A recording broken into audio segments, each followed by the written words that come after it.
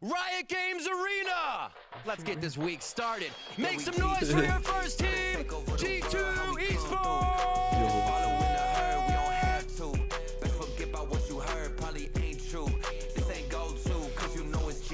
Can't be called a newcomer. We've been up for several summers, seeking how to step in commas. If you with us, buy the bundle. Say you should buy the bundle. Barely talking about a bundle for this ton of every rumble. Cause you know we titans in this game, ain't no contest. If we take it to the game, turn a Wild West. We ain't faking what I claim, it's a wild threat. No rook, we been a vet. Now check the mindset, by the name of G2. How to take over the world, how we come through. You just follow in the herd, we don't have to. Let's forget about what you heard, probably ain't true. This ain't go to, cause you know it's G2. How to take over the world, how we come through. You just follow in the herd, we don't have to. Enquanto tiver chance, eu acredito. Recebam MIBR.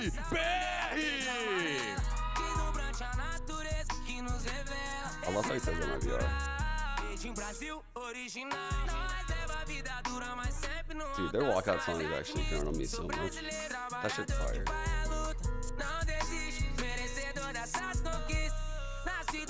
Putting on a hat.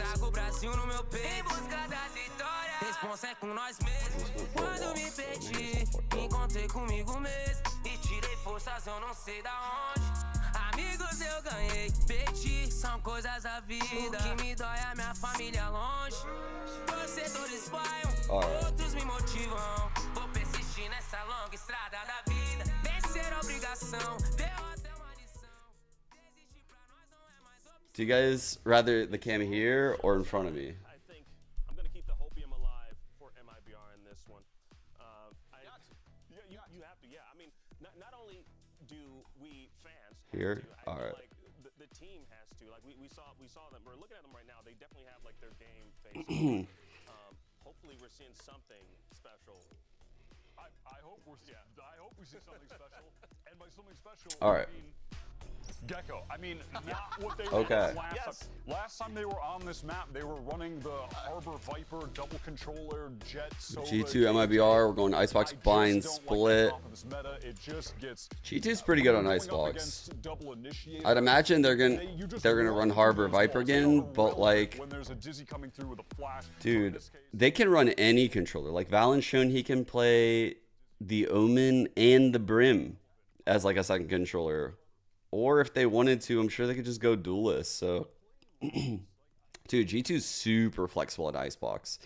I would say like they're the most flexible Icebox team that I've seen because of Valen. Like he can play all three of the secondary controllers, which is kind of wild. You know, like it's very hard to prep for that. If he can play Omen at a high level, Brim at a high level, and we saw, you know, they won on Harbor last week. So, yeah.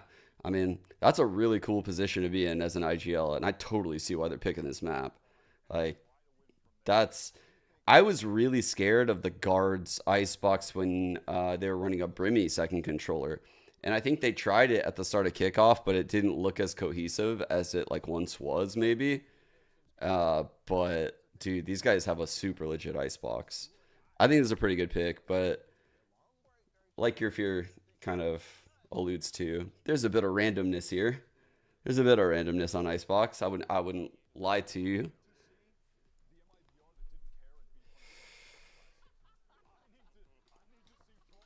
Do I think the design of Clove will ever allow them? But I get what you I got you.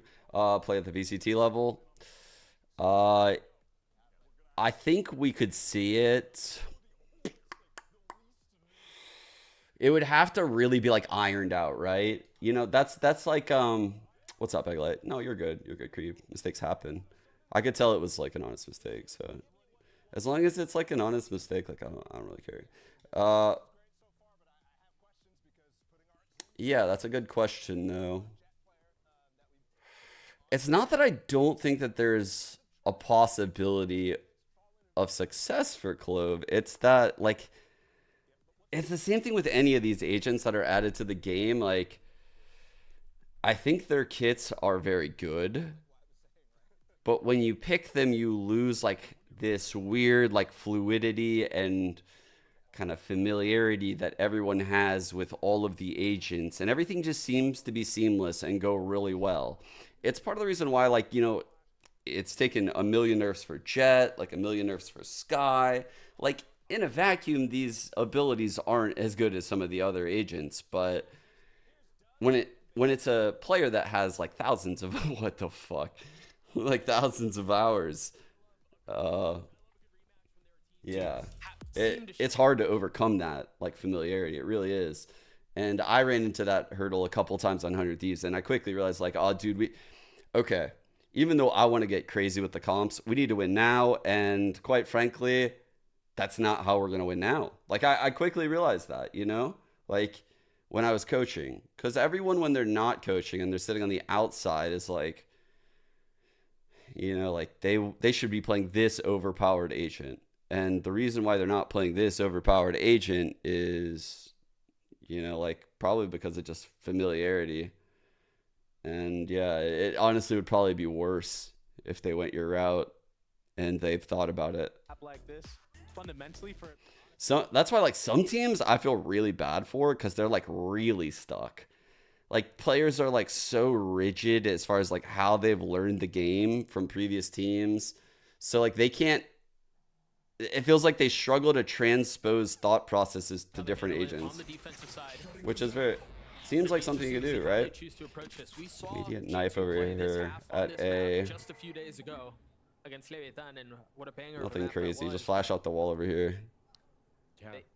This is a very similar to how they like to set up. Is this their comp that they ran last time? The Harbor being here at A, though, he's playing in the middle of the map, allowing the KJ to play more of this A, and this is all to deny the Sage bomb plan on the A site. So no, ooh, this is a very good comp. Oh, dude, I really like this comp right now. Looking at it, I really fucking like this comp, chat. Forward, imagine he will be an important variable. I haven't seen them like use its potential yet, but I'm just like staring at it like, ooh, we haven't seen this one like done yet, I don't think, in Americas, as far as I can remember. Is this what Cloud9 was running? Shortly thereafter, and off of that, they try to take the space. Let me They've already check. disrespected the harbor wall that's up. Their own wall goes up, and they want to fight back sight. They want to fight Snowman. Aggressive on the front, but G2's there to greet Leaf and Jonah P getting the first couple of kills, and you see MIBR already having to deal with the trouble that's before him. You've got Nice retake wall right there to flood in for Valen. I don't think this time is very good, but oh, he needs. Great job ducking and living right there. Good movement. He made this actually achievable. Cove in, that's rough. Bro. Oh my god, FRZ. Holy fuck. that was beautifully played from G2, and it's just like I said, the fundamentals. Yo, Fly. Thanks for the resub. 17 months. Mercurial 21. Fig lemon. Fig lemon. A fig is a fruit, right? Yeah, it's a fruit. Everybody to just bunker here and Kind of like a slept-on fruit. I've grown to appreciate it a lot more as I've gotten older. Just getting out of there with Jonah P and just having a four-man, basically just straight line on everybody that would push Snowman there. Very well played from G2. It's so difficult for MIBR to deal with. I would love to talk about the whole Yay issue, by the way, but we'll have to wait till some downtime. Seeing a game plan change from G2. A lot of their last series was having the double initiator and Harbor towards the A side of the map. Now they're playing more towards the B side. And again, it's contact. And once again, they're already ahead. Oh no, what? A little. Scene is there to punish, and a weapon is upgraded. And he's The motherfucker looked like a child struggling and trying to shoot a fucking machine gun. his A team's been able to recoil. bring him back. He just needs a Fucking little bit more time toddler in this match to trying to come hold up, a fucking it would appear. firefighter That's a hose, big you know? gun to get. I mean, a bulldog in the Okay. hands of Maybe not that bad. Partisan. Alright, knife for sight. Supposed to be the spark for this squad. Oh, it's a great molly to take space too. And Ooh, I love the wall. Jonah should be dialed in on this angle. Dude, they should have dropped that wall a little sooner, I think. A little bit off timing. As they continue to crumble, they continue to fall apart. Leaf is left alone. Damn, Lucky RZ. two. 30 seconds left. He's got some This weaponry. is Can so he find scuffed, something bro. A little bit better. Enemy remaining. One shot. He could do. Oh no. I actually would have rather he stayed on that outlaw. He does have a molly though. Actually, no shields, bro. He could tear him up. I actually like this stinger. RGL does have a chance. He could tear this guy up. As I say that. Ooh, the molly could be annoying as fuck. See the utility go down. Trying to bait out the molly. It hasn't been committed yet. Oh fuck, dude. Still has it finally. Oh, fucking missed. But it missed. Oh, It went shit. wide right. He's gonna stick the defuse. Woo! That's Ice cold from Leaf. Clutching it up for his team. Leaf was so good in the clutch, but that's a pretty big fuck up. In their win on this map against Lev. Yeah, he was nuts. I mean, he had like almost 30 or something, I think. I mean, and it's good because of eco, stuff though. Like this, his ability to clutch. Arzine looks Close rounds nice. out for his team, but that was I like the really strat. costly. And MIBR strat was did a nice. great job. Wow. Getting He that did. bulldog to get value. Honestly, they got one. I could tell he. and Artisan I got honestly two. could kind of tell, like when he was like moving around initially with the molly, like he didn't know how to make the molly land there without being open to the fight. I could tell, like he will. Oh, dude, that's why it feels weird. I don't have Epic Pen open. I could tell he didn't know how to bank it on the right if it would make it like that line. He wasn't sure because maybe he's never done it, and he wasn't sure about this one, so he felt like he had to peek it. Gotta be big. And he was also scared to peek it without shields. There it goes. You see I what could the see intention like was the there. scenario he was in, but And rough, they're gonna try to grab this gun. Oh no, rough. not messing around. I think that's the wise choice there. It's not worth dying over the gun. Agreed. Vandal would be nice, but you're already up 5v4. Trent has full util. Same with Icy. You can actually do a lot of stall with that. Sober shock darts, Gecko Molly, and whatnot. And G2 have a really good flood on this A side as well. I mean, well, everyone's here except for Jonah P. I wonder if they bite on this. Oftentimes when you see the initiator utility on the other side and how Hill has found them, the Sorry. applications will be manipulated by. Trying to tweet that I'm live because I'd never done it yet. A brief moment of doubt for Valen as he takes a step back. There we go. They're not convinced as to what's going on. I think the KJ utility was the cue. Focus a They little have more. to spam the bomb. They have to deny the plant, and they do that. Time is running low right now for MIBR. 17 Oh, seconds left. no. They're trying to stabilize on the site, but between all of the utility and the Bro, fact what that are- they don't why really are they have not a hitting presence this util, either. bro? They've got to deal with the fights that are happening now, and they're not going their way. RTL alone, a 1v1. He is going to have time to get the play Lucky, down. so lucky, bro. Trent will arrive at the scene of the crime with nothing but himself. Can he get the shots? So No. lucky, bro. RGL with 3 and MIBR on the board. Wow. Dude, what the fuck? How are you not mauling back gen, man? Like, I'm doing that in my ranked games. Like, you guys are doing that in your ranked teams. Come on now. Can't be letting the guy sit in that gen corner with the harbor wall up. Like, that's kind of ridiculous. That just seems obvious. Someone's going to roll to the back of the site and go there, you know? I guess he was sitting. No, he wasn't sitting in the molly. He just threw that Piper molly. The Gecko molly missed. Bro. Inexperience showing right now, but I would say nothing to be worried about for G2. You got 4 guns out there with deagles and a stinger starting off that round. And they showed cool ideas to trap play mid. Yeah. Knowing that they were on a pseudo eco. Yeah. You're going to see this a lot from G2. You're going to see them have this triple A setup where sometimes they'll even feint an aggro hard. How's volume right now, chat? Sorry, just settling in. We're at 50, so And then they'll just give it and do a re-clear in mid. give me a number. Is And it when they good? play like this, it kind of allows them to Relative to me? have the upper hand and Good. the read on where teams like to Nice. go. Nice. And that's why oftentimes you'll see them have 3-4 players at a site. Trent got his ult online there. Jonah P. Wait, Nice. Still playing backside. Hasn't given up MIBR any does space, it? and he's Do got they even Valen have the close by. lurk wall? The spike not planted yet. Am I gonna maul? And the thing is, it's well out Surely of reach that here. wall's a lurk wall. This time they're behind the harbor wall. So And then it's the orb's going to come up right after. Yeah. It's just a Oh, cycle this of stall is utility. crazy. This, unless something happens across the middle of the map, this feels out of reach. Dude, you know what would be sick? If Valen coved on the neck on like one of the late taps and like ran into his cove, you know? There's the middle of the map. Oh, what a lurk. Artine getting the spike down. And it seems like he's going to try to go for more. Trent invests the ult. Oh, they're not gonna predict the lurk, Realizing right? They would think that he control would of have the killed monster Trent. kitchen. They would have expected him to swing that if he was there. And the dart misses. All of a sudden, things have gone What a so play by sideways. I FRZ don't know this how G2 round. are going to get back into this one. Oh, re-clear of kitchen. Oh my god, what a fucking clear. And he was getting pinched. Back yellow area. Oh my God, Mazine right in the butt. Why did he not move though? And Oh my JCZ God. still around, still sticking with this fight. Trying to dance around back yellow as the spike ticks away. One enemy remaining. Time ever elusive, not on their side here. Leaf would have to pull off a miracle, and No he's way. done it before. Can he do it again? The shots don't Okay, land. another clutch. MIBR gets her second. So good of MIBR to just stall right there, not let anybody get picked off, just cut noise. Oh shit. And then They're as playing a soon as match right their now? Cooldowns are back up. They I have the didn't even wall know that, ready. Chris. They're able to use the sage wall, and at the same time of all this chaos happening onto this default box, What the fuck? It's not Icy even on gets VLI. lurked on through that mid orb, and it just there was no way for him to truly know someone was going to be behind them at that moment. check in He's on it trying to for break the sure. wall. He's trying to delay the bomb plant from going down. That is the win con with a comp like this. Nothing to spot that the orb went up. Nothing to spot that the timing was found. You're right. I'm looking. Sorry, I'm looking for it over there. That opened up the opportunity for FRZ to get those 2 kills on the What the lurk. fuck is Great it? job from MIBR so far to set that Yeah, it's round on up. And now we already see a shift going to the A site. Radiant or something? Oftentimes we'll see them cycle their harbor wall with their viper wall, so there's something constantly out, but this time it's not overlapping. It's a little bit further back.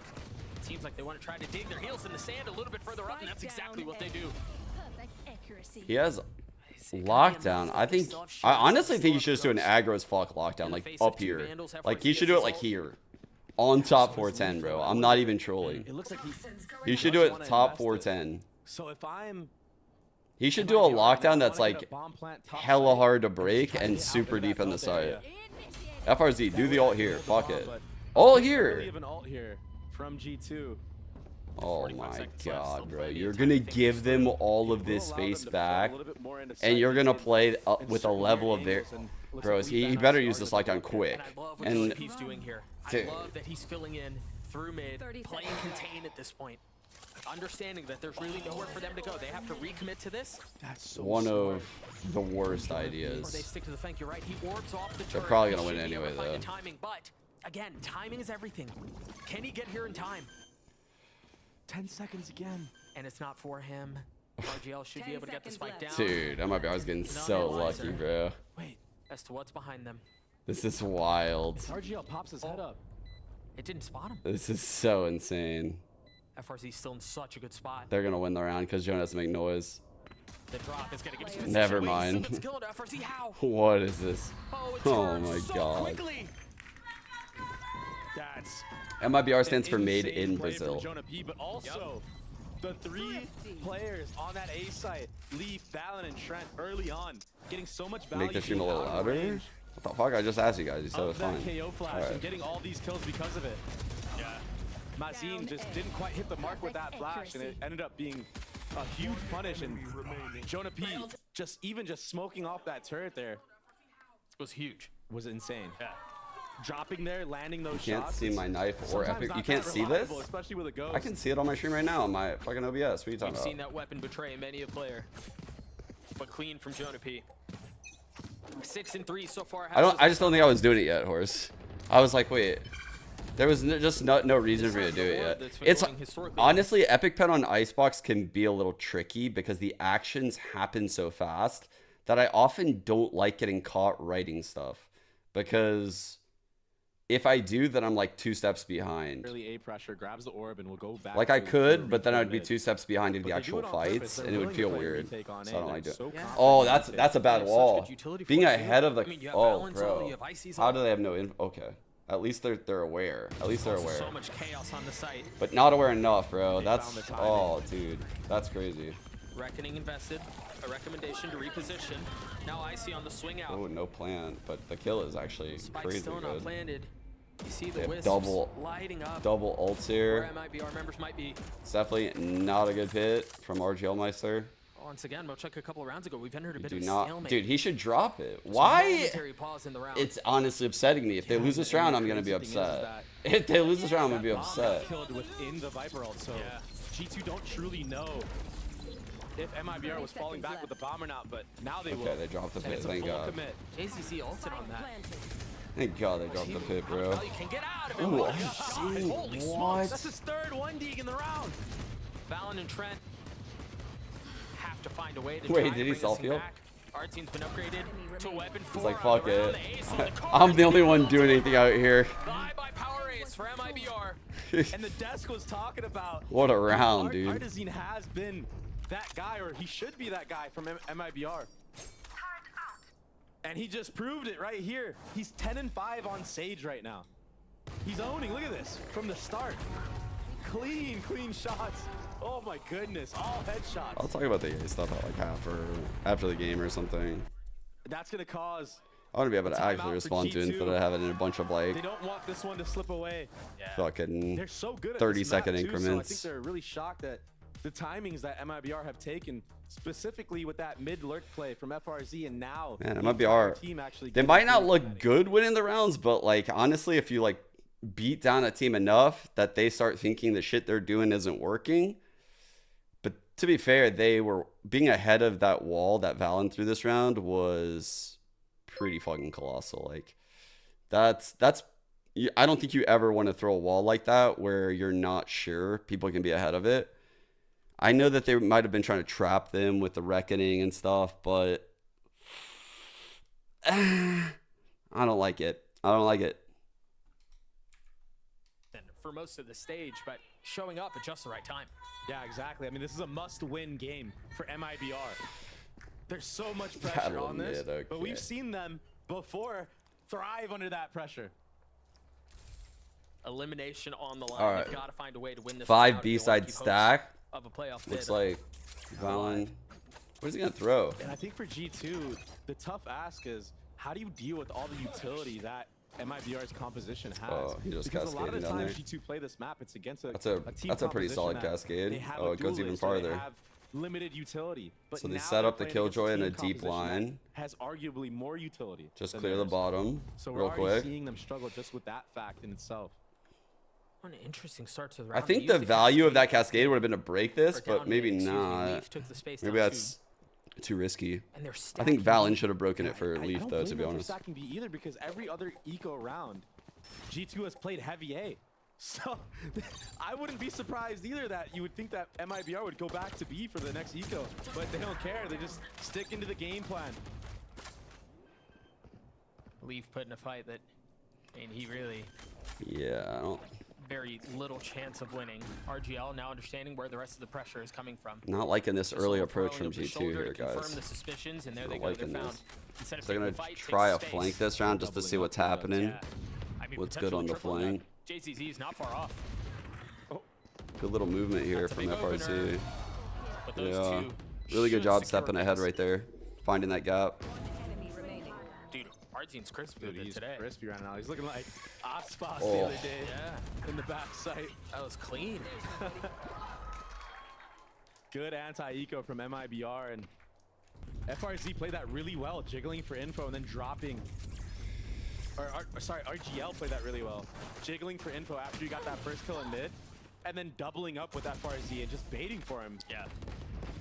It worked so well. Small things like that go I'm a really long way looking for teams. this SR. You know, it dude. feels like the biggest difference too. Searching is for the Radiant channel. from the I can't MIBR find we've this seen in the shit. past to this one is that they're doing the small things well. They're doing those small things better that have been lacking in the past. And which is weird because that's something I Someone when I type in watched chat what the MIBR, name of took this channel pride in is. them. That's I was like, I want it to check looks the like score. They have a good game Oh, there plan it early is. on. Thank They you, have thank good you, Griff. defaults. But you're completely right. The last couple matches, it's Like, kind of all fall apart for them. Ooh, sorry. Well, JCC fell apart there in that fight against Leaf, but the res is going to trigger a cascade of ults. Wow. Trent using his, JCC has to die again. That's tough. But FRZ off of all of that takes kitchen control, and that's what caused this drone to come out. And I think I can't tell when I look over at chat what you guys are talking about It's because weak, right? Yeah. I've been setting up a little bit, watching the game. I'm guessing it's the EA drone though. he's accepted Good ult by defeat IC. completely. Yeah, what else do you do? But off of this, MIBR again are starting to take Hey, some yeah, space. yeah. This is a lot of space. Ooh, the snowman fight could really do work now. Big, a lot on Leaf's shoulders, but good support from Trent here. Good high-low in case of a swing. RGL is really far up. Good util by Trent. What an Great awkward job. spot to be in. This is really good from Trent and He's Leaf. trapped. Valen coming over here. I really love how they're approaching this. Man, that was gorgeous how they approached that. Like that was really nice from G2. Like, just the discipline of Leaf to wait, Trent to hold. Trent's recon comes online, he darts. Valen comes in the back lines as well. They're waiting for Valen as well, just because it is a dangerous scenario. So, like, they want to get their actual retake, and their actual retake is the Gecko being inside market and the 3 coming Snowman and a late lurk mid, I believe. They just did that really well. That was definitely a planned retake. Jiggle that yellow person on Snowman, right? When he's at Snowman and he jiggles the person at Yeah, yellow, you it's could perfect. definitely tell they've done that Small things like that, pathing so he doesn't get and instant like those headshot and then motions before. just You could lines up feel for the double like swing with his it looked teammate. so familiar the way they were holding and Yeah, progressing you up see why together. they wanted him on For the sure, they second talked roll. about that. I get it. Every time I see it, it makes so Okay. much sense. Annoying ass harbor wall that slows down the A shit. Counter slow on the orb to prevent anyone from grabbing it. This was the early harbor wall that you were talking about a couple of rounds ago. Right? Ooh. Suggesting that they're taking aggression B main. Are they gonna and then they challenge this? actually I think like they're to gonna reach challenge in. this. Exactly, and that's why you see this reclear of the drone coming out. And Maybe also, not, we cause do maybe not like because he's that. one off ult. If a team is scared, if they're defaulted outside of A, they're more Triple than likely aggressing gonna use mid. utility to re-clear the area out. And that can also be a cue for you to get info just off of that. So G2 have a Risky. good system of how they like to play this A side. Damn. Oh fuck, Getting peppered. bro. Manages to stay alive, takes a Bro, little bit of damage. did he realize that? I think he could have died in the window, right? When he jumped? So now, Am I because of the way crazy? that the beginning of the round played out, this is what you were mentioning earlier, Dre. Could They he have to died in use the window? utility to clear space that they would normally have for free. Yeah. Like, his pathing made it seem like he could He's doing have. a great job right now throwing utility towards his A side of the map. And this might be a mid to B. This would be the perfect call to flip the Viper ult. Shit. Flash. Good He play. knows. Good play here in the mid A round. lot of firepower on their side, but crossfire with Jonah P Oh could man, be that perfect. Molly's fire. They want to take the fight, but can they hold? Oh, Rhett. Leaf joining Do they in have on the res? Trent, not far off. No. Down there too. They just used. And who else but Leaf to hold the line? Meanwhile, through all of this, Jonah P's been playing in the pit. Oh shit. But FRZ has slipped the net. Looking. for the Dude, that is rebound. massive from Now that that's FRZ. down, what do MIBR Oh do? my god, but they can't guard this FRZ plan. healing up a little bit. Actually, I lied. He's planted for JCC I lied. right here. Oh, but the shots don't connect. Oh, you can't It win got a little now. messy, and FRZ with so much to do. Trent's already gonna take the defuse the entire way. Oh, that was close at the end. It was a good, It was a good shot idea. bringing the round back there in a 4v2 for MIBR. I like what they were cooking up, just a whip at the end there. That's tragic Yeah. because the idea was great. Yeah, and no one was there quick enough to actually get that trade. So had he hit those shots, it would have been perfect actually. They would have had a bigger chance to win the round. Jonah P with the heads up awareness here though to pop out of that Viper ult and take that early pick in the mid and then molly them off on top of that is what allowed Leaf to get those trades off of Icy taking that fight. So it's really well set up. Like the protocols that G2 have on this defensive side, they're so astute. Yeah. They're comfortable on the map. They're comfortable on this half. We talked about it. The Desk mentioned it too. Where are we It was going? Wall who said it. This is a map that has been comfortable for them for a very long time. And you see it. But again, Oh. those little things that MIBR are doing well that we haven't seen them do well MIBR in calling recent memory timeout. is what's keeping this map so close. I think they're honestly doing fine, dude. Double Senti with the Sage, like they're doing fine. They don't look great, but getting 4 on the board, like I think they could definitely get some shit going here. They have Gecko ult. This is a pretty big round actually for MIBR. I could totally see why they call timeout here. Really sure. I feel like for what worked so far for MIBR has been a lot of the contact plays, which makes sense because it's kind of like you want to walk up in certain areas, whether it's close A or close B, and then kind of explode with the KO dagger and the Sage wall coming up to isolate fights and maybe get the bomb down if you can. Yeah, and the Gecko util to flood in behind it, you're right. Yeah, so I think they have to take control of some type of area of the map. Ooh, predicting They're actually maybe like a maybe gonna hit backside the push gate out here. G2's utility, and I then like the deep alarm recommit for bot. the actual hit. Nano on the backside of the wall too. This will be an early B default, but it's all fake. I mean, no one from G2 is really there to spot any of that utility, so of course they're not going to over-rotate. And This looks like it's the like problem is MIBR don't know anti-Gecko that. They ult didn't setup send maybe. bodies up far enough to Maybe he's playing confirm. like anti-Gecko The ult. knife I don't just know. landed. 'Cause back he's at playing LMU up top, a couple right? seconds ago, and there was Harbor's no playing movement. up top, so like They're gonna be Gecko ult would pushing go in this heavy around. stack Gecko from ult would go G2. around. 3 of them are here. Leaf has his ult. Oh my god, it took it up. Oh, Valen I did thought it was not gonna get go up top seen by pathing. the Thrash. There's going to be a ton of utility here for Yeah, him. they definitely thought MIBR through the feels Gecko like wall they're path. walking into a grinder right now. Oh, But Valent's the fuck. first to fall. Somehow they're Great getting Gecko over. flash. Trent Triple backside swing finds is it. good. Triple swing was good. Leaf is in a 1v3. Again, has the ult. A tough decision here. Great round. Maybe with one more kill, you consider investing it, but... Oh, he spotted one. The timing not going his way. Just so... Oh, boy. That was a tough jump spot. Oh. And he does it again. Maniac with the triple swing. Hang on 1 second. Leafs had a shot at it, but the firepower on the outside was ultimately too much. We're tied at 5. Again, it was what it's exactly what I said. It's kind of that like slow contact play, and then they explode with the utility. And Valen just getting caught out there. Nobody could shoot that Gecko flash from JZZ. Leaf is fucking insane.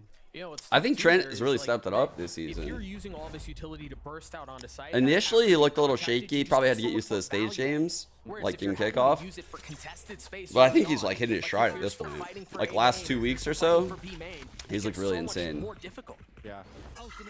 So there's contact, the slow contact approach that MIBR brought into this, which we've seen since the pistol, by the Two way. big ults for retaking here on Proving across G2. fits for G2. Mid reclear. It Knife. seems like they might Dude, be the able to do pace it again, on... but this time they've got Oh, they Leafs think... on the other side. Good Valent's job ult. getting tagged. They think one's yellow, maybe. Zine has just created with his ult could be the difference maker. They have to reverse clear Looks it, like yeah. they're gonna try to fight Snowman once again. Oh, actually wrapping sight. It's a Good beautiful support. idea off of the wall. Great They flash on high-low. the other side to take the fight, but Oh my G2 god, that teamwork from gladly G2. punch back. Hey, this thing fell apart for MIBR so What quickly. a round, dude. Last player standing. What can FRZ do here? Yeah, in the face of 3, nothing. G2 in this round did a really good job of playing that backside area and having. Yeah, that was a somebody on bad top. B hit, but that was also really good how they had the high-low ready for the backside hit. Like, that was... This is so good. Like, having this high-low right here for the backside hit on the rotate, just like, hey, on B hits, we'll just, like, default fall into this. If you're sight, I'm rotating up top, just you get below that lap. Oh, Hey, fuck. But when you Zuka's pop mad, KO off bro. like that, you don't need to go for these crazy plays backside or pushing. Holy fuck, he was Snowman or anything, 'cause pissed. Nobody can use the utility to delay. So just Never get the seen bomb down Bazooka in those that mad. scenarios and play a good post plan. So it's crazy how much value Icy got from that kill up in kitchen. The free one that you mentioned, because Yeah, that it allowed denies Jonah P to everything. get 2. I never even seen him so mad, Difference actually. maker on Like, the what the round. fuck? This is very similar utility we saw in the previous round or the one before Maybe that. he was The score pissed about goes the up, the knife Killjoy takes a ult? while, but finally What do you think he was lands back pissed yellow. about? The spacing, the And you're seeing timing? everyone on the mini map for G2 shift off the A right now. Besides Molly Leaf, backside. because a deep dart was made. Chat said they didn't like the B hits. And Here's they a different have the one. info. And Let's they see what have this one JJ looks like. utility to confirm. Never mind, it's the same one. Actually, very similarly. That was the same Oh, fight never as the mind. previous round. They just don't want the hands. This time the Back pit sight. invested Spike planted. Good plan. just barely. Good Getting it pick. down. Oh my god, they're gonna again, get the cascade eaten up by this ultimates. harbor ult. Just continue to Oh, wreak havoc on the fuck. site. Artsy the first to fall. G2 pushing forward, taking space. They What? still have to deal with the pit. And it's a pesky one. Put the little guy on the bomb. How much work can they do? RGL with 2. Oh, Now close. FRZ left alone, But, and he's so far no. away. Icy's just Ain't gonna hold it. happening. What a beautiful setup. Nice. FRZ was taken out of the round. That looked really bad. That was such a good solo ult from Trent as well to open Switching things up on that sides. retake. Connecting on the leader of MIBR in Holy. terms of score at least. Shutting out Artisan, not letting him get anything in amongst the chaos of the retake coming in. Nice, he's stepping up. Stepping up and stepping forward right when the team needed him to. It was him taking that space, fighting for back yellow, remaining. that really allowed G2 to get so much more comfortable there. So a 7-5 half in favor of G2. We're going to throw it down to the desk to break down the first half. Geek All right, here we go. We'll start here. Fuck it. We'll start here. Drake, do this. Start B main. Get 1 or 2 guys inserted, then do mid pressure. Last round in the half. 1-1. I will pay attention to the mid while you guys take B-min. Yeah, Shikari's still off the Rimba. We can get either Breach or Rocket off the B man as well. I'm gonna counter. We in. It's on. Alright, Alright, set. I got breach out. Watch out, guys. Watch Alright, out, they point. have no mid. They have no mid information. Breach out. Getting out. Flash you. Trying to fight it. You guys We're are gonna fight it. We're still Run in, gonna fight run it. in. They wasted breach out. The Okay. heavy fight was Get here. into the Sky, game. let's And now, smoke back into B. Yeah, Let's we're smoke the male. Let's hit B. Let's hit B. Let's no, hit no, B. Drake. We're doing the shit where we insert somebody. What? Fuck. Alright, I'm dogging. I'm gonna throw. Fuck, man. Let's fuck now. Amka, did you not hear me say get inserted be main with two guys? No, you didn't say 2 guys. I said Get double inserted. Flash, funny mid. I'm right down mid. Shit, dude. Well done. Roller smoke out B. Okay, you can fucking laugh all you want, bro, but it's so tilting when you make the same fucking mistakes in matches. What What the happened? fuck? Alright, I'm getting active. With that. Card plant. Be backside. Drake, do this. Okay.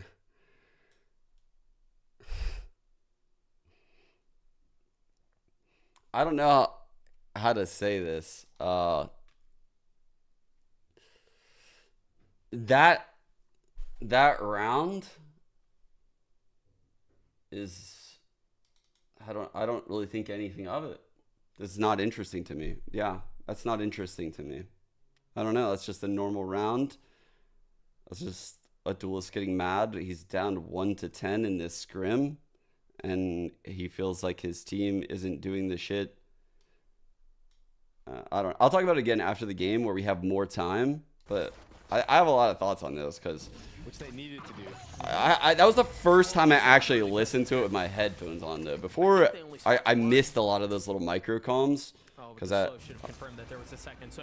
was walking while I was listening to it on my They still phone. invest. The drone, spotting Arzine, tagging out. Do they commit to this?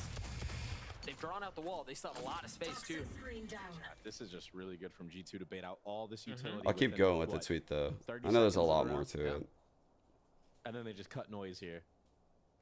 And this is where you'd like to see maybe MIBR on that second dagger of Mazin. Maybe I don't like throw a using lineup the that wall lands like around this the on area, pistol. Find out if they're still there. And the silence is introducing so much doubt. There's the second knife, confirming there's no one there. So they Alright, either they're went gonna keep jail, the they force push stock. 410, or they're still B. Alright, wingman should be going in. Does he get broken? Dizzy insta broke, but the swings are so good with that Dizzy. Great swings. Leaf found a timing. Can he find value? When the harbor wall falls. RGL's trying to clear Oh, this. RGL saw him. RGL saw him. Paranoid Doesn't runs on the matter. inside. Val gets 2 big kills. Jonah P not able to land the shots, but the damage has been dealt. Oh, Leaf has been so good. Dude. See that? I cursed him. I cursed him. Can Valen pull this off on his own? The spike has been taking a long time, so all the onus is on MIBR. They have to take the fight or stick to the defuse. Oh. RGL's gonna get the shots. The defuse will come through. Big kill for MIBR get their RGL. sixth.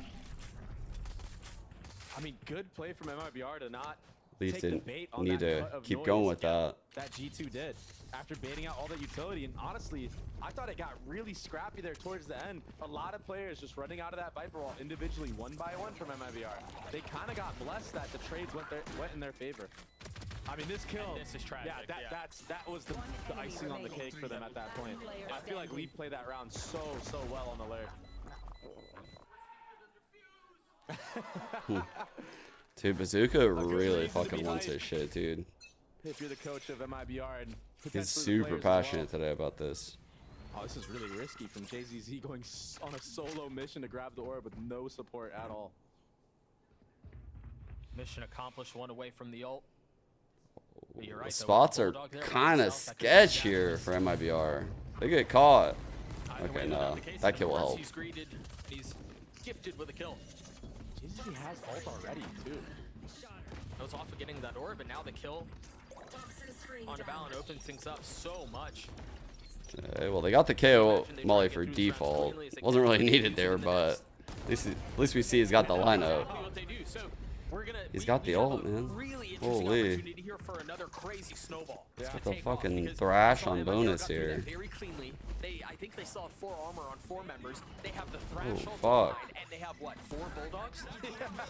So all of a sudden, because of the way the game is kind of playing right now, because of the fact that we play on 12, there's this insane That's so emo, by the way, if you're opportunity Leaf. to run Like, away with this half of you use a things. piece of Turnovers, util on an bonuses, eco, and then immediately really everyone just hitting the same dies. way Like, they you don't even used get to use your util. Like, you just wasted 200 credits. You're like, fuck. 3 players on light armor going up against 3 bulldogs and all Yeah, utilities. and because of that, he has the Utility light too. armor, one Hail more. Molly, Like, Gecko that's so Molly, tilting, actually. Viper mollies. Just so much utility from the side of MIBR. And it, honestly, that last round looked like they took a page out of G2's book on how they play the A site. Double initiator and a controller. In this case, it's the Sage. I know it's early, but this round has the potential to have drastic impacts on how the rest of this map plays out. The opener going their way. Oh, and FRZ sneaking into this yellow area as well. The thing is, there are only 2 members here. It's just FRZ and RGL. And RGL's kind of leaving. This is getting really scary now for G2, guys. That'll go over, right? Yeah. Yeah, I've seen this Dizzy go over every time. Oh, shit, bro. He is feeling a lot of pressure. Oh, no way. They get the Viper, bro. Oh, no. One off Harbor ult, though. Don't give a fuck. Valley needs a kill. Ooh. Look at the mini map. You see JZZ on the flank. Is he gonna use Thrash on the flank? No shot. Outright. He'll fight. Oh, he got the timing. Oh. Trent saw him for sure here. Did he? Crosshair trained on the position. They're taking their time with this one. Oh, he does ult that. It feels late. Meanwhile, Icy's getting 3 on the round. Oh, shit. A Oh, it 2v2. got... It did Take hit some space here. You Trent. gotta take. What? You wanna have a shot at this. No JZZ's in way. rotation. This feels like they had a really good opportunity, but I don't know how they're gonna satch this thing back. Yo, he ain't got time to pick that shit up. So much to do. Holy shit. What a round by G2. They get their, And he saved the Harbor ult, too. Cool. You could see, like, had a sigh of relief right there. how MIBR approached the latter half of that Cool. round. Yeah, and They did. They played the retake so the bad. game plan was, right? They wanted to play the numbers game, right? They had a flank in there. Hold on. One enemy remaining. Like, full util flanking Gecko with ult is kind of wild, right? He was like... They're pretty calm, but yeah. The worst part is I think he literally made maybe like the worst decision. Like if that was anyone else, that person probably just goes on like a hard flank and wins the round, just gun out. But he didn't want to make that play because he had the ult. So like he didn't want to die with the ult, but he also didn't want to make the play that was necessary to win the round, you know? It was, oh my God, gap in the defense. Finding value with it. Getting a kill, getting a dink onto the second, not connecting onto the third. Good but trade though. They've gotten what they wanted. You want more? Thrash clearing out a little bit of space. Look at how far up Leaf is. I guess he could have thrown like Dizzy in the sky, like, and then thrashed like as Dizzy was floating. So that way it could maybe get some more space. Wingman, Dizzy, and both of them have been cleared, yeah. But they still get the kills. Oh. Just like that, as soon as they Oh get my the God. As soon as they get the openers, they're stunned. They're dead. Icy, nice play, dude. When he killed the one guy guarding him. Oh. Icy is woken up. Bro, he's close to getting another ult, right? He's probably like 3 off. We're sitting at like 4-3 kills in their last halves, and they're both stepping up now. This time, Jonah P going for the insta mid lurk. So a hard read into this round, or maybe just a... It's awesome to see Icy owning like this. His Gecko has been pretty clean. It's nice to see him have some confidence and smiling on the stage. And I feel like for his teammates as well, seeing him in that state, it should motivate them too. Yeah, dude, he's already at 4 orbs and he Such a just used his drastic ult. swing. It's kind of Because insane. of how the last couple of rounds have gone, MIBR's economy's kind of in the bin.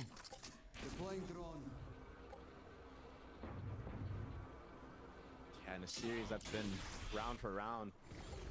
I'm really surprised the art scene has yet to use this Sage Wall for like the retake. He keeps using it like early, you know? He's saving it this round though. But he might die on the take because he's playing it in the site. Look.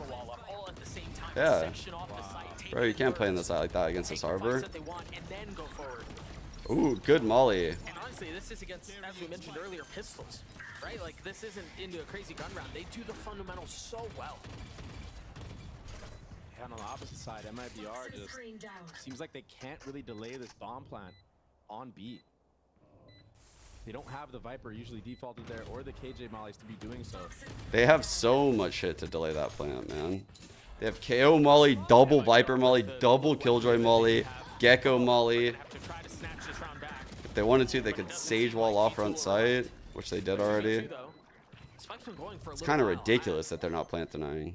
Well, they may have a shot at this. What? What? Oh my gosh! What? That's criminal from G2 to lose This this. might be one of the most insane spray transfers we've seen in VCT. I mean, that was a double swing. And we didn't see it. And it was an up-down. I mean, we saw it happen. That's a throw We from didn't see it from his POV. G2. Hopefully we get a replay on that. This was crazy. I don't think it was as insane as Baby is making out to be. It didn't feel that insane. Let me see. Replay of the beginning of G2's demise. Let's see the spray transfer. I mean, right here. Dude. I mean, It's alright. It's alright. this is just another crazy game. It's alright. Honestly, in those moments, MIBR for the first 2 weeks in the stage fold. G2 can't be losing clutch that moment round. keeps them in this map. Oh yeah, monster on the loose. G2 wanting to go fast A. No, I'm not saying I can hit those, but like those guys should be getting that trade is what I'm saying. I'm not saying I can do the Bulldog transfer. I'm just saying the trade should be there. Gecko all 2 rounds ago. The spray transfer doesn't excuse it. They're doing such a good job of dealing with all of that. Ooh, he almost got that kill. FRZ with the lockdown. Gonna use it or save it? Uh-oh. Oh my god, bro. The fish has been insane. Oh my god, can he guard them? He guarded them for long enough, thank god. How much more can they do? Oh shit, Trent. You start to see the defuse go through. JZZ. JZZ, bro. This guy's gonna have an ult like in 2 rounds again. From MIBR, man. Yeah. Honestly, both teams are playing a really good Valorant right now. Even again, Icy getting almost max value with the ult in these scenarios. Valen did a great job. Oh, what? We're getting wrecked over here, bro. The factor in this retake, protecting his 2 teammates that were under the threshold and delaying, not dying, doing the pop flash. We switched off the Yoru Just combo. come out of that ult and ultimately have JZZ just clutch it out for them again with another kind of similar up-down. I'm gonna like tune into that already. This time, just not as coordinated for G2. Dude, Bind is looking rough The though. buy for the attack side is less than stellar. We'll see what they can do with it. Got the Viper wall just going towards B, the Cascade. Once again, splitting the site so well. Previously, we've seen a Harbor wall go out at this time, but not the case here. Ooh. Push on the flank. Dude, they've taken so much space. Oh, and the turret actually went down for a second. They almost didn't have to shoot it, but they decided to do it anyway. Good positioning in the post. Really good positioning from those two. But there are players in this Jonah could area. do... No, he's not gonna do the kitchen ult. A stinger at that distance. It's just tough. Now you've got the God. soul bullet. You're gonna I don't think they'll expect...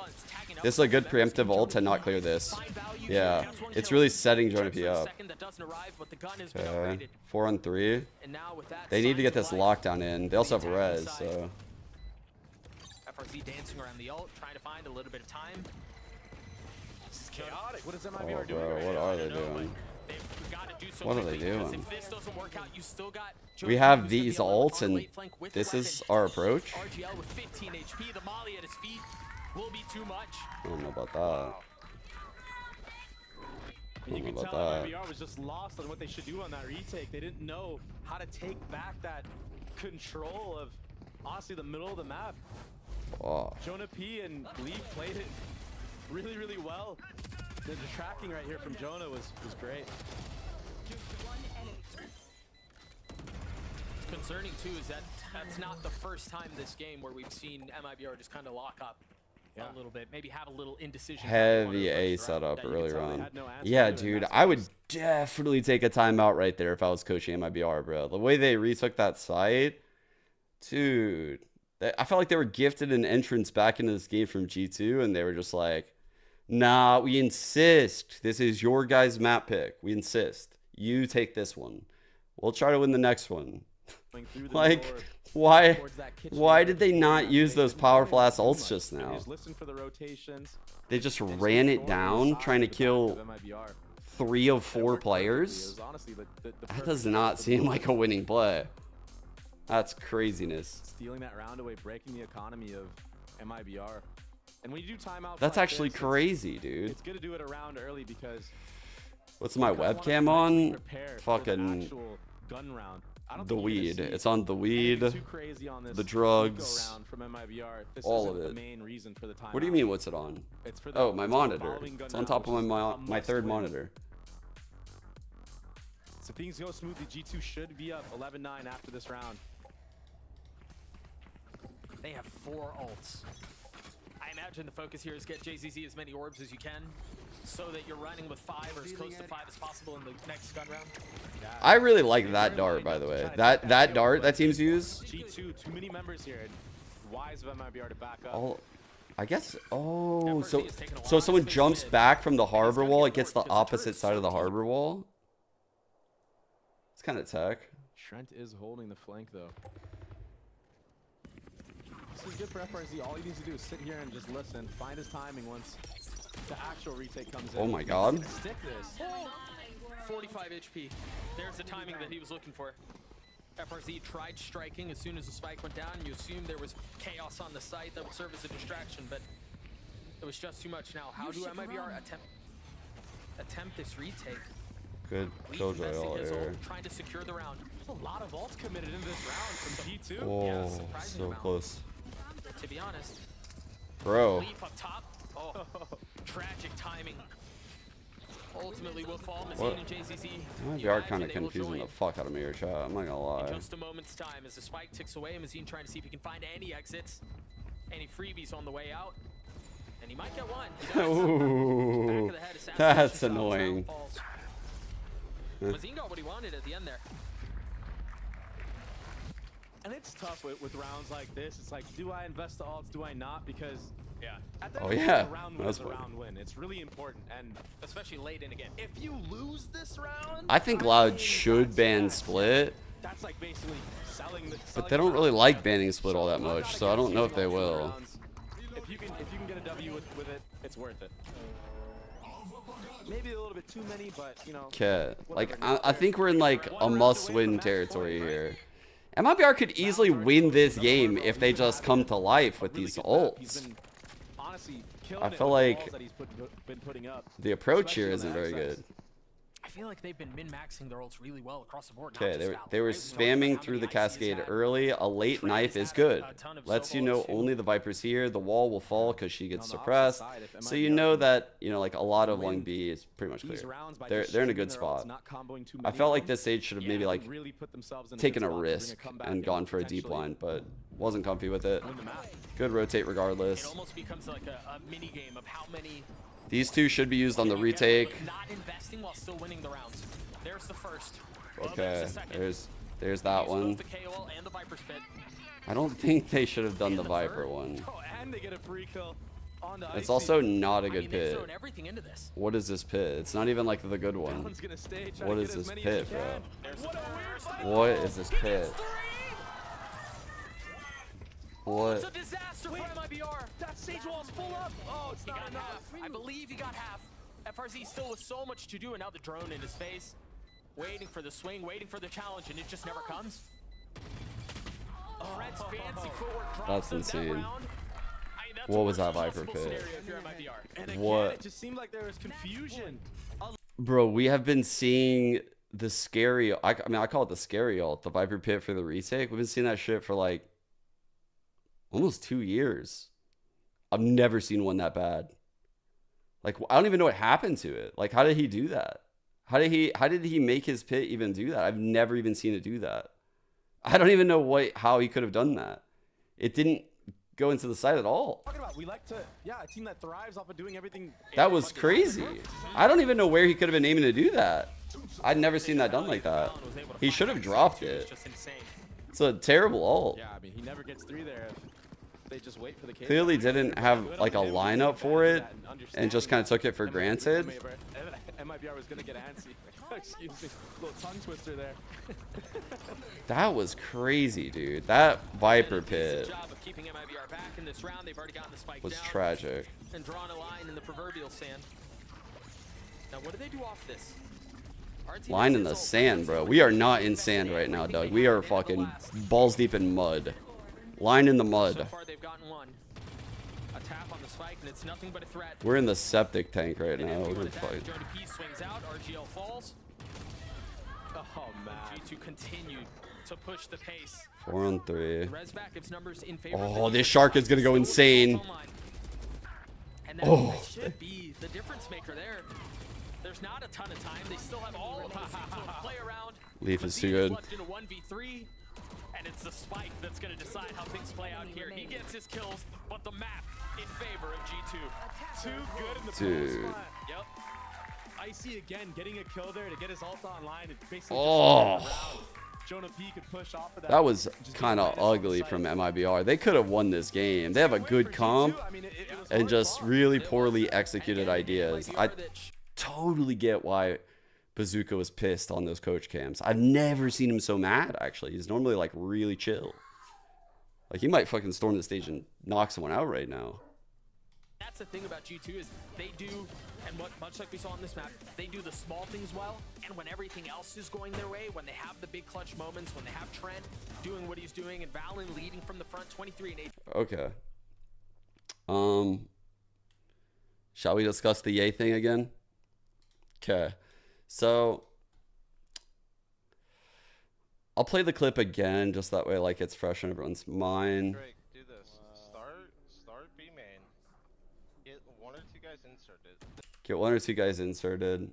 Not a specific comm. 1 or 2. Do mid pressure. And do mid pressure. In the half. 1-1.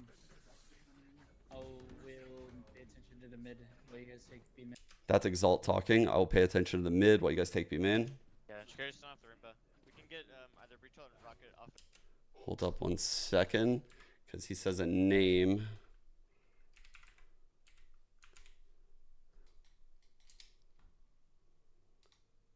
Okay. I'm gonna counter. So he's fast forwarding through freeze time.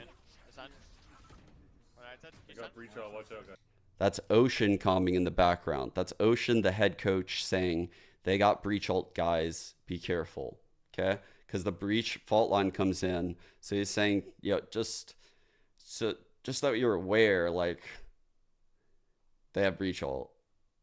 When I first started coaching, I was doing these type of comms, but then I realized it would probably be better to not do those comms.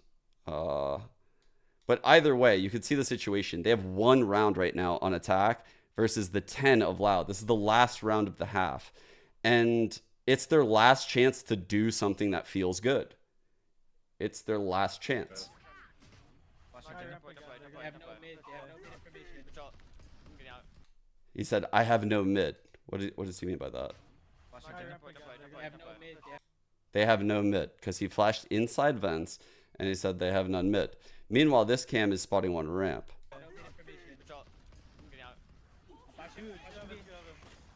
2 in heaven. We're gonna fight it. We're still gonna fight it. We're just going to fight it. So they're like, okay, the Sky Flash got nothing. We're just going to fight it. They used a lot of counter util to stop the push into them. Probably too much, but that's neither here nor there. They waste breach ult. The heavy fight was here. Sky raise A. Back into B. Let's smoke the male. Let's hit B. Let's hit B. Let's smoke the mail. Let's hit B. What? They waste breach ult. The heavy fight was here. Let's smoke back into B. Let's smoke the male. Let's hit B. Let's hit B. No, Drake. We're doing the shit where we insert somebody. Drake. Is that Exalt?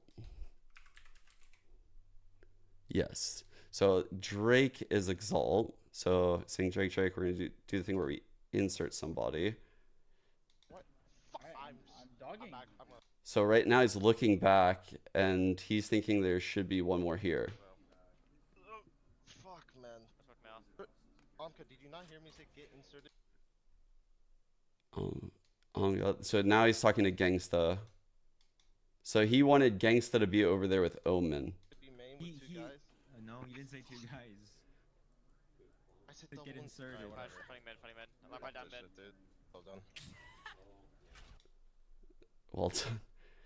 So in this lapse of communication where Ye is like looking at these players, Exalt is solo mid and they double challenge him. And that further makes this like more tilting probably. Because now they've blown their chance at running like a clean last round. This is where things get like, okay, we're fucking annoyed now. Okay, you can fucking laugh all you want, bro, but it's so tilting when you make the same fucking mistakes in matches. So then again, he's talking to Gangsta. Like you can laugh, but it's tilting that you make the same mistakes in matches. Alright, I'm getting active.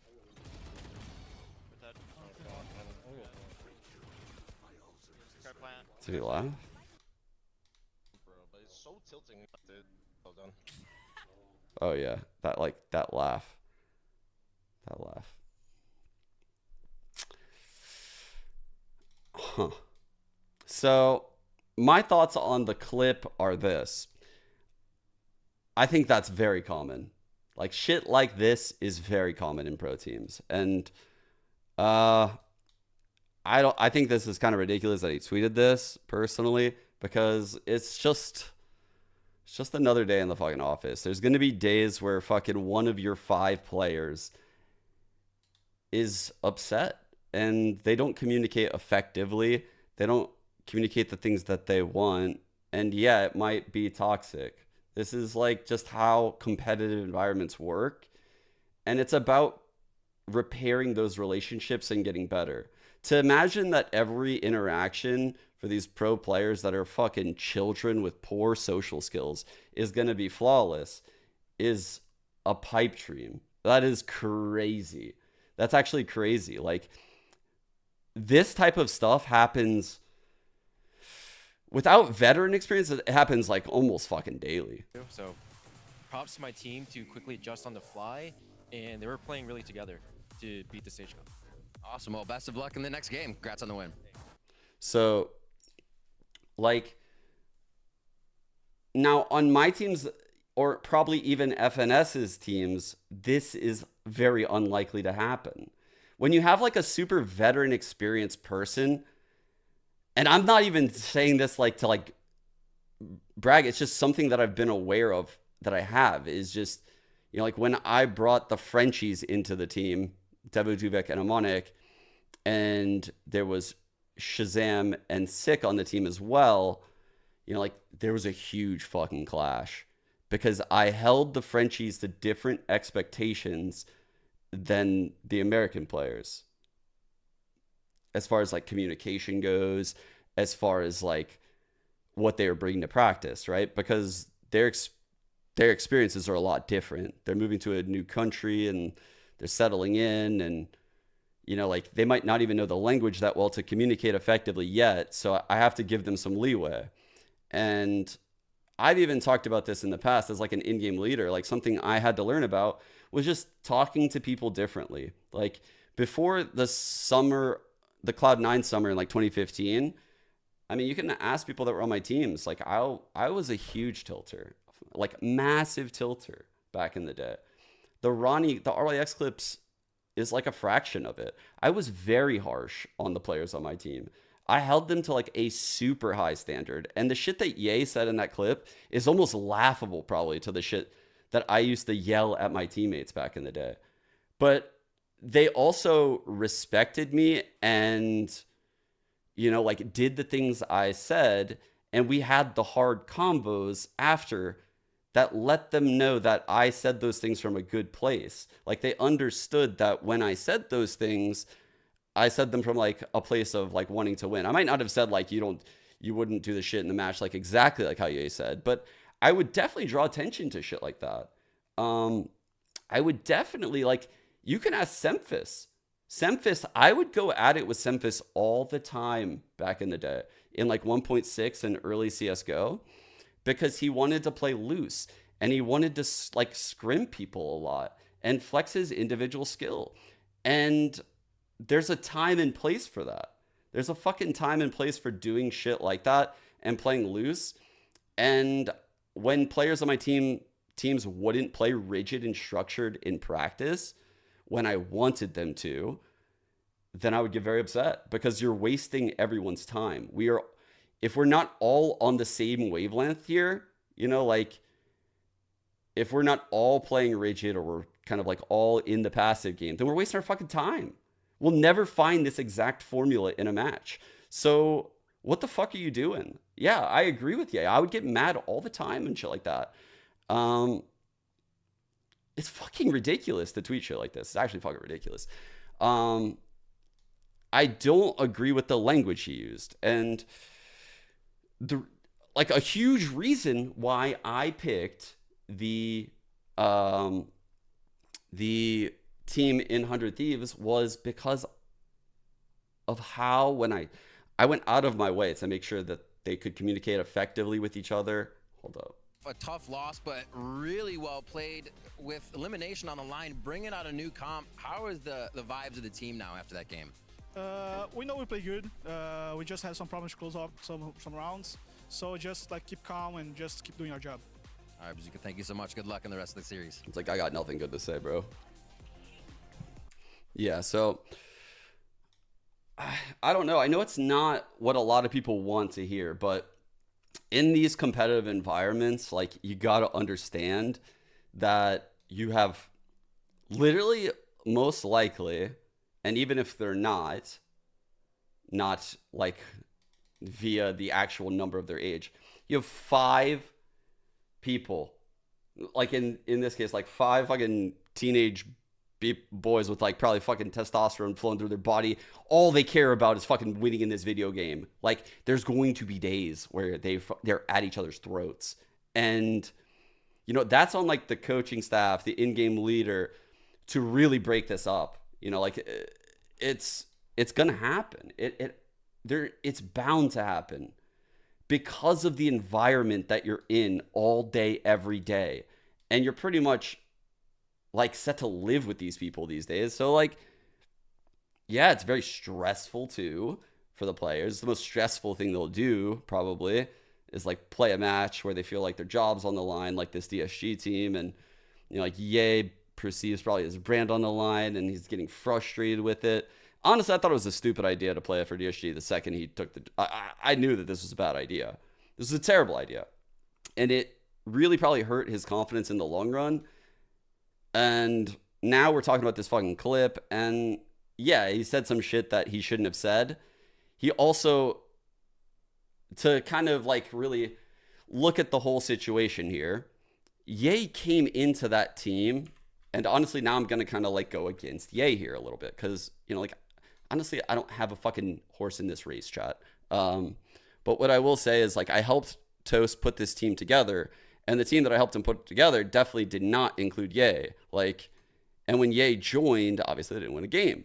So I do have like some thoughts on that because yeah, I helped Toast build that initial team, and then it just went to absolute shit. Like they couldn't win a single fucking game. So this is not with Ye. That one's not. So how many did they lose in a row before they end up playing with Ye? They lost quite a few in a row. They ended up like playing with like their coach, like their assistant coach or something. But like Ye is coming into this team that's already dysfunctional. I don't know why he decided to play with them. Of course there's going to be problems. Of course at that point. And he's expecting them to play like his last experience, which was one of, if not the best teams in the world. Like the best team in the world at the time. Like, of course he's going to have some level of frustration in him. We will revisit this again because I'll go into all of the rest of the tweets. I know there's been people that have like copped out of like some of the later stuff. I'll keep going through it. There's a lot of util heavy delays and stuff like that to deny bomb plants and but that's my thoughts on the clip. Like the clip, I don't think it's a problem. Like I mean, I was even joking with Beaton and Stellar, like right here. Like, let's leak the 2022 Sage Ascent clip, Stellar.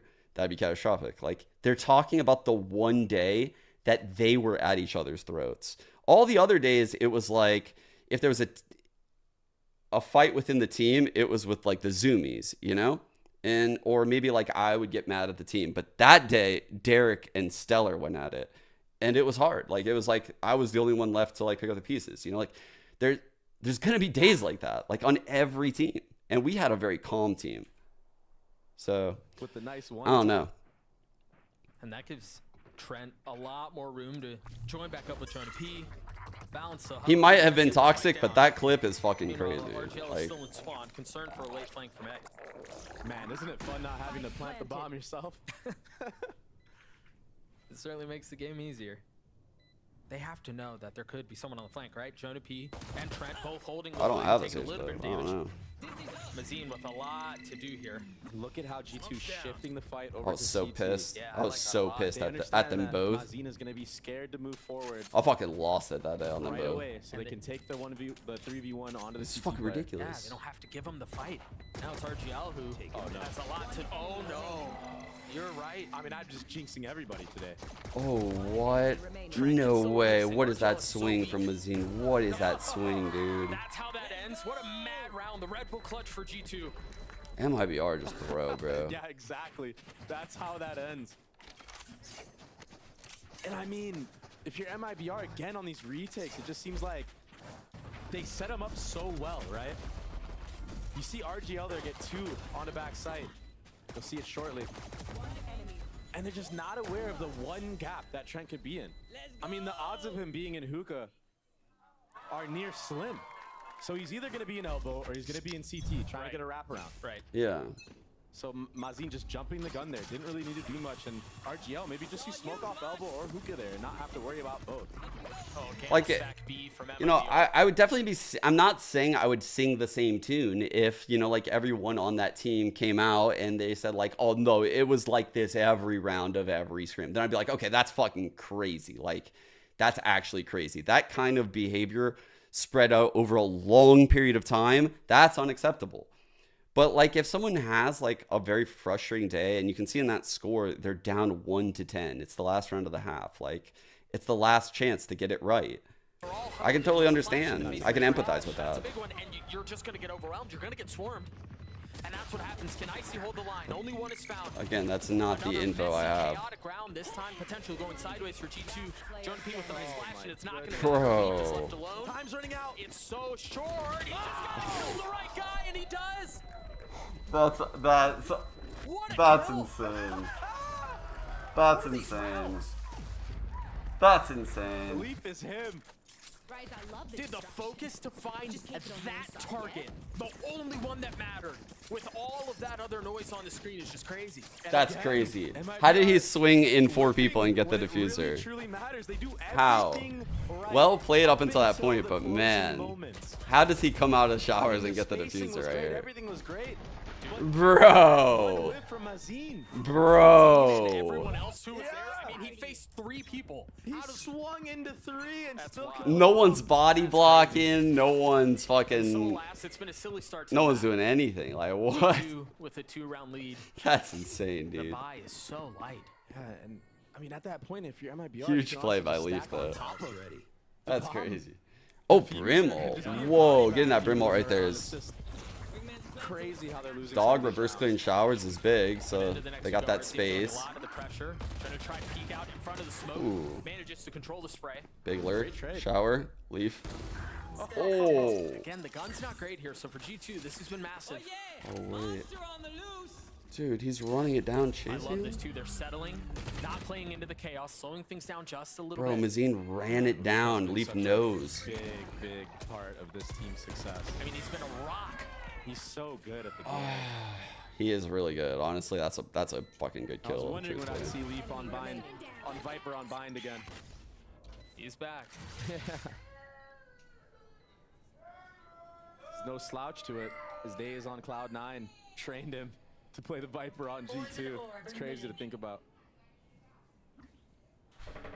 And so we have a few minutes to talk.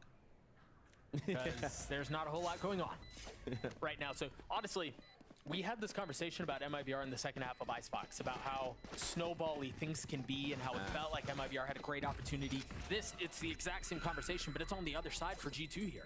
They're going to have a ton of rifles going into the next. Yeah, they're going to have to buy some armor, but this is a great start for G2. And they did that with what?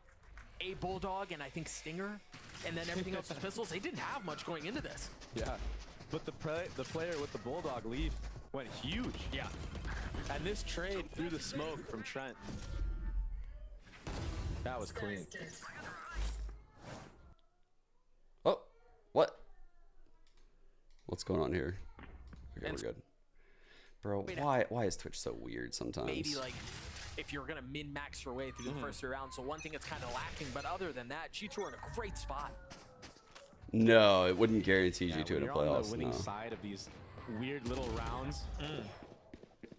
Oh my I was gonna say, god. you can tend to Oh my snowball god. them out of control, but Icy gets caught lacking there holding the angle on the hookah push. Tricky play here. Little jump spot. They still got the brim ult, and the brim ult can reach hookah. Jonah's gonna read So it's a bait setup. I feel like they need to maybe oversold. They need to keep this brim ult protected right now at all costs. We'll be able to tell. I mean, Jonah saw. Yeah, he saw Mazin. Oh my sure. god, He please. looked to the left. Please save Also, them. When someone's just running at a Skydog like that, it's just even more obvious. So this is gonna be good for G2. Jonah's just keeping them here, and they're gonna get wrapped at any moment now. If the rotate doesn't come in, they're committing Why to the on fight. They earth? take the telly, and Balance there to greet him. Why on This is earth so would they do that? unnecessary for MIBR. What? What? 5v4 and you randomly take a TP off of no audio. What? or anything. And now that's gonna open up Jonah to rotates to this. Why on earth did they do that? That's why Mazin runs in. I actually don't understand why they did that. What was that? Clean shots, keep it competitive, but ultimately 1 on 2, it's still winnable somehow. one away from ult. I think there's an opportunity for Vandal close Dude, by. why the So fuck did they both I think there were TP? things that G2 did there exceptionally well, and then we can talk about how MIBR kind of forced things a little bit. I actually don't know what they saw. Like, I don't know what they saw to do that. Like, that was... They must have felt a lot of pressure from the long players. Like, the long players must have been, like, panic calming. Like, yo, we need to rotate. We need... Oh, wow, the dog saw him the whole fucking time, too. Bit or a lot of it. And I'm just so confused why MIBR held their setup in Octagon for so long. That's ultimately Bro, what that was a wild made round the rest of to the members watch. at A site make a random TP play because they knew they were going to get crushed at any moment. Just ask for the Viper Dude, wall to go yeah. up for you. Man, Bazooka has to be losing his mind watching this right now. Want to push all the way down long in that scenario or get out and play a retake setup because they have all of hookah. They know they have the info on you that you're playing long. What? I mean, if you just sit there for too long, you're gonna get pinched. Eventually, it would have came through. G2 would have made that pinch happen, and they would have gotten punished. Bro, they have like good, They try to take TP and again, some like really good macro ideas, and they get in like good spots, and then they make the worst decisions in the late round, like some of the worst plays.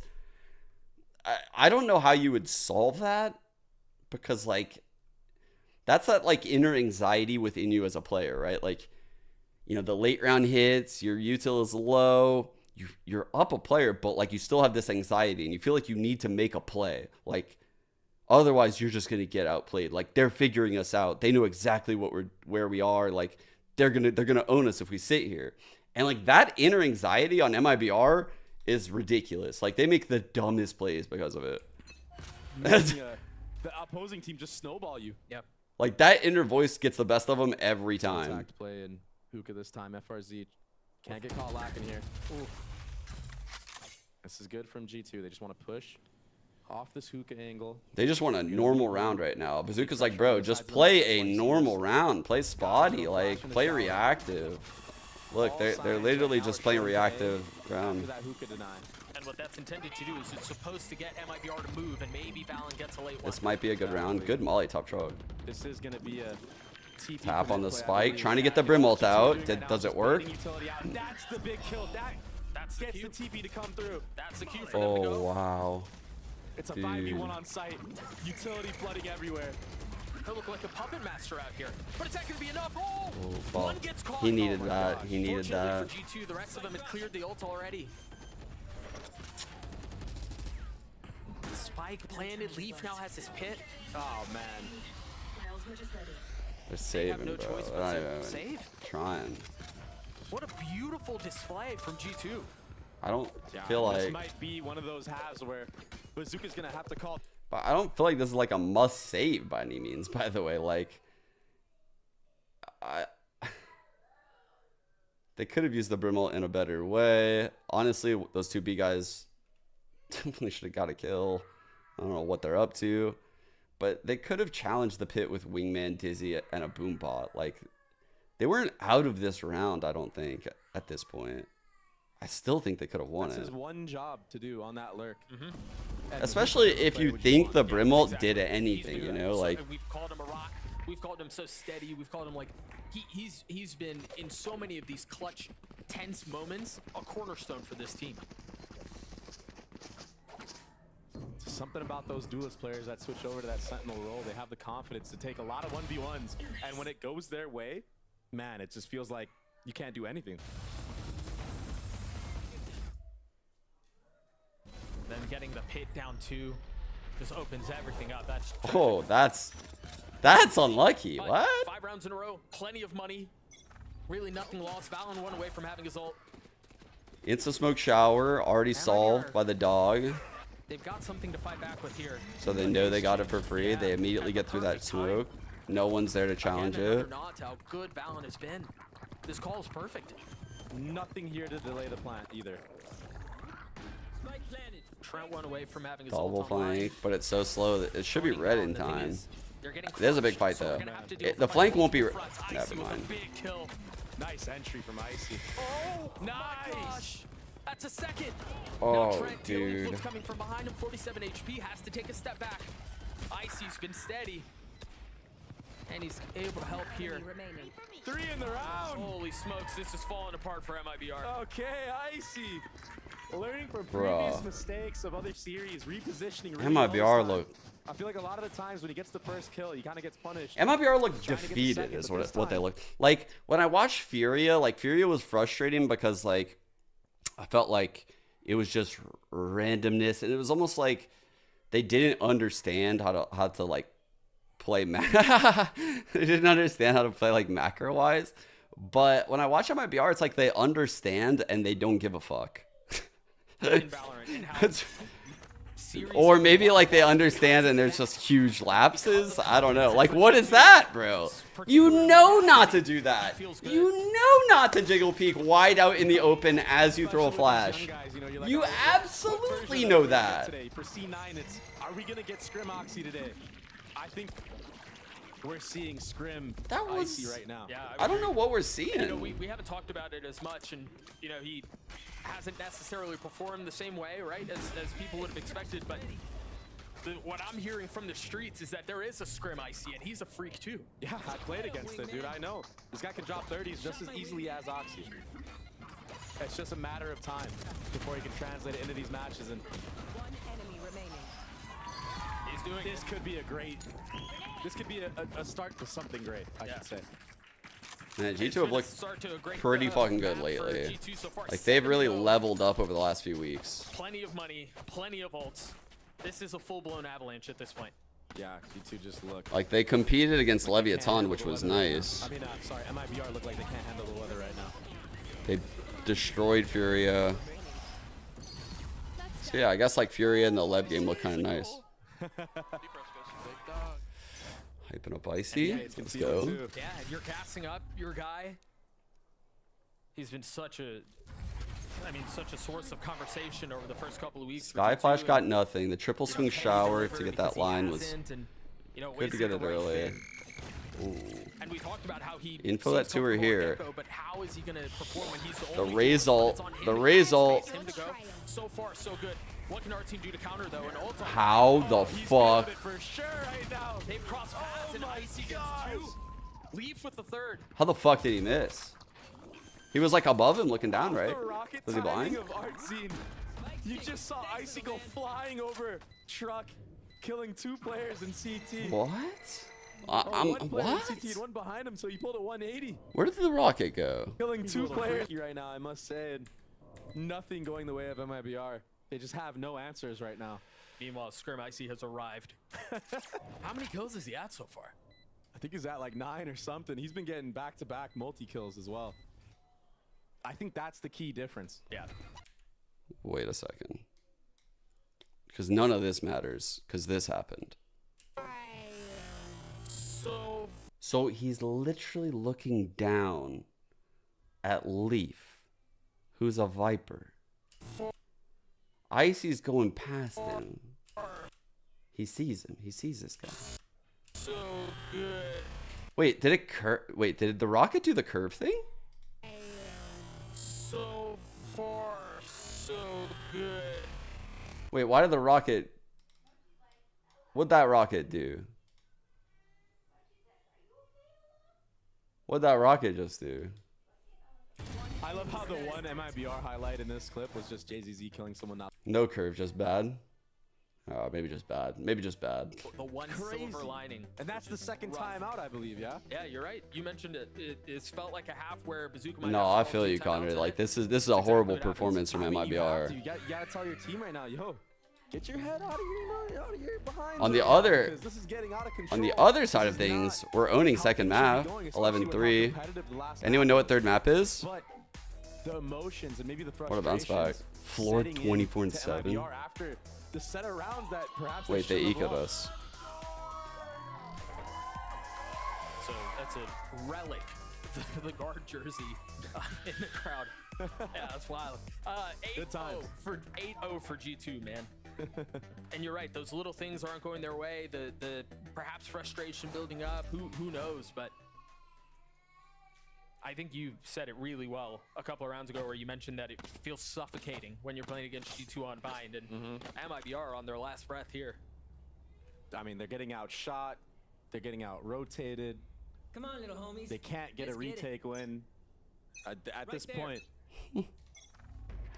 Whoa, Twitter porn.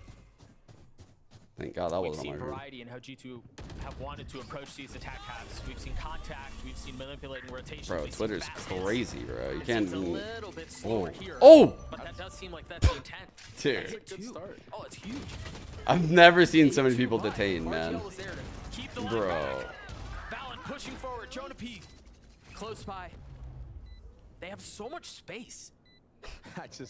I can't help but feel like this is going to be another G2 round win because they play these post plants, especially in these like Yo, what's up, weird, Gary? awkward 2v2s or 3v2s so well. Oh, chill. You've jinxed a couple of times. Hey, I'm trying to help MIBR out to at least win one Oh! round. Jonah P. flushed out, trying to hold the line. Nice. Okay. Cannot.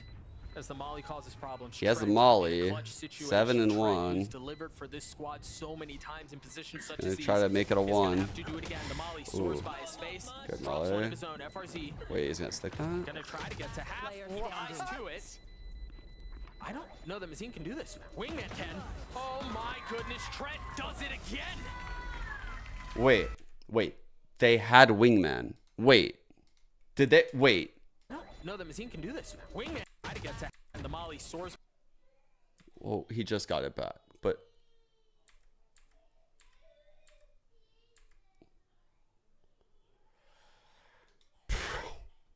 This team, what is happening with MIBR, bro? Like they I don't know why MIBR's just what is playing happening out with this CT Gem in the trying to background? trade She's so bad. screaming. Let me go see what she's up to. Even with RGL going down there, he got 2 before he died. You're still up 4v3. I mean, just calm the round down and go into your actual set post plant that you have. But right now, they're just so desperate to win a round. They're just trying to peek, and This feels forced. JZZ's playing in the smoke. And I mean, they're ready for it though. Maybe not anymore because that flash. a little bit of info is all it was. I thought he was going to try to take the fight. So once again, MIBR with an opener. Can they convert it to a round win though? Ooh, Trent got a vicious timing here. Might have to TP off of this. The dog never cleared him. Oh no. How much damage can he do? Looks like they're going to try to pop out towards B. They have some hookah space. They have no info what's happening A. Yeah, it's tough because his Viper's Pit went down. So they might have an idea that there is a Viper's Pit somewhere at A. They don't know if it's short or in shower. But this site exec is so hard to hold. If this Gecko Molly lands on default with a nade back site, there's going to be nowhere for MIBR to play. I see saturated. There's the Gecko Molly. There's the util that you mentioned, and they cracked the site open again. It's impossible to hold against that. But Mazine, he's the only one here. He's got so much to do. Can he contain? You imagine, dude just plays his life. Ice creeping forward, trying to get the kill, finds it. Oh man, he's looking so good right now. I'm so happy for him. 2v2 though, not out of the woodworks yet. They've gotten the spike down, but they're both so weak. The reposition too. 104 HP across both of them, and is that going to be enough? FRZ left alone. That Molly. It's a great Molly. Oh, Leaf is so weak. He dies to it. Icy on the swing. Can he land the shots? FRZ clutches it out. Oh, they finally got around. I feel like we get so close to seeing a 13-0, and then around 9-10, the enemy team wins a round. It's like clockwork at this point with me and you, Doug. But, I mean, great job from MIBR to finally slow it down in that 2v2. Yeah. It almost got scary, though. And that was, again, off of an opener. They find themselves in these numbers advantages, and then it's heroics off of G2. It's ridiculous moments. It feels like MIBR are kind of letting go out of their hand. That Oh my god, wait, they won a round. He's like, wait, we did it. Use this momentum. He was so mad, bro. Rounds together. Bazooka's so pissed.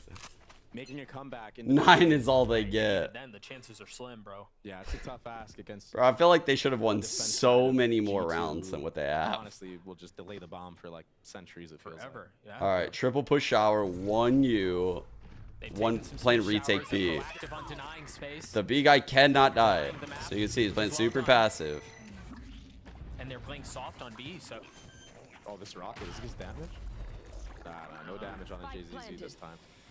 Would that even do damage if someone was like in the corner? How much would it do, I wonder? MIBR have, excuse me, to try to take this thing back. The only ult they have is JZZ's.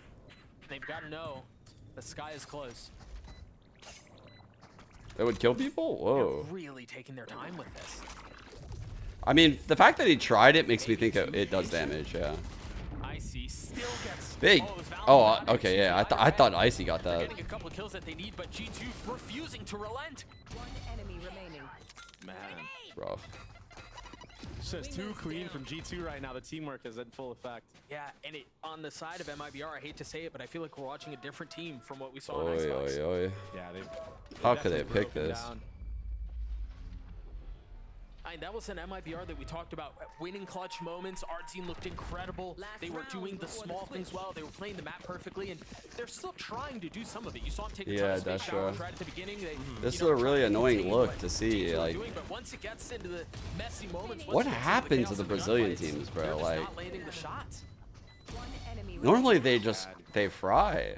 Leaf, although he was smoked off there, it makes it obvious that the retake is coming in and they can only come from one spot. So as everyone on the site is actually fighting, Like, Leaf just needs to just spam in that general direction and just create even more The chaos, teams maybe get a kill or two. from Brazil right now just have like no synergy. I don't know what.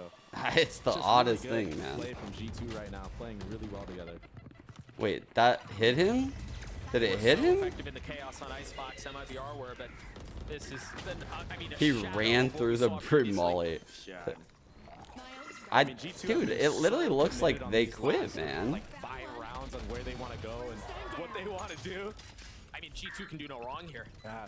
It's all because of how G2 started off this half. Yeah. With all the lurks that they had and all the different layers that they had. It opened up the later part of the half for them to just full commit onto site splits or just site hits off of one lane. Dude, Icy's looked way better the last couple weeks. Mollies, they're having to try to find some space from so far away, where it feels like, much like the entire game, suffocated out. Oh no. 11-1 in favor of G2, and yes, it was a 2v4 at the end there, and the spike was planted, but that just felt like a perfect representation of how the half has felt for MIBR. Yeah, and if you're MIBR, this is basically elimination from Shanghai. Oh yeah. I mean, this is heartbreaking right here.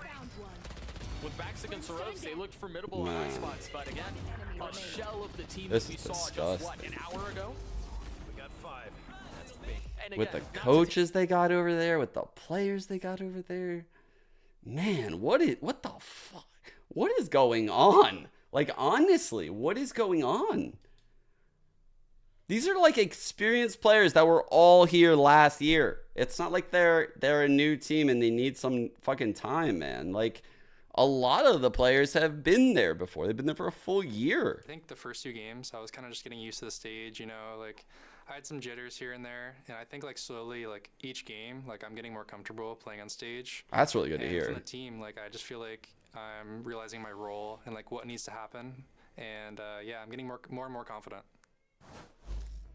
That's good. He's like Well, very he real seems with far it. more comfortable than the first couple of weeks. Like he said, if there were jitters there, if he was just getting comfortable with the stage, it seems like it's gone, right? Because he's playing well, and he's playing well on both roles. We talked about the Gecko and how that's such a Like as a total outsider, it makes so little sense that I'm like forced to almost sit here and just like make up like schizo theories. Like are the Brazilian players all DMing each other about like a shuffle, and all these teams are dead on the inside, but the coaches don't really know it? Or maybe the coaches, some of them are getting fired and they're just kind of playing out the time before Shanghai. They don't want to make any changes before that. Like, what is going on, man? What is going on? Because the players are way better than this. On this Sentinel So what's happening? It's a good sign when Josh is laughing at halftime.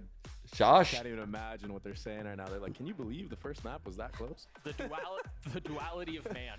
It's like, what Josh happened? laughing and Bazooka with, I mean, I can't imagine what he's saying to his team, but I'm sure it's I not do nearly think as it's a problem that the encouraging or Brazilian as teams are playing in happy as America. what's Like, that's what I'm saying. Like, that's why I think like this is something like bigger than the players. Like, that's why I'm like, I don't really know what to say, because I know that last year it was hard on some of the players living in LA. Like, it was difficult.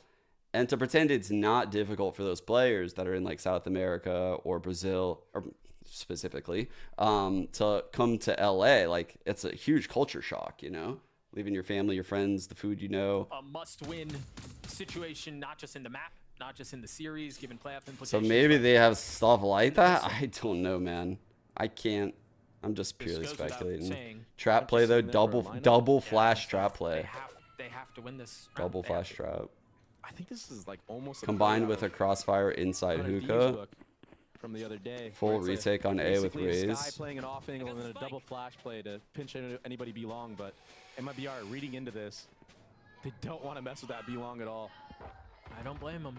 Why do I think crew are holding it together so well? They knew I something was think up. in And they esports, picked the winning right solves side to hit everything. here. And all Icy's job is here is to just throw that nade to delay. Cracks the start to Gecko show when you plant. lose. That's it. Cracks Use the don't really nade, show little when bite. you win. Hopefully buy enough time. So while they look great now, like, who knows what they're going to look like if they take a couple L's, you know? And right on cue, he has the nade. Loud won Such a all weird of last finesse year, block, though. I so don't know if this will actually in go. Americas. It does. That's huge. Oh my god, great paint shell. The flood is so close now. Look at this flank. Oh my god, the flank is going to be massive because Brim is pulled off from the TP. I mean, they've got him corralled. Great They- satchel. there's no way Icy out. playing They so don't know where to well. go. They can't take Telly because they've lost Oh, he short died proximity though. to FRZ, finding the kills they need. No plant though. 13 13, seconds 12, left. 11, Options are limited. 10. Time is brief. Can they get this down? Can they get this fight Oh, down? They he will. spammed They'll get them. the kills, and the ever-needed pistol goes away of MIBR. Whew. It's a start. It's a start. It's a start. I don't know what more I can say. I do like. Yeah, like crew went winless in regular season, and then they had that like break where they could mental reset.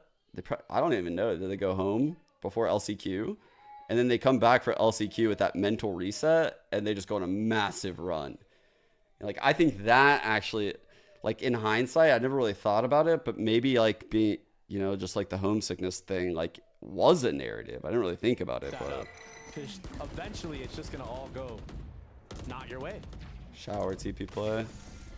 The snowbally nature of how Valorant is playing right now just makes it to where you have no room for errors, right? If you're on the Just a couple receiving of end beers in them. of what G2 just did. Yo, I was in the laughing first at your half, you tweet, have to Scott. play for I was Valorant laughing in at this your way, and tweet. That's such a difficult task.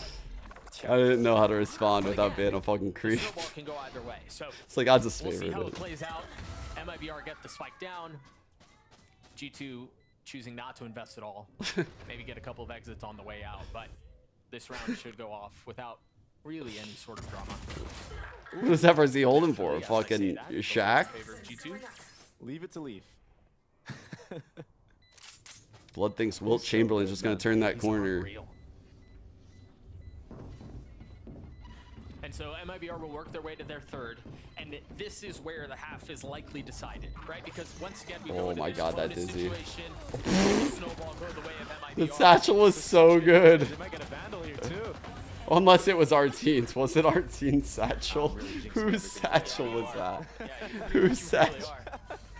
I don't even know anymore. I don't even know. These teams are gonna start trying to pay me. Oh, it was Icy's. It was Icy's. Okay. So yeah, MIBR get their third. This is Thank where God. the half is ultimately decided. Because if MIBR can get the snowball going their way, there is a reasonable shot at a comeback. And they know that too, and that's why you see a big investment on their side. They know that they have to buy into this.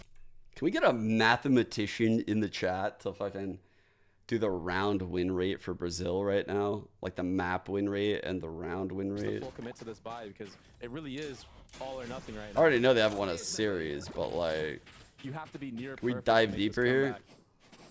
We have the tech. And if they do, it would be a hell of a story. There's still so much Valorant to be played between then and now. G2 being proactive, taking a little bit of space with the dog down belong, confirming there's no one there. And you see Leaf has to give it up. Hearing the Dizzy, hearing all the util. Oh, Val's gone exploring JZZ. Good default here by MIBR. I'll say that. Did a really good job getting hook control. Staring each other Pushing down. the rotate over Such to a B. hard angle if you're Valen to actually peek into. Wow. But that kill might... Okay, I actually don't mind the Viper. Takes his head clean off. Okay. It's that tough angle that you were mentioning. And now MIBR 12-3. left in disarray. I was gonna say I don't mind so much the Viper lurk going a little early because they'll think it's a Viper lurk, but then this guy died, so. And all these smokes that Valen still has up. I mean, this is the delay that you were mentioning, right? Between all of the utility that G2 have at their disposal, there's really no Ooh, real nice options kill. to get into the site. Holy fuck, that was a Hard to kill. play against.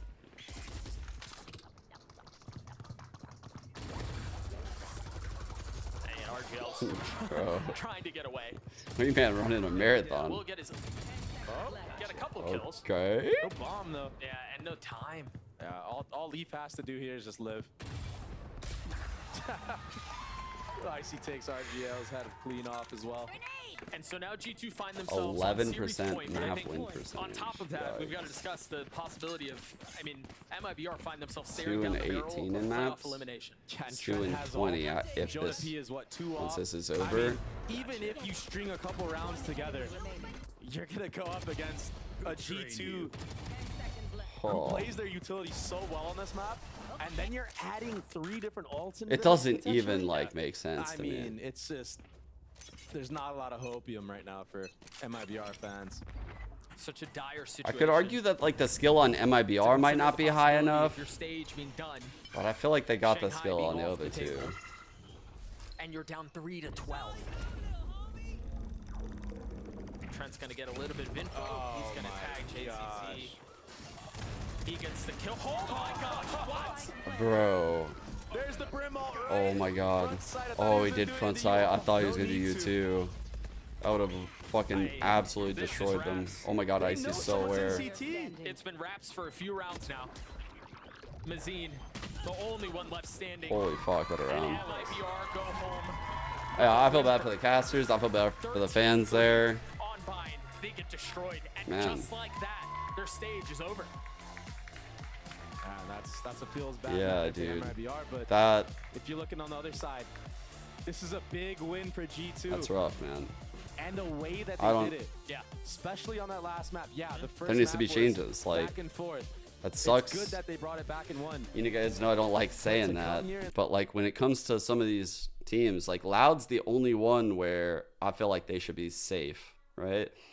And that's just because right now they're probably like really burnt out from that Madrid trip, and you can kind of excuse, like, I don't know, maybe they're trying the coach's game plans, like Sadak said, trying some new comp set that he had ideas on in the off season. They didn't really pan out very well. That's not the case for these other two, though. These other two have lost in very different ways from Loud. Falling out of his mind right now. You know, Leaf is one of the best players in the game. Like, I don't know. Trent, Jonah P, they're steady for the team every single time. Like, this is a G2 that feels like they're hitting their stride. And yes, it was against an MIBR who fuck. struggled, but everything came together. Yeah, let's see. So right now, the SR game. What the fuck? It's not letting me get it. Here we go. right here. We're up 4-0 attack, third map. I'm waiting for the interview. I don't want to miss the interview, so. Always good to win maps like this because of that reason. Yep. As we near crunch time. Zan is super good, by the way. I could see why this team is giving us some trouble. Excuse me, for G2. He's answered questions about Icy has about how he's going to handle the raise. He gets more and more comfortable. He mentioned it in that little video that we had with him earlier. He's getting past those beginning jitters, and maybe it's scrim Icy, maybe it's not, but the guy was the real deal today. Yeah, I mean, I remember when I was a young player too, man. It was tough, bro. Going on that stage for the first time, especially in front of a crowd and everything, it could be a big shock. Just drop my pen. Yeah, it could be a big shock.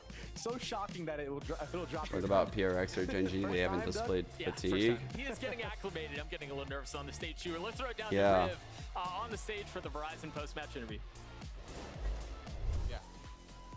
I could address that in a second with what I would think could be a problem, but it's going to sound like cope to you. Right there, G2 Esports with the win. Leaf, it's so good to talk to you after a while. I got to ask, what was your first reaction when you heard Leaf back on Sentinel? This guy who's been a duelist, pushing the front lines, known for all these frags, but still doing it from Sentinel. What were your thoughts? I mean, it was kind of my decision, not going to lie. Okay. I've played it before on C9 the beginning of last year when we had the Ye and Vanity roster, so I was pretty confident in it. I think I'm obviously a lot better at it now than I was then. But he's way better at it since now. Then, but I think it's our stats here. I mean, I think it's fun. I like it way more than Duelist. Map 1. Why do you think it fits you more than Duelist? Valid you Masterclass. just express yourself on Duelist, Map but 2. you seem to be really good as LMS. Just team effort. Valid again, actually. I think I'm wow. good at clutch situations, to be honest with you. I think even on Duelist, like there were rounds where I had really insane clutches. And just terrible. It's just from nice MIBR to be able though, to man. not, you know. I mean, these first bloods. And I just look at my crosshair and just shoot somebody, and I throw like a post point molly. So it's pretty fun. Absolutely. Looking forward, you have Bro, how does this game put Trent above Valen? But also, how are you feeling about that? Valen has 13 more kills. I mean, Loud's like only 3 less you assists. really just shouldn't count out Plus 2 more. I mean, I think Sadhak is literally 55 the best more damage in around. the game. Still, like he's still playing too. No discredit to that one, but obviously, like that guy is a legend of the game. So I think it'll be a fun game. I always like playing against Les. He's like the hardest player to play against too on LAN. So I think it'll be really fun. All right, with that then, next game, Sen or Loud, who do you got? For my sake, Loud. That's a sick compliment, dude. Hardest player to play against. But I know a lot of people are Sen fans, so you know. But I just got to root for my own team. All right, Lee, thank you so much for the interview. Congrats on the win and moving forward. We are going to take a quick break, but don't go anywhere. You heard it just there. Sen versus Loud. I mean, it makes sense. It makes sense. It's interesting that he said that because I believe him. I believe he's telling the truth. That he thinks Les is the hardest player to play against. And it's not like a duelist, right? Because if it's like a lurker like that, that's willing to take super aggro timings. Like Les is willing some rounds to be the opener on the lurk. And then there's other rounds where it's just like he just finds these gaps in your defense. And even if you were to challenge him, he's probably going to end up getting his anyway. So it's like, what do you do with him? Do you leave him there? Do you try to challenge him?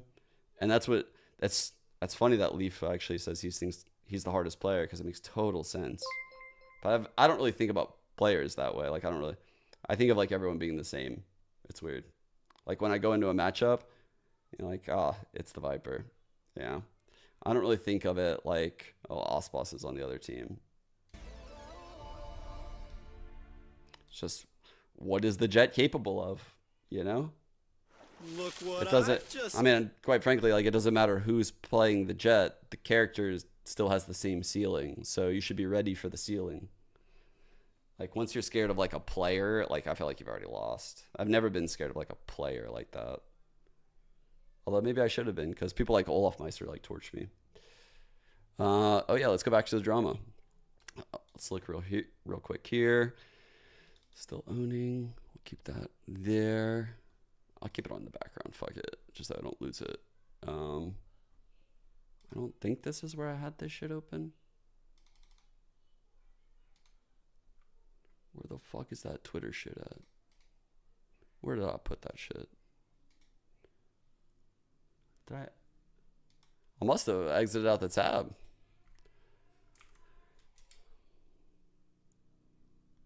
1 second.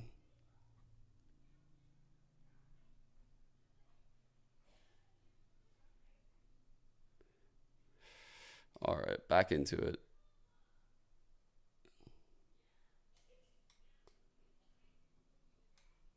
So, we don't need that. So back into this shit. I already gave my thoughts on the clip. If you want to listen, I think the majority of it is probably after the first map in the series, in the gap. If you want to go listen to that. All right.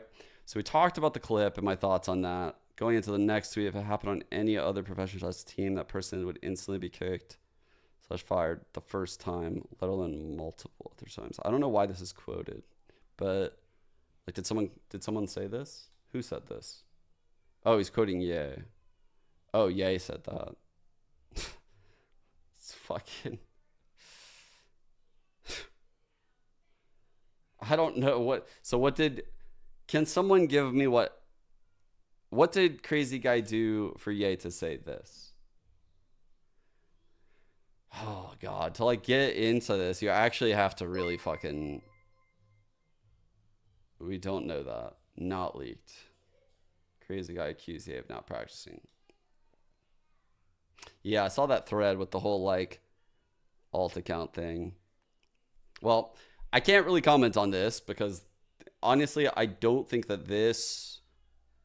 If you're gonna say that it was like this every day, say that it was like this every day. Don't play these fucking games, dude. Don't play these fucking games where this is your favorite moment. And I don't even think that this is like all that bad.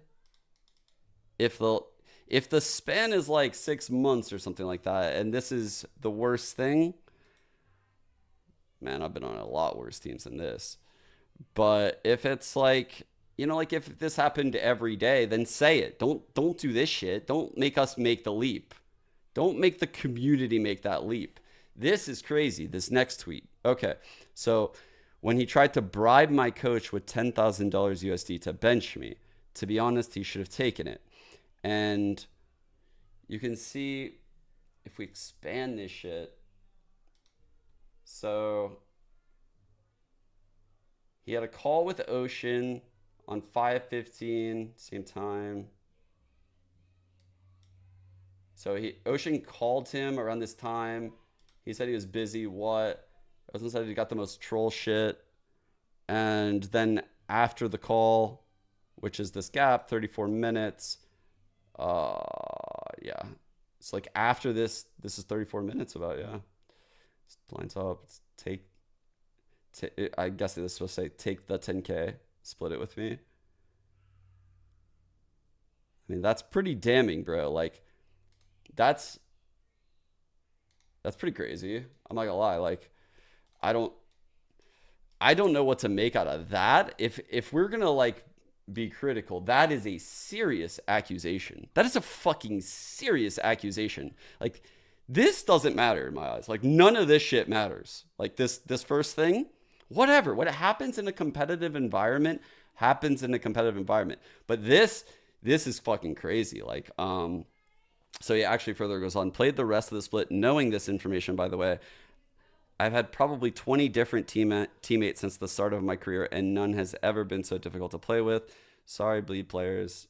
I hope you guys have a better time than we did.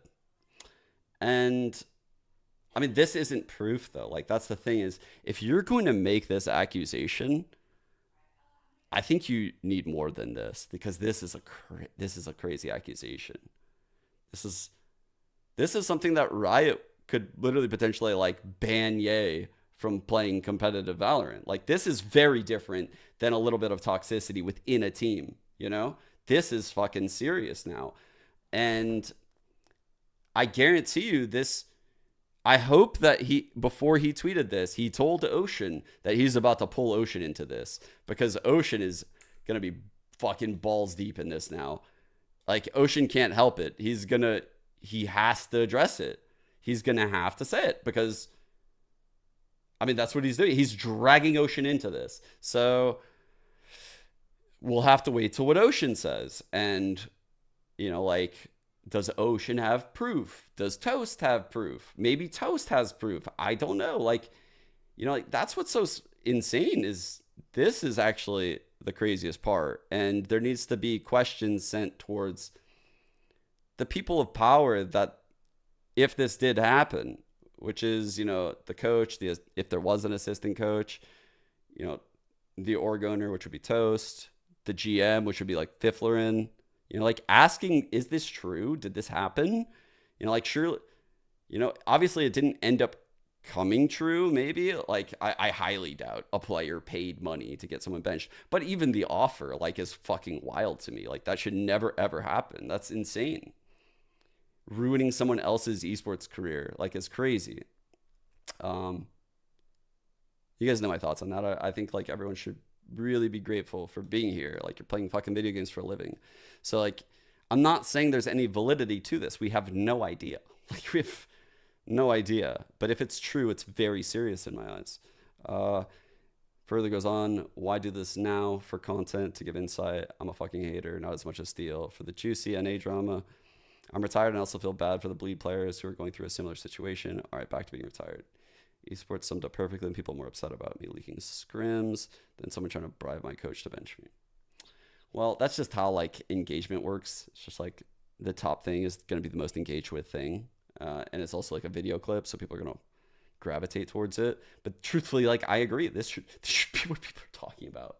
Because this, if you played in a top level team, like, this is just an altercation. I don't even know why he put it here. It's kind of fucking low that he put it here in my eyes. Like, I don't like it. I'll probably make like a quote tweet about it later or something and just sum up these thoughts. But overall, like, those are my thoughts. Like, you know, if the coach thing is true with the bribe, it's a serious allegation. And if it is true, Riot's probably going to investigate that regardless. I'm joined by Bundle right now, and I got a quick question. Got to get some insight on what the meeting was like last week after the EG game, and on the off days, was it back to the grind, or was it a bit of decompressed days? It's always about the grind, getting back to work, you know, it's esports, but, you know, we've had a lot of these meetings, so we need to start winning and stop having meetings, otherwise I need to go to an AA meeting, so, yeah. All right, well, pizza parties later. Man, shit been rough and son. What does that stand for in this Coach Kaplan? Context? Coach Kaplan having meetings left and right, bro. Aim meeting. Got that Google Meetup rolling. Yeah, off the top. Yeah. Calendar invites popping off. Saving us. Yeah. Now, no one actually expected Coach Potter. She thought that EG was going to take down Sentinels 2-0, and they actually did, and, you know, putting their stage 1 in jeopardy. Like, my mind was blown. Did any of y'all think that was going to happen? Like, what we saw, it was insane. No, absolutely. But this is a pattern for EG, right? This is a pattern. They always mess. I don't think he realized the gravity of that statement when he initially sent it. I think he just thought, like, hey, look how shitty of a person he is. He did this thing. But in actuality, this is crazy. Like, this is I wouldn't want this person in the scene. And I'm a friend of Ye's. But I'm gonna, until there's, like, more proof, I have to err on the side of, like, he's innocent for now, you know? Like, that. But if more people come out and say this, I'll fucking turn on him. Like, because you guys know me. Like, I would definitely change my stance if this was true. Because you can cut a player. Well, first of all, he was just standing in for DSG at the time. So, like, to even do something like this as a stand-in for the team, like, you're not even a long-standing member, and you're trying to, like, pay people off to literally cut someone. I don't even think he was getting paid that much money from Toast. Like, I think he was, like, kind of like, I don't know, man. But I'm not saying it didn't happen. It very well could have. You know, like, I'm not just going to be the guy that tells you, like, oh, that didn't happen. Because it very well could have. But I don't know. Who knows to believe right now? And Loud just could not stop them. I think right now, you know, on the opposite end, the juxtaposition being that Loud's firepower right now is just I think it's the lacking. I feel like it's the worst we've ever seen from them. And again, from a team that they get just carried don't by expect firepower. that I mean, that's their identity. They could in a fall lot of back cases. on it if they needed to. Yeah. Like they could always fall back on that, and they just can't. Right. I'd imagine so. Yeah, confirm or deny the bribe. Also, think like if you're gonna make a fucking tweet like that, you better be ready to post the whole VOD. In my eyes, like, or at very least the context of the like 3 rounds before that round, because it's fucking crazy to just like to not have any context like at all. And I don't even think that situation is all that bad. There's literally no context. And just getting fucking blasted by Loud in a scrim. Of course they're pissed. It's fucking 1-10 in that half. Like, yeah, it's gonna be fucking rough, dude. The vibes are gonna be rough. Loud practice room. I'm going to pick Cowanzine's brain real quick. He's given me a second of his time. Cowanzine, normally I like these Loud player is interviews the top today. Brazil team. Everybody's like looking this. for the strats from this squad. What do you think has been the biggest blocker this stage for the squad and being able to get those results again?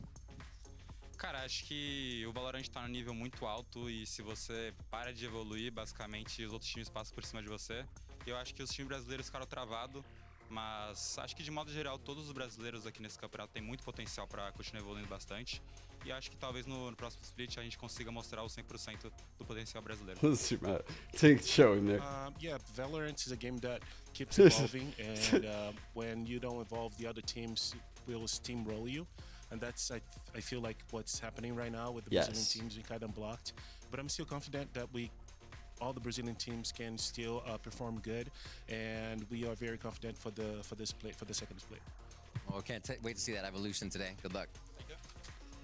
Yeah, I think Loud can bounce back. Yeah, well, you heard it there. You definitely have to evolve and They constantly just evolve because that's yeah, like what he's saying is like, yeah, we needed to evolve out of some of these like comps that we created. There's definite holes that are getting abused. You know, I hope Sadok sees it might not be absolutely necessary to run a Sentinel, but goddamn, would it make it easier for him? He wouldn't have to retool things like every week. Flash, Phoenix, Breach, all that. Yeah. That had Oh, wait. I'll listen to this. I saw you clip this. Let me see. Hold up. All right. Let's listen. What did he say? I mean, you would expect The drama? Yeah, I don't really care about it too much, man. It feels weird to leak stuff from scrims. I was more concerned about the call. Smoke off, mail, and then hit B. That was a fucking odd call, That kind bro. of means that you don't have to focus too much on mail, so you can hold B harder. Even though they have 3 wins right now. That was an interesting I call. don't really care too much about it, man. Feels weird to leak stuff from feels weird to leak stuff from scrims. Nope. That's doable. The problem for me is the rest of the teams. It's going to be weird. For Crew, I mean, they're 4-0. Coming on like the other stuff. Dude, if someone called that in my team, I'd be angry, man. What does that mean? Dude, you draw that up on Valorplant and you try to tell the team that this is what you want to do. I'm telling you, people are like, dude, I'm not sure that's a good, I'm not sure that's a good strat, bro. Hot Chicken 11 with the Prime. Thank you so much for the 11 months, dude. Schedule up ahead, right? They're easy clap this week, and then next week they're playing Loud. Yep. Yeah, dude. Like, I don't know. I don't really think much about the scrim clip. I really don't. Like, I saw this scrim clip and I was like, huh. I'm not gonna lie though, the first time I heard the scrim clip, I didn't hear like the middle part where Ye was like, fuck it, I'm throwing, or whatever he says. Like, it's like, come on, bro, control. Like, if that happened on my team, I would definitely talk to that player after, like as the coach, and it wouldn't happen again after that. You know, like it just wouldn't. I would definitely address that. Just like how I had to address the fight between like Beaton and Derek, which is what we were joking about on Twitter. You know, like those things need to be ironed out and addressed quick, and that's why. I don't know, like chat and like the community just thinks like maybe I'm bullshitting or something because people ask me the same question over and over. But when we built like the 100 Thieves team, one of the biggest things for me was communication and how people communicated to each other and in the calls with all of the players, you know, that was definitely something I addressed. Like how would this player prefer to be spoken to, You know, like how do they like hierarchies in teams? Like, you know, like where is it okay to get that criticism from? If I give it to you, how would you prefer that? Like, do you like, you know, like immediately addressing that? Do you like times after the scrims? Do you like time set after the day? Do you like time before the practice to address the stuff from the day before? So that way you like to have time to sleep on it, you know? These are all things that are super important because you're building the infrastructure of the actual team and how you will get better. And it sounds like boring bullshit, but like how you talk to each other will accelerate your growth as a team massively. Like all of a sudden you go from having one person having to do all the work and 4 people feeling like bitter about certain things and resentful for maybe not feeling heard or not having their feelings in like addressed in certain ways. It's like, dude, so many teams suffer with that. And I can tell from that one clip, like that's what's going on. It's like, bro. And you know, like that's why Zelsis, they have a great fucking team because you hear what he said. He says he wants to go to an AA meeting because all these fucking meetings, like that's the next meeting. But he's not saying they're grinding it out in a server. That's definitely not what he's saying. He's definitely not saying they're going into a server and practicing their lineups or they're going into their servers and practicing their execs. He's saying that they're fucking talking. They're just talking. They're talking about how to talk to each other. And, you know, like, hey, man, when you said that one thing to me in practice, that really fucking pissed me off. And it made me not want to bring my A game to that match last week. You know, like people have like these hidden feelings that they don't like talking about. And to pretend that that doesn't exist on a team with 5 different people, coaching staff, you know, like fucking videographers and shit, annoying the fuck out of them during their practice, like having to film content when they don't want to. There's so many emotions at play here. And that's why that clip is just so fucking ridiculous. It's like, bro, someone could probably do that same thing about Gangsta. Like, someone could probably make that same clip about Gangsta or any pro. Because at some point, you have to learn how to communicate to your teammates. Some people are lucky enough to have gotten that from traditional sports or maybe their parents. My analogy that I use now that I've grown up a little bit, I guess, a slight bit since a player, is I think like everyone in the world is born with imagine you have like a deck of cards, right? And every card is like an emotionally intelligent trait, whether that be like, you know, like empathy or courage or drive and willpower, you know, like, and you have all these cards and some people, they're not dealt those cards. They're not dealt the same cards as you. And some people get those cards through their parents and their fucking parents do a shit job of giving them those cards. And some people are supposed to get those cards through their school, but yet they're in a shit education system, right? And people are at a deficit when it comes to communicating and how they perceive the world around them. And it takes a lot. And I've realized this from having kids. Like this is like something I've come to realize from having kids and watching how I interact with them and how that shapes how they perceive the world and how other parents interact with their kids and how their kids perceive the world. And yeah, like it, you know, like it's a deep subject. It's definitely a deep subject. I put a lot of thought into this, as you can see. Because I felt like I've had to do a lot of, you know, like work when it comes to getting some of these cards. I didn't get them all. I was a fucking pro gamer, you know, like for the vast majority of my life. Like, you know, like naturally I'm going to be missing certain social interactions. But those things can be learned and they take time.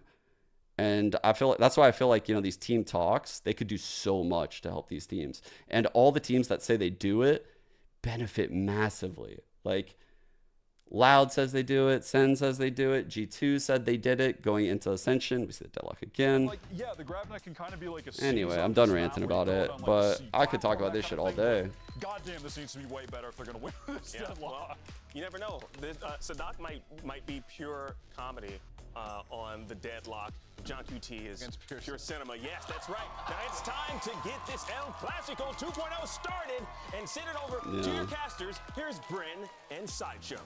But I've used that like card analogy ever since I thought about it like a couple years ago. Never said it on stream though. Also, never seen 2024 right there. Currently winless, the bane of their existence. You know, the desk kind of touching on it, I think, as well, through the history books of 2024 so far. The bane of their existence has been Sentinels. It was them that bested them in the grand finals at the kickoff to get those 3 championship points. It was them that knocked them into the lowers of Madrid, like Wyatt was mentioning on the desk as well. It was a very heated faction, only a difference of 2 rounds between them. These 2 teams have been closely contested so far for the entirety of 2024, but it's always been Sentinels taking that edge against them. This match ends up being absolutely imperative, though, for both sides. Yeah, maybe I got it from like a therapist a long time ago or something. I don't remember. Didn't get it from my current one, but maybe a long time ago I got it. I don't know. You see the Omen ready to blind from this line is kind of spicy. Off this Prowler was ready. They had some decent ideas, but the execution of it did look a little sloppy as the desk was illustrating. And here at the that's really good by Sen. They fake this B push. Get the blind out, and immediately he's rotating. They know the counterplay. Oh my god. They'll have 4 here. Saucy and Zekin are here. It's a great round. Nanaswarm's going to be delaying this initial push. Take care of the turret though. Horn flying forwards along with the boom, but a lot of utility being expended on either side. Seeing still is a bit of a stalemate as we hit that minute mark in the round. One of the things that Sadak loves doing with the deadlock on the attack side is getting into an exec space and then throwing the wall just to make sure the retake all funnels through one direction. To me, one of the biggest problems in their game against Cloud9, though, was that Loud kept ending B, and the C9 retakes on B were so good. Completely overwhelmed Loud. Good read here by Loud. This is a good bounce off. Oh, they throw the deadlock wall over. I've seen this lineup. Yeah, it's a great play. It also, I was actually thinking about this wall a lot, like a week ago. We can discuss it in a minute. Ooh, the C's is so good on the... Significant value there. 3 players just locked and rooted into place here. Sentinels finding it difficult to chew through this one. It's another smoke to try and get them into position, into the site. What a pistol. What an amazing pistol. A tight control there to C site when they get into the post plant. For all the reasons you were already describing, Josh. And Sen tried their best to break that. Wow. They had a Haunt and Paranoia combo that lit up multiple players on the left side, but the bodies were just too many to get past. Yeah. Look at this. They're marked. Half of them are blind. Man, this seizes fire. And yes, I don't want to ignore the fact that Sadak did beef a bunch of his utility last time we saw them play. You heard Wyatt talk about it on the desk. He grabbed in one of the rounds. He locked out less. Why is Sideshow doing this to our boy? I think the more you play with this, if it is a game plan they want to commit to, the better that util on the fly will get. He's going out on a limb playing deadlock, and he's getting roasted by the egg? It's simple stuff. It's easy to fix. We shouldn't see too many of those self-owns on this map.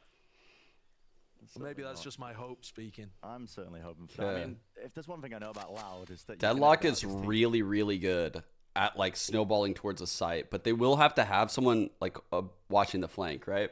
Imagine throwing, you know, the cage here on an A hit, so that way everything's in front of you. You know, it takes a lot of effort to break that. Putting sound sensors on the spike is huge. You put them in places where they're really hard to break too, like up top. If they need to. They work for them on the pistol. And Sadak is normally excellent at his IGLing of trying to find those holes in teams' defenses. Here it is. This is the wall that they do when they go for their A exec, so this is making it feel like they're going to end A. It's a one-man fake, though, and a one-man show. Still, I mean, center on that half. Oh! Okay, well, someone was supposed to be taking contact there for John, but they'll maybe tighten that one up once we get to the rifle rounds. It doesn't matter as much here. Loud getting themselves into that C post plan. Sadak didn't give away a rifle or anything. Deadlock is a hella good Lotus pick. Going and flushing out waterfall, it's players in that I love playing Deadlock here. So again, the Sen retake all coming from one spot. Plan for Mound as well. You have Less is going to be taking point here. Onto the side, doesn't quite have the That's weapon a for it, so really he's not cool scared of orb. playing aggressive. And they have flipped it. You can see just that positioning. QCK, it's been a bit of a nuisance here. They know that Waterfall is most likely occupied. Can't lose this Zekken shit. seeking to He has a dominate whole the smoke, bunch but of as it shit. fades, Okay. the rifles going to be slinging those bullets across now and finding all sorts of value. Oof. 2 years eventually getting it slightly labored. John Uh-oh. QT sticking this one. Surely pushed back, and yes, eventually. Good so, damage, but though. that's Good damage. Second round here for Yeah. Loud. Managed their They carry the economy so that two they bring those rifles. rifles into the mix, at least 2 of them. Okay. So, talked about the stairs one, but this particular lineup that he did is really interesting, and it's one that I thought a lot about actually in the last week, because right now you're seeing a lot of like this shit, right? Oops.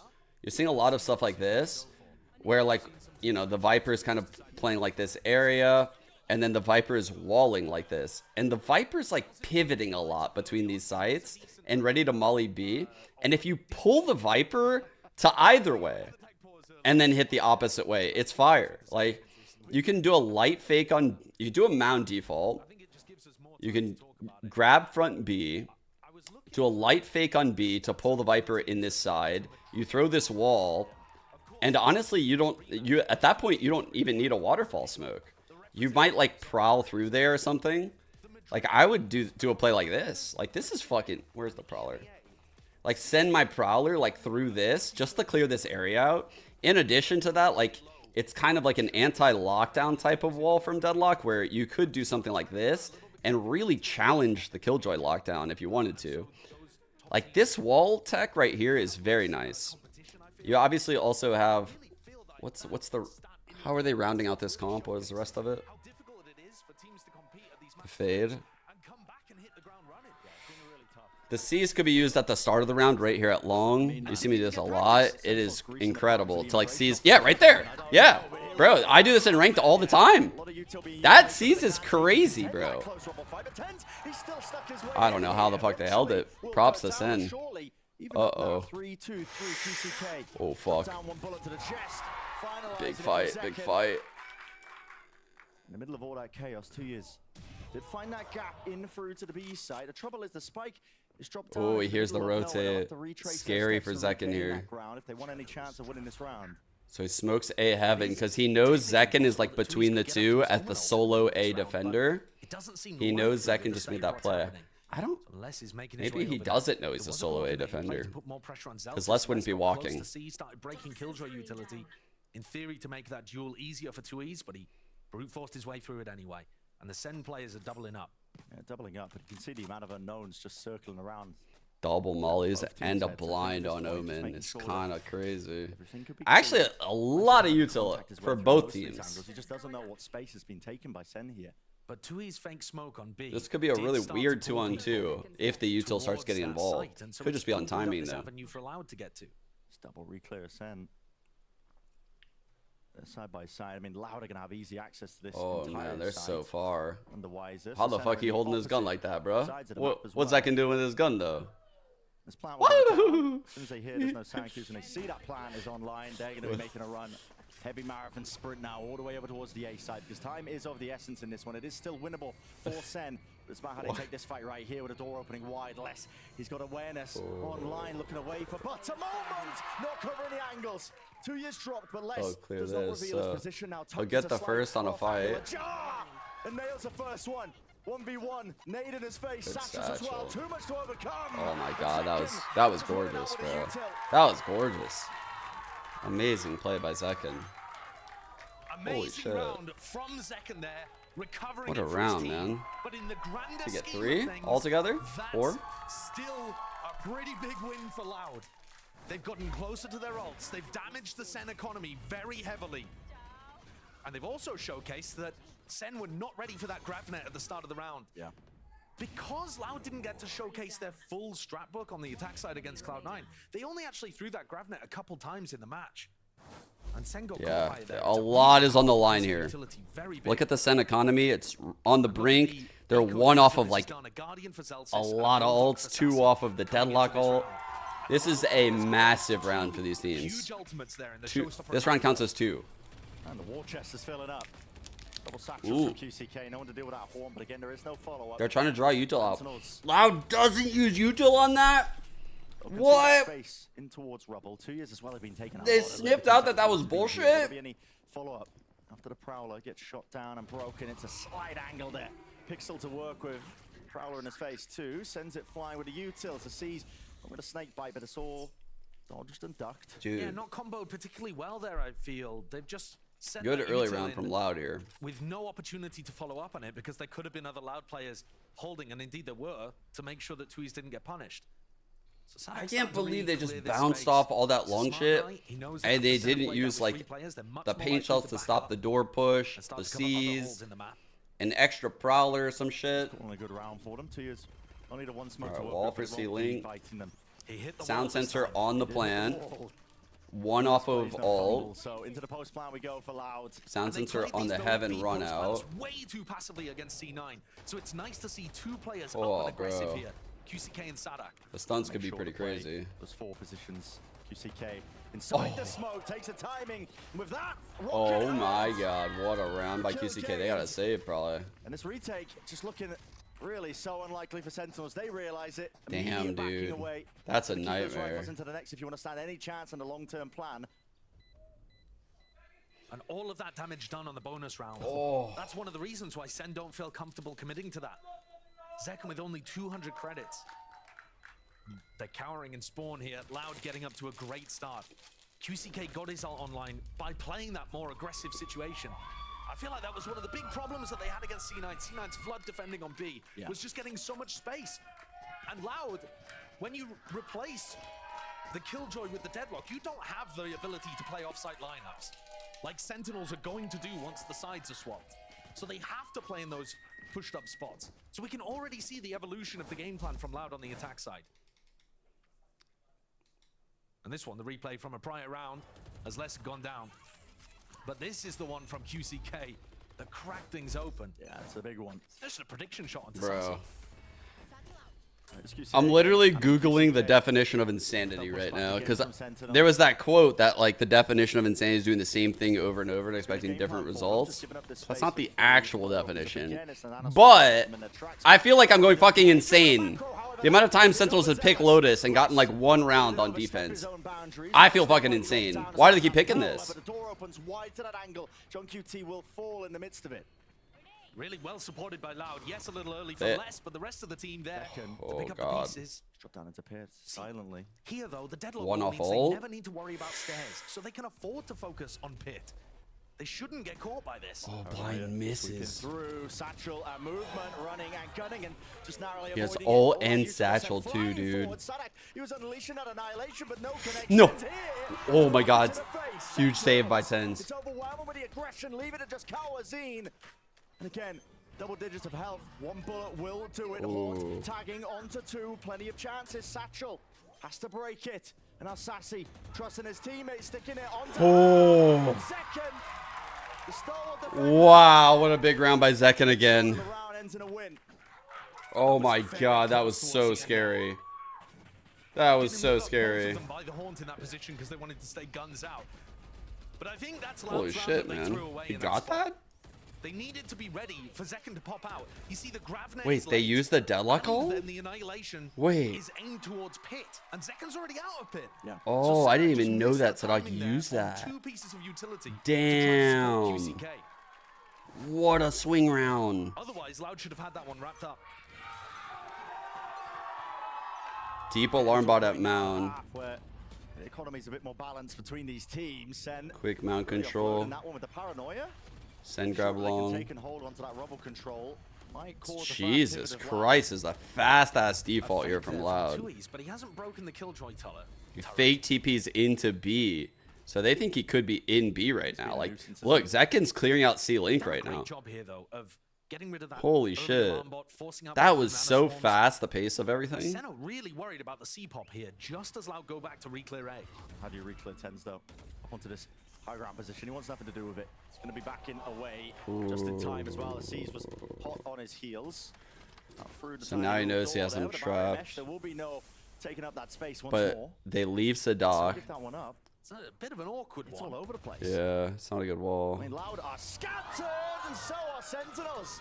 The call to contact Damn, replay dude. Loud just grabbed everything from them and made them feel so uncomfortable. About crunching mound there. You could see it in the way that Sussy and Second were walking past. They didn't go for a proper wide swing to get themselves positioned onto the angle. They just Holy shit. walked out already in their heads. This is going to be a good game. It's good access for Sadok's making some really good calls here. Yes, just a direct his attention. Sadok 3 off ult on this flank. There's like good play. Impeccable take here. The entire wow. side dismantling Sentinels. Okay. To send by on the back of that money. Bonkers comebacks on this map. So I'm not worried. The Sen fans shouldn't be worried either. But there are chat, it's like me and you. how they're playing the defense here, for sure. That's like our Costream. Start getting confident, you've got more worries actually.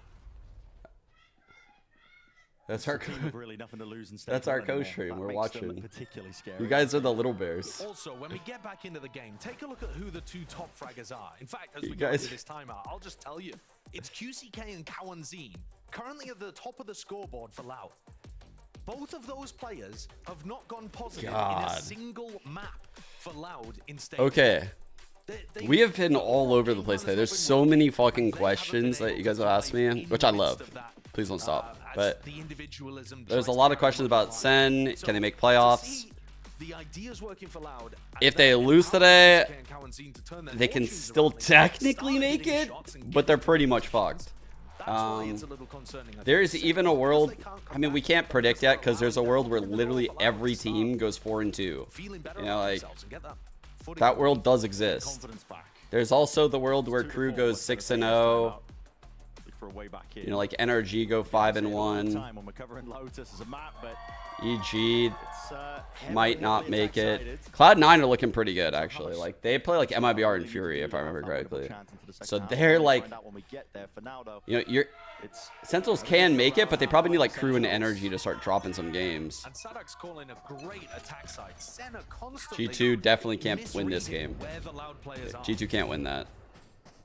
This push and pull as well, where he's just pressuring all the right areas, making it very difficult to feel where Loud might be ending. Making good usage of the map and the amount of time he's got in each round. And the pushes on defense have been getting owned. You know, Cool. if you're going to try to push out B main and get something going. Okay. Counterblind. Wow, dude. Kawanzine Kawanzine looks like he's in good form today. One step ahead is what it felt like. The paranoia was used Saucy was really sick last week, and I don't think he looked in his best form. Not a good start for him. Hit by the defense paranoia from TenZ, and so he's able to stay. And look at that. This B aggression needs to stop. I mean, is having Wow. a field day. The Sen players hear everybody on Loud running. Bro, I got like a surge of dopamine on each of those bursts. And Loud just leave a single player there with a rifle versus pistol. That was players so nice to able shut watch. it down. Like, I got goosebumps on my arm twice. Like, it's like boom, boom. I could like feel the dopamine enter my body. I was like, oh, that was great. I needed that. I actually needed that. Thank you. You know, if Zelsis or John QD are going to be playing around that spot, but they're looking to try to play for retake, they can get trapped away from the rest of their team and separated from any Dude, reinforcements. the next map's Icebox. Third map Ascent. Holy fuck, this is not looking good for Sen. Their attack side, though, their attack side's been insane on Lotus. Sen players do need to group up here. They don't want to save these guns into the next, so would like to go down to a few of them, at least to get a little bit closer to their own ultimates. QCK, head clean off. Sadak, though, most of these players are being squeezed, and they realize, yeah, we do need to go down here. Kawanzine is the one to collect.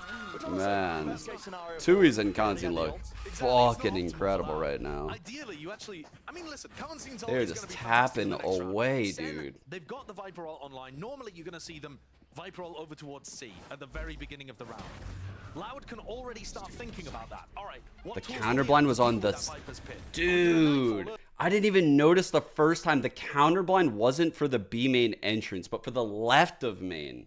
So both of the guys that are in off angles ready to fight, they're so blind. The one guy who's supposed to be their bait is the guy that's not blind. They actually broke the setup. That was... What a read. Just pure disrespect Okay. on show. We've been. Whoa! Jump spot as well. Zelsis just that deeper angle. Couldn't quite get out of dodge there. So. Damn, dude, the Killjoy shit's down. He's already in here? Taken in the meantime. He will take these liberties if he Holy fuck, good awareness. John QT is caught up to his plays and his ways. Do you expect the second player?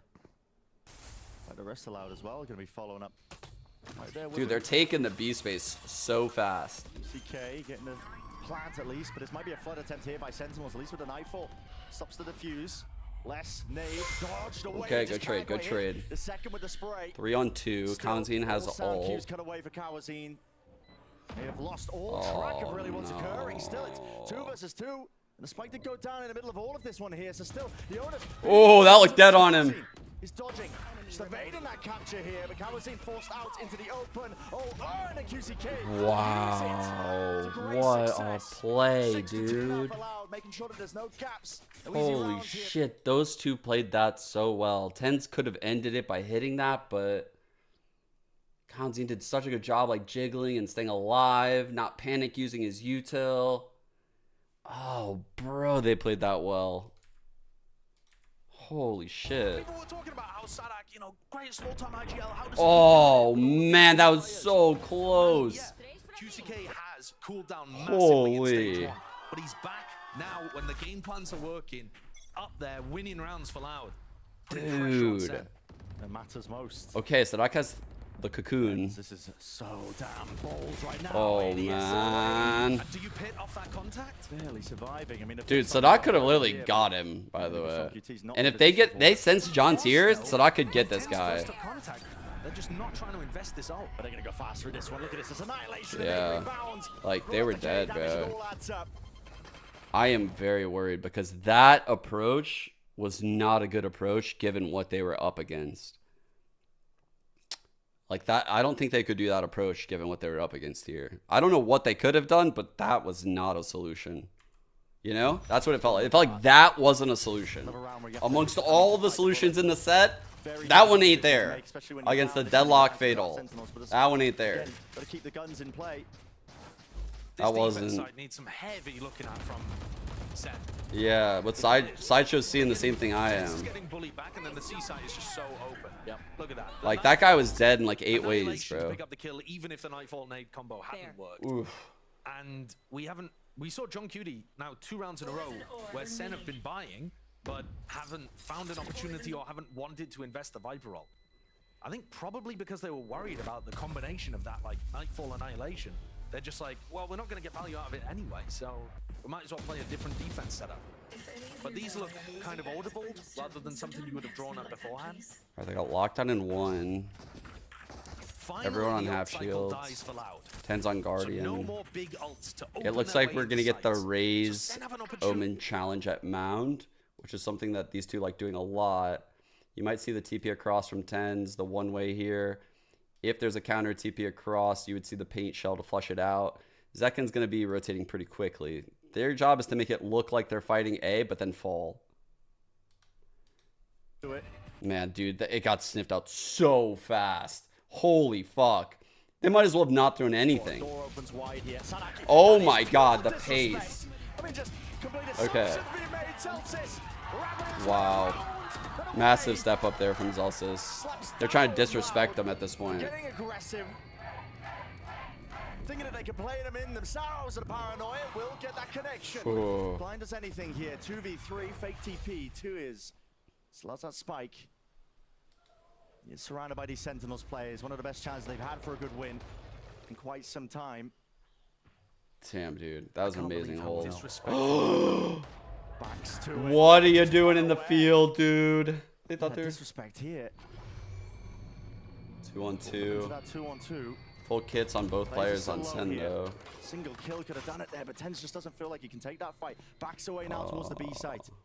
They're trying to play safely, but they're giving so much space to Loud. And now Tens has to cover B and C, running through Waterfall. There's so many unknowns. Yeah, there's so many unknowns right now, Which guys. positions to hold. He doesn't know There's which so many unknowns. Could be landing towards B, could be landing towards C for Loud. That will help. It'll make him use Pick the this, correct destination. which will then give them the answers a little quicker. The question is whether Tense wants to make a play ahead of second. some of the smoke's being thrown up, and there's still a lot of util where that came from. Despite how it looks here, Sentinels, they are set up quite nicely for the retake. I'm about to clear Has to be spawn. expended really quite early. Sentinels going to clear through the back of the site. The blind might be used like in this alley right here. Maybe. Oh, fuck.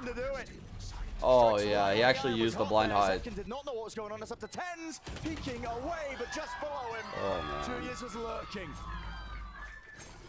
And that is a round that Sen have got to put away. Yeah. Those were Zels's first 3 kills of the map. Yeah. Dude. And they go to naught. They actually have to put this away. Tree, though. I can. I Just can. like, yeah, I know that you've held tree before. No, no, no, no. This is a read from a great IGL. This is an amazing read from Sadak, and I'll show you how he figured this out. 1 sec. We might get a timeout.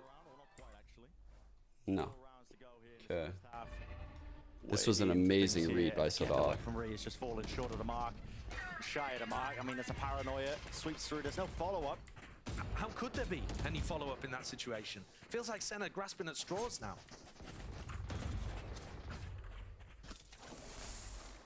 Oh, bro. He blocked the turret off. Just makes it feel so awkward. Put the seed of doubt that he could actually be crossed. So you can see this Zelsa's ping this. He needs help to clear these stairs. He's saying, yo, I need help to clear these stairs because I need to hold this side of the orb. So they're getting pulled off of B. They open the door, which then pulls this guy here and here. They need to break the turret, and once that's broken, it's gonna feel really bad. Oh, actually, they don't even break it. Oh my god. Takes the initiative, runs straight at them with the judge, but does not get anything. He felt like he had to force the fight. Dude. Because Tui's had ulted behind him onto site, and there was a blast pack at his feet. This is so fast. Oh, timing. Sentinels are trying to set up for this retake, thinking it's fully This cleared is out. this is a Sadak masterclass, bro. That kind of tempo, but with them taking a fight in this fashion to them again, they are just. This was amazing. So to go into the round we just saw, like, you know, why did they take that dry? I'll explain why they took it dry. So you can see at the start of the round that the Raze and Omen are heavy challenging mound. And these guys know that when, you know, the Raze Omen were, if they were to challenge A right here, this wouldn't happen. This ping immediately made Sadak think this was a retake setup. He didn't expect the 2 players here. He thought one would be here and probably one would be like somewhere by B. And you can see like the second that ping came in and like the Raze and Omen aren't here, he knows that this is a retake setup. So he's just like trying to run it down onto the weak site. With absolutely no guarantee that Sen are going to be able to get the final round on the board. It's a bad buy. 2 Guardians, 2 Bulldogs. Whoa, Sadak, I mean, disrespecting the C's name combo. It's been a Like while since we've seen something like even that. though Zelsa's got those 3, I think it was so... They need to stop taking their util out, bro. Again, just rebounds, but no damage really being done. Instead, it's all on the side of Loud. They're fighting over this one tooth and nail. It's so brawly. Loud are willing to disrespect the fact that Sen have taken control. Sen are already backing up, assuming that Loud are going to give them that respect. And so it turns into very scrappy fights. Deep alarm bot. Connection 2 years. I mean, there's no one to really follow up on it, is it? He did have a rifle earlier on in the round, I'm sure. Their economy was out of control, but he's decided to go in here with the op and the shorty. But that's how he's going to be clearing the way. Just jump spots all the way through. Kavazine. Smoke spawn. He's just going to hold the line on waterfall. That's really powerful. So he's holding the line as the fade gets close and prowls it. They say, yep, we'll pit it. Well, let's wait. But before we pit, let's see if we can get them to use any more util. Or maybe you can get a free op shot. Then I'll pit. Like, bro, they get every edge. Every edge. They're not fucking around when it comes to these tiny little edges. Wow. Gets 1 over. Getting the move on, getting the run on, and right into these open sight lines with a gun. Second just cannot adjust it in time. That's a 10-2 finish and a half here for Loud. Oh, these defensive halves on Lotus are crushing Sentinels lately. Unbelievable resurgence. QCK with a 2 KD sat at the top of the scoreboard. After people are calling for his head. As Loud as 0 and 3. Everything was working for Loud there. The calling from Sadek was beautiful. No dispute of the value of the deadlock in a lot of these rounds as well. No, it was doing work, to be honest. But Bren, they have to close it out Wait, early on in the next did they just say the deadlock was doing work? Sen can mount comebacks. Just know how snowbally the map can really get as well. I mean, Sadek is going to be keeping out the back of his mind. He called a hell of a game for his first half here. And guess what? Earlier, we spoke with him about the internal changes the team has made for 2024. For this first split, we changed some ways the team is structured. The coaches are taking much more control, and it's working well. In one aspect, it's working. We're finishing well, performing very well in our practices. And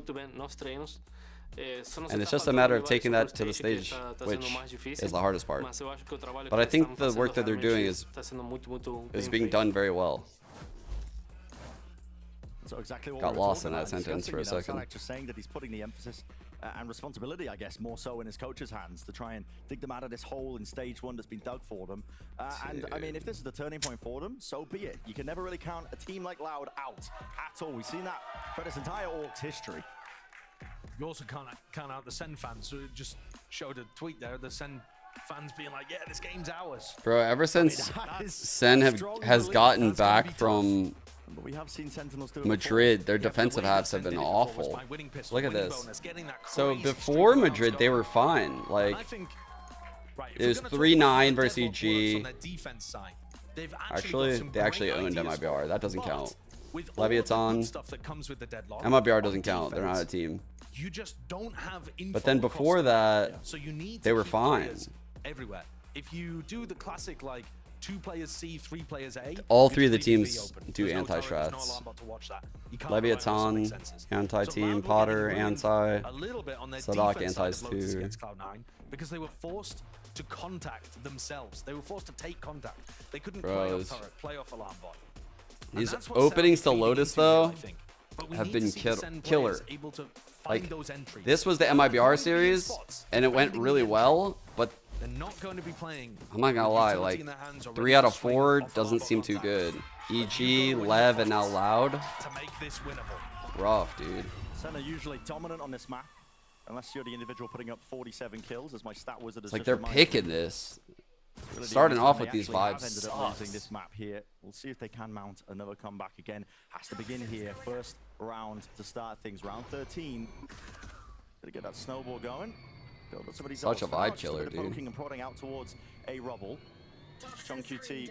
Obviously, they must be owning in scrims. Oh, this is very forward from Tui's. Holy fuck. So damn ballsy. Full Oh, huge kill. just gives the perfect cue there for Sassy to just Ooh. poke him out of the map. Looked like he could have caught Saucy. Chances that Sentinels thrive on. Loud are trying to beat them back here. That Horn's going to delay them for just a moment. It's going to buy that time for Coenzine to get on the angle. Great util. It is good. Cut away. Sights and senses here. Still standing the ground and trying to win that fight out with QCA dropped to the floor. Man, the util there was so good. With the run and gun in play. Slight head being shown. Less. Seas gets one. That is good with that connection, but Sassy now going to be sticking that plan. He's going to have to trust in his teammates to hold down the angles and avenues. That is a very wide-faced job now. Sprinting fast, right behind the backstab with a dagger in hand. Okay. Sentinels with at least that first round. Can we get the same formula? Is it the same formula? I mean, even though they're starting these games like this, they're grinding it fucking back, right? The EG series last week, or not even last week, a couple days ago at this point, but they fucking won the map on attack side. It seemed like a miracle. Versus MIBR, their attack side was flawless. Leviathan, they somehow brought it back again from 7-0, got it to OT. This was the Icebox 47 kill game. And literally, it feels like it's happening again, bro. Like, it does require a lot of magic. For Loud, it's They won some serious clutches before to get If those. you can do enough damage on this round to hurt the Sen economy round 15, can you actually come up with wins there and edge your way? Right, Faye? That's what it seems like. I don't Can know. you build up the ultimates? Can you come up with counter plans for when Sen have their ults Okay, online? TP across.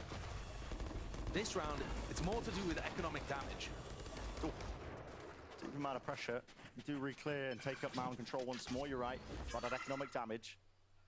There is a silver Good lining lurk for here Loud by in the prior John. round that Sen felt They get that forced mound control. to really Omen increase that TP's tempo, but off. didn't. They know they got some rotate. So the lurk goes out A. Makes some pressure. Clears out close. Sure, and Zekan's only at 1 ult orb. Knowing that there's no one up here that can get this info kind of lets you know that there's probably more than one here.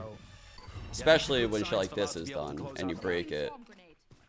So just doing all this is like enough, right? They're probably not even going to go this way. Deadlock wall, false sense of like security. So here, Sadak was early round watching over towards C. Then as he leaves C, he throws the wall. And this is an enormous tell that John Cutie can use. Yes, this is on a rifle round. Oh, and he was just seeking to at least push back that aggressive approach. Cleaned up by QCK, and you're right. That's something I'm going to be paying serious attention to, because when I was watching Loud play against Cloud9, every time Sadak threw his deadlock wall, it meant they were leaving that position. That's an enormous tell for the attack side IGL. And I know that John loves reading into stuff like that. And this round was an example. Sadak threw the wall, they took like a moment for the players to rotate off, broke the wall, committed to C. Paranoia fight here. Good game plan here by Sentinels. Pushing them out wide here. They're trying to get these kills online for Sassy. That's why he's the one just really forward up. I love to see the Okay. I think they could do some cringe stuff this half. So I'm kind of like giving some ideas, right? One thing they could do is like do like a weird wall like this and get the Omen behind it and just be cringe, like TP out at some point. Could also do it front B. You know, like it's something that's not really expected and can really net you an open kill. They could use the C's over here at A. I do this quite a bit. It's really fucking good. It's really, really fucking good. They could even retake long with it. I like to take long with Deadlock, and then you could wall like this. Let's see how they do it. Sentinels. Early exchange, at least from the util, gonna let loose for that orb. Sadak. Bro, this is scary because he's here with this shit. He saw one? Oh my god. Oh my god. Oh my god. Bro. Oh, bro. They were like double C's. There's what a 3K. Oh my god, I saw what they were cooking. I saw what they were cooking. It was very similar to what I was drawing up. They were gonna use the fucking net to like crouch them all, and then they were gonna seize, nade them probably, if there was anything going on. They were just gonna obliterate the A hit if it wasn't dry like that. That was like the play to beat it. Kill the Rays like that? Important thing that you want to be denying here. Ooh. Sassy though didn't we actually have a game? And this is such a big focus. Yeah, it is. For us when we're thinking about how Lotus attack side can snowball. Loud need to be really cautious about this stuff. You also have the option with Deadlock of like, you know, having her over here at C and reactively doing like walls like this, right? These are super annoying. They're super fucking annoying because you're throwing this shit when their smokes are used and like when their blind is used and when their fucking Omen goes in with the Rays. So the 3 people are like separated from these 2. These smokes are on a timer. And you're really fucking up their pace. In addition to this, you can seize nade over here. So there's a lot you can do. I mean, this kid is nuts. I mean, I'm not even including the sound sensors, which will probably use like deeper into the sites, like around lane A, like here at B is good. Off of like any of the flowers over here are really good, like on the floor. On this wall is good because it gets front B. Like Deadlock's really strong here, actually. If Sen can start to get a read onto that, it's something that's very punishable. And John might call this pivot, to be honest. What about space? A lot of util as well that was just thrown out. Should be a pretty big tell. Toxin screen down. Prowler does connect. Okay, Sadak rotating over with the wall, sees. Less on the C site. Sadak did not use I think he's going to use it reactively, like I said. He's going to wait for the hit and throw it. He's ready, see? So he uses it reactively, exactly how I said. That is the biggest kill of the round, because the guy ahead of the wall got the entry. Created space. But again, they've absolutely fucked the spacing with that wall. You see what it's done? Down to the one with the barrier mesh in their face. They can't take the fight equally in time man. And in tandem. It's loud that are dropping them. Realization by Kawazine. Like, the hits from Sen need to come in waves, in my opinion. Like, it can't be punchy like that. They need to bait the shit out of Sadak. Actually, Deadlock div, yeah. He doesn't know exactly where QCK is. It's hard if you don't have that knowledge ahead of time. I know that because I mained her. Oh my god. 6, 5, 4, 3, 2. What a shot. He's 15 and 5. Phenomenal round by Loud. Weak weaponry. This finisher is so badass, by the way. Deadlock wall was amazing. He has the grab net and the wall to separate those two players, the duelists, essentially. Zekken and Tens from the rest of Sen. And look, as the blast pack's in here, Zekken, Tens is with him, but everyone else is... So the Fade util tanks all their HP to half, which is why they double seized that round. The Deadlock seize is fucking huge. It is very hard to dodge it, and even like an Omen TPing out still has to take the dart out after the TP. Like that, dude, the Deadlock seize is crazy. I think it's literally like one of the best items in the game. I'm not even trolling. Like, from maining Deadlock, I kept saying that. Like, her seize is such an insane piece of util. It's fucking insane. Cause it gives sound info on who's taking the shit out. Like, look how big this fucking thing is, dude. Look at it. It gets like all of this opening right here. If they were to throw it like in default, it would get everything. I don't think people realize how big Deadlock Seize is. You get like all of tree on a retake while you're like flooding in. You like throw. And right now, people don't even have the lineups for it. Imagine if they had lineups for it. Like, we could just see some of the craziest shit, right? Because right now, Sadak's just doing the ones I kind of do in ranked on the fly. But I've been waiting for someone to just bust out some nutty lineup that their teammate can capitalize on. Sentinels have taken his time out now to see if they can just pick apart any holes. Yeah, you can really bully people.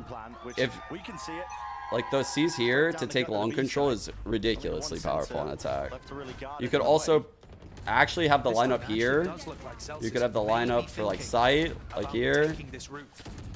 Like, you could clear out very key areas with it. But Zelsis hasn't really taken space there. But you clear them out in a way that could get you a kill. It's not like a Prowler. It's not like a fucking Killjoy Nano. Like, I envision kills happening when I use my C's. Like, that's a player that's truly fucked. And Kawanzin could always be starting the round B and throwing the Fade Horn through the roof. It does look, though, like Sen are aiming to fake the A re-clear and end B. See Sadak jump spots that. He might just throw his wall. It's going to get used, though. Look at that. Again, Paranoia and a nade committed. So Loud know that nobody's crossed that space. Here's the showstopper. Zekken trying to lead the way for him. He doesn't care about the stun. Debating opening this door. Super risky. A lot of space taken here. Do they hold on to it? Nightfall, it's fast. Dude, is he gonna wall out here? He might wall main. Oh. Oh, bro. That was kind of troll. Loud realize that all those sound cues are trapped and tucked away here. That was kind of troll. Offloaded here by Celsius just to seek the delay. And the post-bar positioning, it's not quite ideal. Sees though, a great connection with another nade as well. High ground by Les. Nade finally following through. And granting these kills to them. Big round by Sen. Loud, Second is having an incredible half. Dreams, I think, of any chance into this round. The way that Sen plays these B post plants is lovely. The utility's excellent on them. And John even found a lurk angle through Waterfall. He decided not to give it away. That 6 on the board. Might clue Loud in that he went for that. But generally, just what do we got on this half right now? Like 4-1? It's 4-1 this half right now for Sen. Hadn't done the job. A great response from Sen. It looked like Sadak was set up to make the play. You were completely right there. But he couldn't find the fight he needed. Only 2 rounds required for Loud to get this over the line. But I'm always Alright. afraid of rounds like this, where So Loud Doc are kind of has his half-buying. ult. They're making sure they have enough economy for next. But if they feel He's over at incentivized to use the tree. annihilation and then He they can don't have really that punish for someone another at big tree play, here. Right in this, man. I mean, that is a double player group up here with a nade and a paranoia. Ooh. It's a fake, Sentinels, though. They hear all of it. I think they're trying to make Sentinels bounce off And this. you're right, the overinvestment can sometimes remove those win cons for a little bit deeper into the half when you just need those 2 rounds to overcome it. Tui's doesn't have the paranoia, but QCK still going to take it. Oh my God! He's just wandering That's kind of Doesn't silly. believe that Kawanzin's going to be on that side Bro, of the that's kind of From silly. QT, just trying to play with the rest of his team. Throwing a committal into the B site. Less Second. over peaks for about a moment there, seeing if he could just take away one of the heads. Elsis has lurked and crept and crawled his way into those deeper positions. He should have sealed this one up to at least make it winnable. Loud. They're still going to make a go at this. Still have 3 rifles, but Tias doesn't anticipate it. As much as he snaps it aside, John QT is just mopping up these kills. Zelsis 2 away from lockdown. That's the player that should be going and trying to hunt. Sen have got the Yeah. economy for it. That was definitely a silly death because his team, so they had Heaven smoked and they had full control of door, right? But another great So I think he should expect someone over here. That's the only reason why I think it's silly. and then through to A again. Like he should expect it based on like the people having full door control. Actually gave them the read that it was probably going to be weak on the other side. I mean, no one fought them B, so yeah. That's what I thought And if was you've a also little silly. lost waterfall control, there's not going to be anybody rubbing, or not many people rubbing. It looked like there was 2 ideas right there on Sen. Like they were like, oh, let's roll off and go B, and Saucy wanted to like flank C, and Zekit and Co wanted to go baby door to A maybe. And it looks like there's just a slight disconnect. Oh no. Going to be open as well as that. I mean, the double face onto Sadak, who could have just played spoiler, tucked into that one and done. The way they fought that, I mean, just weaving in and out, making sure that there was, you know, no straight. I wish there was a way for Sen to win, but Sen fans to lose. I think this is the round where Loud need to be looking for some disruption to Sen's game plan. Because the war machine is really going at this point. And again, another reminder, Sen won 10 out of 11 of their attack rounds last time we saw them on Lotus to pull off a 9-3 comeback. Deadlock against EG. Viper here. To his one ways long, so John could get out using his wall here. All right, so they know now that Zelsis is on the C. Let's just one off. He's one away. Cover going out. They throw the lurk smoke on C, which denies a lot of the vision from this way. Realizing that John is still there into the lobby angle. I think that's good info because it means that you don't have to start reinforcing the C site, thinking it's an exec. The smoke is nice because it denies that line. It also stops from swinging in and killing you if you like TP or satchel in. So it puts a lot of like fake pressure. How do you play it? Disrespecting it. It's a horn that was broken along with a snake. Oh shit. Shoulder peeking wide, doesn't go down. He came back out Straight though. bullets. Chipping him down, weakening him. QCK feeling a bit uncertain as his own position. I think that nade is a bit early. Cool now again for It's Sendia. satchel though. About 30 seconds into it. Zekin, satchel. Is forward now, cutting up the angle, but it's a one and done by QCK. And eventually traded out, but Good still time, man, that Kelsey swing. Annihilation all the way. Bro, the Annihilation hasn't gotten anyone. Sen losing control and grip of really the positions that they could be playing in for Celsius. Oh, no. Sitting duck. More outs to play for, not even a winnable round, so Loud. Looking like 12. Yep. There's a hell of a climb to do so, but they will find themselves All up to right. 12 Loud have 5 round. chances here. Excellent timing for Loud to pull together all of their threads and put another one on the board. They don't need to take risks. They just need to stack up advantages and convert. And in this situation, they forced John to That was the only kill that the mattered. attack side. John That was a very risky play to go for that spot right there after satcheling, so they know you're kind of close, right? So huge step up from QCK, allowed the flood to come in and get like the trade for trade, and you know Sen was just always a step behind. his wall over towards C gave them so much peace of mind. Is this going to be Good another break, defining moment? breaking the haunt. This is an onslaught. It's just racing towards John QT. Have to show some respect at least to the Snakefinder's positioning. I mean, he doesn't open himself up. Man, look how passive Realizing that he Sen was is. being pressured. Louder making heavy rotations. So Loud have basically bullied them off of this A line and have predicted that Sen would pounce on B because they've been doing that a lot. They have less jump spotting C. I feel like Sen's only play right now is to take the round slow. Try to regain some kind of control late at A. The less chances are really going to be available for Sentinels. One off ult. Loud end up gambling correctly, and QCK goes to the right area. Yeah, and here comes wow. QCK. Yeah, They're playing it well. They're playing it real well. He's really required to break lockdown. So they leave Zelsis here solo. It's going to be a fake. Yeah. They're debating what to do. Another lockdown will sell this one well enough. There are plenty of players. Nade. Oh, that's a great nade. Great nade, man. I don't know if they expect him. Early enough that the fake does nothing. 2 years his job, really just to contain that and get that information that the rotation was happening. Kawazine. Oh fuck, this is an A. He's free. Liberties, Loud! This is the hopes and dreams of map 1 for Sentinels. Really a distant memory. QCK rapid on the approach, hearing it, alternating it, snaps it back round with a rocket, and there's no more time left to really contend with it. Sassy realizing 10 seconds left. no more chances, no more hope. Nice. No matter how many kills you get into the mix. This is Loud up map 1. Great performance by Loud on map 1. Holy fuck, dude. Are Loud gonna make playoffs right now? Are they gonna fucking make playoffs?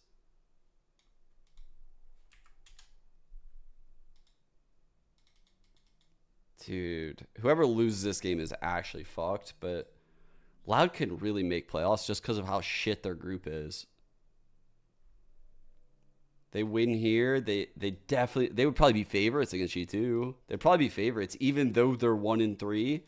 They'd probably still be favorites. They could easily sneak in. And then EG, they play Energy. I could see that not happening. So they're the only team with 2 wins. Fuck, dude. That could actually happen.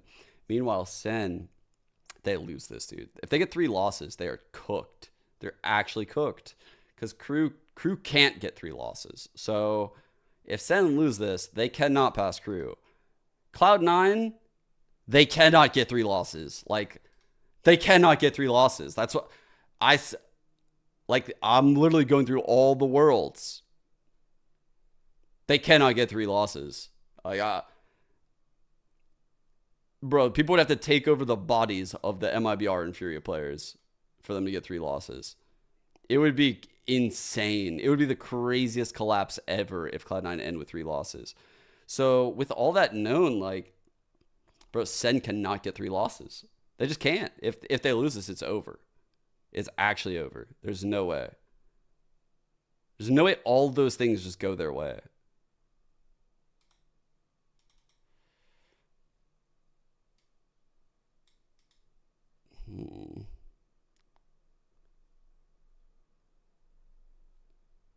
Could they, though? Could they get in with 3 losses? They could. They could indeed do it. But is it an actual outcome in our world? I think it would pretty much require... So we already said I think I would favor Loud here. So G2 would have 3. That means only one of these 2 would need 3 losses. That would mean Cloud9 would lose both of these games. Don't think that's the world. These 2, though...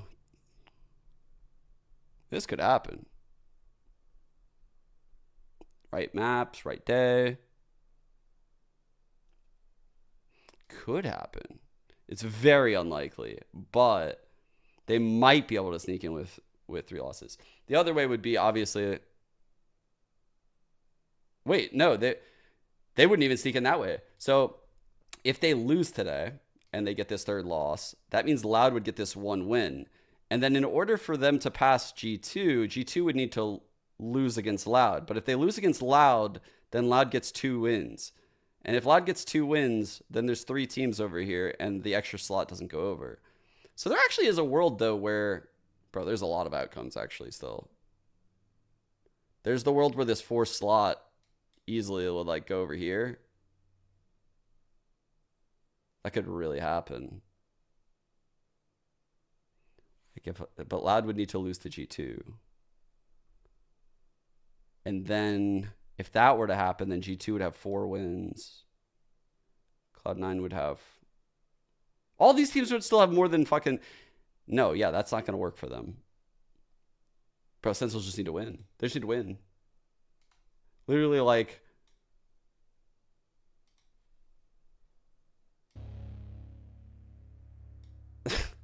What a sound to come out.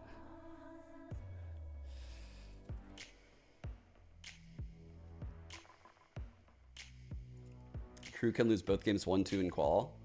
Oh, that's nice. That's nice for us.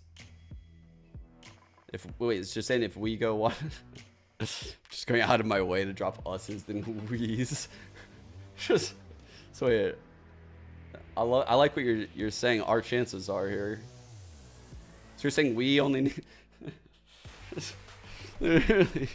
I'm such a fucking bandwagon right now for crew. I'm all aboard. I'm literally all aboard. I'm all aboard. Sen on Icebox, dude. Whew. Going against the Doc on Icebox is probably not the favorite thing for John QT. They've been playing a lot better on it though. Like their losses are all very close. Competitive. Oh, and ooh, they got the edge in the matchup. Things look like a breath of fresh air for the team. The breath of What fresh. were the vibes coming in on this must-win pressure games? Like yesterday, we saw that the games that we played before against Cloud9 and against I like their head coach, by the way. We saw that we made a lot of mistakes. I was against Crew. A lot of mistakes. It seems like he treats the interviewers with respect. He seems like a nice guy. The true love. The way that we played, like on the And he's open and honest. Side today is the true love. Well, it's been awesome to see the true love. Best of luck in the rest of the series. Well, say it loud and say it proud. Loud is still in this. They took it to Sentinels on their map pick, and Wyatt, I know you had some choice words about Sadak on Deadlock, but how did he fare? I mean, it was way better. Last time the ideas felt That's a sick few design. and far between. I like and both their quite shirts. Fuzzy. Today, everything was That hoodie is pretty fire. clear I what would they were trying to actually wear that accomplish shit. with it. I mean, this was the opening pistol, and immediately there's a difference. This wall comes over top, and then obviously cuts off that angle. So it's gonna it's gonna funnel all of these players from Sin through halls. And then look at the crazy, grab dude. then. I mean, they're just absolutely ruined by this. So immediately I'm like, hold up, hold up. They had a couple weeks. If they've been practicing with this, obviously. Where's my hat from? It's looking significantly Isn't this the better. Vans one? The- I got yeah, this from just the ideas Disneyland, that they had around actually. it, and One day I even- went to Disneyland, it not was super necessarily just the ideas, hot. but, like, I've only worn it like once, so much of actually. it was what Sadak was doing on the fly with the utility. I was thinking, sure.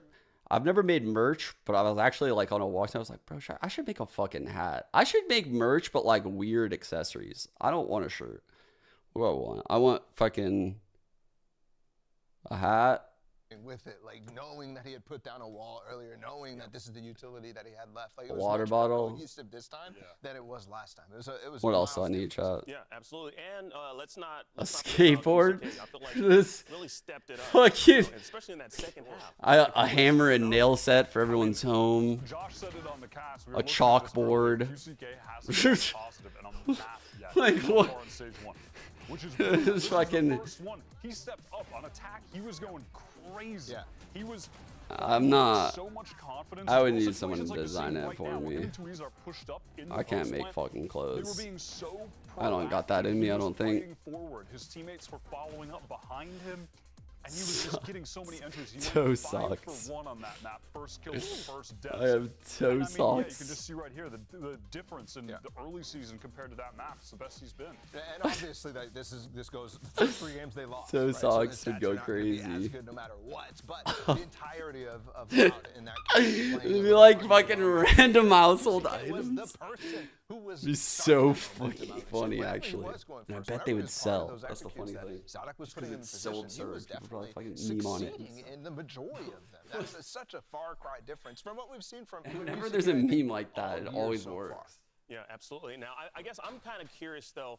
Dude, the toaster with like a logo on it. Sin City. I mean, like right now, like because again, like that was their map pick, and I. Oh, the guess other item I was question thinking, is, I was can they like, bounce back as we move. I mean, they I mean, started literally, I'm already just looking on at that the shit second that's half, on my right? body when I'm walking. It's just so obvious, right? Like, I'm like, oh, what about a hat? And I was like, what about a That bracelet? sort of stuff is. I mean, Like, literally very just well looking at the things so around they can me. bounce back easily.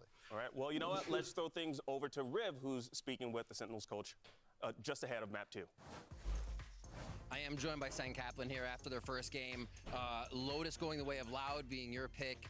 Starting to shake off the cobwebs at the end there, but is this becoming something just missing components in the game that's not allowing the team to get results, or is it kind of a bigger picture that can't be solved yet? Yeah, we've been working on having a bit more energy, a bit more confidence at the start of games, and just in general. I would say we actually, internally with how we sounded, you know, we had that first step today that we've been missing in other games. We just made some mistakes on some mid-rounds, and it's just a really snowbally half Lotus defense. So we've seen some 3-9s and 2-10s recently. As far as what we set out to work on, that was a step up. Obviously not happy to be losing the map, but we're celebrating that we're cleaning up in certain things, and we feel like that's a sign that we can turn this around in the next 2 maps. All right, Kaplan, thank you so much for the insight. Best of luck in the series. Yeah, I mean, honestly, that's what I want to hear. I want that hopium to just keep going, you know. No more meetings for Zealous's. We don't want any more meetings. So hopefully, you know, we'll see how they fare on Icebox. Yeah, this is going to be Loud's pick now. Last time they picked Icebox, it was against C9, I believe, and they got smoked. That was in that series. It was a 3-mapper, and that was the one they actually did the worst on. They lost 13-4 to C9 and just looked fundamentally so off. Players just did not know which angles they needed to be picking up, where to be positioned to help each other. It was extremely sloppy in that regard. So again, though, we haven't seen it for a bit, similar to Lotus, so they might have stepped it up here too. Absolutely. I mean, still running the same comp, I think, on both sides here, so no big surprises. And one thing I have to also point out, we talked a lot about how if Loud lose this series, then they're eliminated from playoff contention. But it also means more than that, Akeem. This means everything for the next split too. They carry these records forward. So any loss going forward is massive for both sides. And obviously we saw the comps here. I think something that was interested, I talked to the assistant coach, Drew Spark from Sentinels beforehand, and he said that they were very comfortable with how the map select went. And I think it's because you can expect the same sort of stuff out of Loud almost every single time. For them to go to Icebox, as Wyatt said, I think is definitely a sign that Sentinels is going to be ready for this. Yeah, well, you know what? The stakes couldn't be higher for both these teams. So let's get into map 2 and send it back to Bryn and Sideshow for the call. Thank you very much, guys. Yeah, this is it. I mean, it's all on the line for both of these teams. If you think about it, you know, playoffs, we're talking about it for stage 1 overall. I mean, even making mention that it matters for stage 2 playoffs. But genuinely, our 2 teams that ended up attending Madrid from the Americas might not even get the same chance, honestly, of both going. Yo, do you guys see my tweet about the collabs? It's impossible for you see both that? these teams to be at Shanghai. Because if Loud lose this series, they're out. And if Sen lose this series, they're at the bottom of their group. It's looking real bad. I don't think they're technically eliminated, but they are. They're eliminated. We kind of went through it. They're pretty much eliminated. This is a must-win game for both teams if they want any kind of chance to make it to playoffs.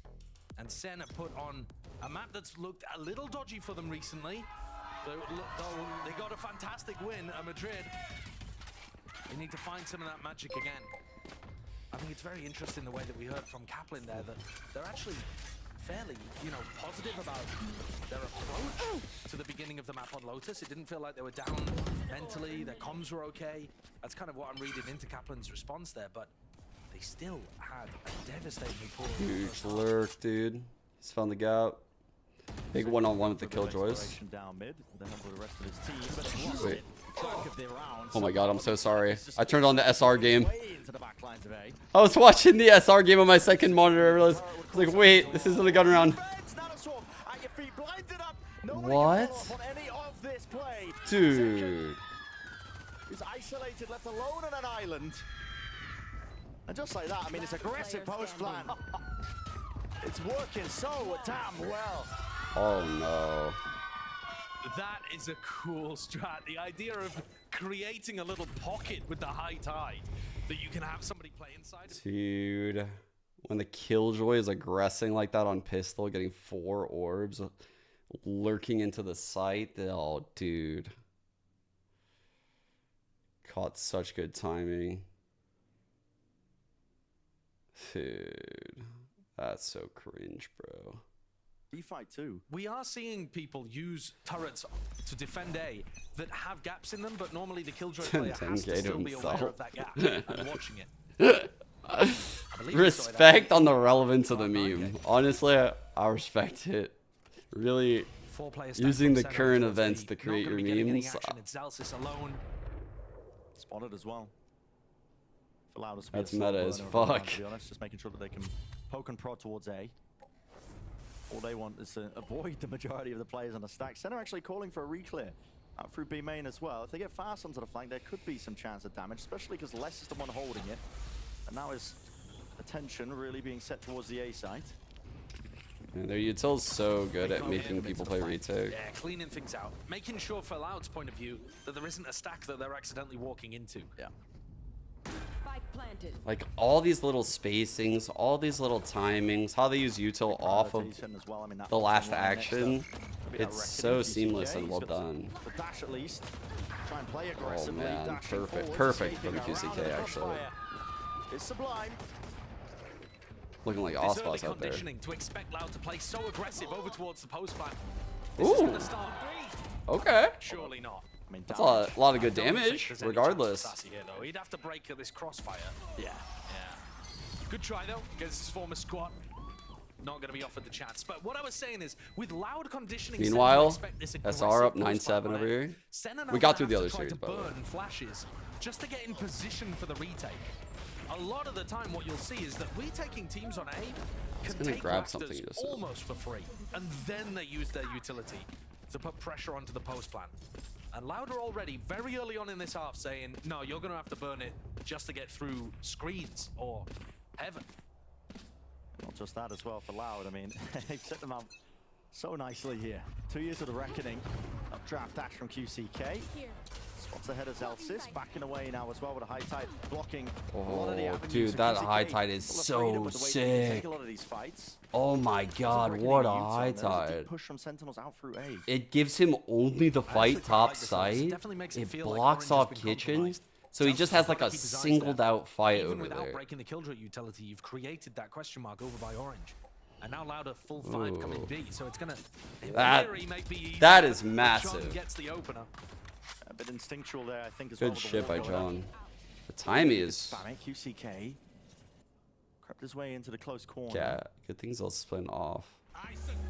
Pure silence now, making sure that they offload that ult, using it to really gain some space. And now they know it's a site cleared out. QCK adjusted in time. Wasn't initially there with a crosshair play. Somebody's found one kill. He's playing well right now. Wow. Wow. And he dashes out. Holy fuck, man. QCK has had a couple really good rounds now. That's the last thing. A better game plan, I think, on Lotus. But this is him getting shut down towards the end of the round, but having that impact on his own, basically. Brian, man. He just walked forward with the harbor. Yeah, dude. So my tweet. Wait. Wrong one. Here we go.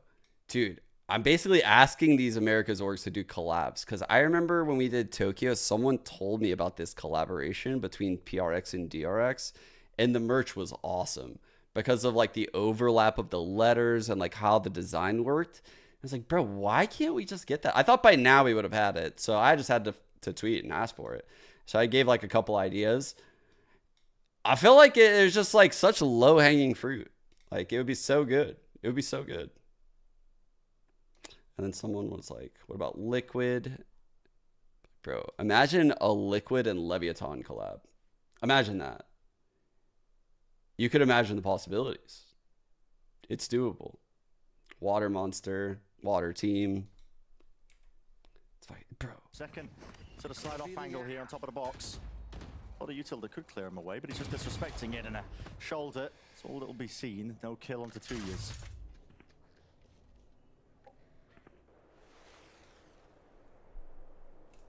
Want to note as well, second, he didn't burn his dash early there, so he's still going to be able to play aggressively around the B angle. Tens is holding flash here, but there's nobody really to swing off it. Who's going to peek off of it? It's just yeah, I used to actually to stop Sassy getting when I worked at pressured, but the broadcast, I would always call them the horse team. On pipes to try to put pressure like, onto we're in the A green room and players. shit. Just trolling. Instead, it looks like the fight's happening in mid. Yeah, there's going to be a bit of a tussle here, isn't there? Celsius. See if he catches this timing right now that Sadak. It's working his I would way like forward, always trying to sense out and feel out the alarm, but instead he meets the Killjoy directly. Losing it against him, updraft dash right into prime position for great really just a openers spam here for battle. Sen. Sentinels, of course, going to be Quick favored there. blood. Pop flash round the corner. Yeah, it looks they're looking good. Standing ground against 2v5. this one. Sentinels have flooded their way right the back in, and now with the co just looming. Great round. So delayed, not enough to fight that cover for 2 years, jumping around. Good little bait peek there by Tens. I like the discipline. Swinging with Saucy. The fight that happens in mid there ends up being super important. If Celsius had fallen, there was chances for Loud to cancel, and it would have also meant that there was no nano swarms on A for them to deal with. But I also think that Loud's decision to go for that pathing from QCK, updraft dash into the corner, that's about the most spammable spot you could possibly path to as a Jet inside a Cloudburst. So that's a bit weird. Take a look at this on the replay. Oh, yeah. Celsius got off to a very, very cold start on Lotus. I think it was 8 or so rounds before he... I'm not gonna lie, like, I don't know what the clip... I know the day. I know exactly the day. I know exactly what they're talking about in this tweet thread. But I don't know what exactly is said. I don't even know if I talk in it, to be honest. Like, I was so mad, but I don't remember exactly what happened and exactly how it played out. So fucking tired. Fucking memory doesn't even work. But I remember the exact day. I know the fight they're talking about. Push second now, tucked. It was... This is, well, this should be a bit of a one and done angle. Taking contact. Lots of players waiting. Where the protocol's here. You just can't tip tap, not with a movement. Covering with the angle. These are Sassy. insane back-to-back rounds for Sen. Massive by second. To even get out of there like that. Loud have not been using drone there. Yeah, really smart read. Really good play. Sen stacking 3 players, making B the strong side. Oh. And second continues to deliver. Fuck, man. Making friends with little alarm bot over there. Getting up closer to his ultimate, which could be a defining characteristic for them in the next round to come. They still have money to buy. He's realizing as well that the round is lost here. Setting up for the peak, so nice and clean from Sentinels. We're wondering how they were going to get themselves back into it. I don't even remember. I don't remember exactly what the fight was about, but it was about the fucking Sage Wall on like short A on Ascent, and like Derek thought it should have been done some way, and Beaton thought it should have been done the other way. And normally, the two older players on the team were chill. They were never fighting with each other. But that one day, they were at each other's fucking throats. And Beaton just stopped calling. And oh, bro, I was losing my fucking mind that day at practice. Put pressure over towards B. Now I'm curious in the clip if I'm the one fucking losing my mind. Or if they're the ones losing their mind. I don't even remember. Once you can start conditioning your opponent, you make it so much easier to read what they are going to do. That's another reason, actually, why snowballs exist in this game. If you start losing, you can't control what your opponents are going to do in the next. Snowballs? Do you guys remember the snowball game? None of ults that Loud have got I thought that's what Josh was talking about. It'll be a slam dunk, to be honest, towards B. You got to think. Lockdown to clear the way. That's if Sadak can even get there. Right now, he feels, I think, a bit caught and out of position. I'm not sure he's even interested in it. You know, he's taking space over towards A. I wouldn't be surprised if this ends. I honestly think that if the lockdown was B, they would flood retake B, and they would fight it. Yeah, like I'm pretty sure they're ready to flood out if it was B. It is dangerous to go for this because sometimes Sassy and Tens will be set up to flash peek. They aren't budging, chat. How are they not look at budging? this. They are not buying that fake at all. But Oh Sadak's going to realize they have the whole of the site. Sadak's made a lot of noise here with 30 seconds. Can you really call for the pivot? John QT spots it. IGL v IGL wins it out. Only a few seconds left. There's a flash peek. And a fight to be Wait, this taken. guy's alive? Right in time. Detainment. It's there. 2 years. What? Spray. Exactly in the playbook, apparently, for QCK. Still, will they be able to get that plant down? Tapping away now forwards here. Is the fight taken? Are you fucking kidding me? How the hell have Sen fumbled How the fuck did Loud just win this round? One, Bren. Sen had the read completely that was a fake on the A side. Oh my god. This never was seen a team more like a confident in the perfect call that it's a read. fake. They were here ready. Insane trade right there. Putting pressure on them. And then this high tide ruined them. It separated Tennis from the rest of the team. What the Allowed them to get a fuck, stun dude? kill through it. And Loud muscle their way through a situation where they've been absolutely outplayed in the macro. They just didn't get the kills, man. They gotta get those kills. That's definitely not on the call or like. And he's got a nice angle on top. They just gotta get the kills. I've only spotting the one though. Second is alone. Either that or play their lives more and swing together. We'll be seeing this. If you're gonna make the swings they made. One shot, one chance. Close. Backs away for the reposition. Still has the dash. 4-2 in favor of Loud. Finally there, so gotta respect it. That is Oh, amazing shot. Amazing shot. Do they still play up? Just trying to assail that position, just thinking that Zekin wouldn't be ready for They have it. Tui's ult. They might use this shit in a sec. You can tell where he's positioned right now. He's ready to send it to screens. Yeah, they're gonna pop it. Here it is. Deep tucked. Okay. Kind of pushes them off. Tui's coves that shit. His high tide might come on soon, and he could wall some weird shit. All right, so that was just to Where's his wall at? Where's his? It's coming soon. Having to be used by Tens, bleeding out utility early on. This is over. They might literally just play it. There it is. Just spam strat time. That's so annoying. Oh fuck, Wingman's. Like, look at this shit. We're on Burl again. It's a round one. Checkmate. As soon as the ults are online. Beautifully done as well, honestly. Yeah. Really. They did the Burl strat. I love that call to relinquish those aggressive positions, and I think they've done such a good job That conditioning was a to great be afraid round. of those aggressive post-plant spots.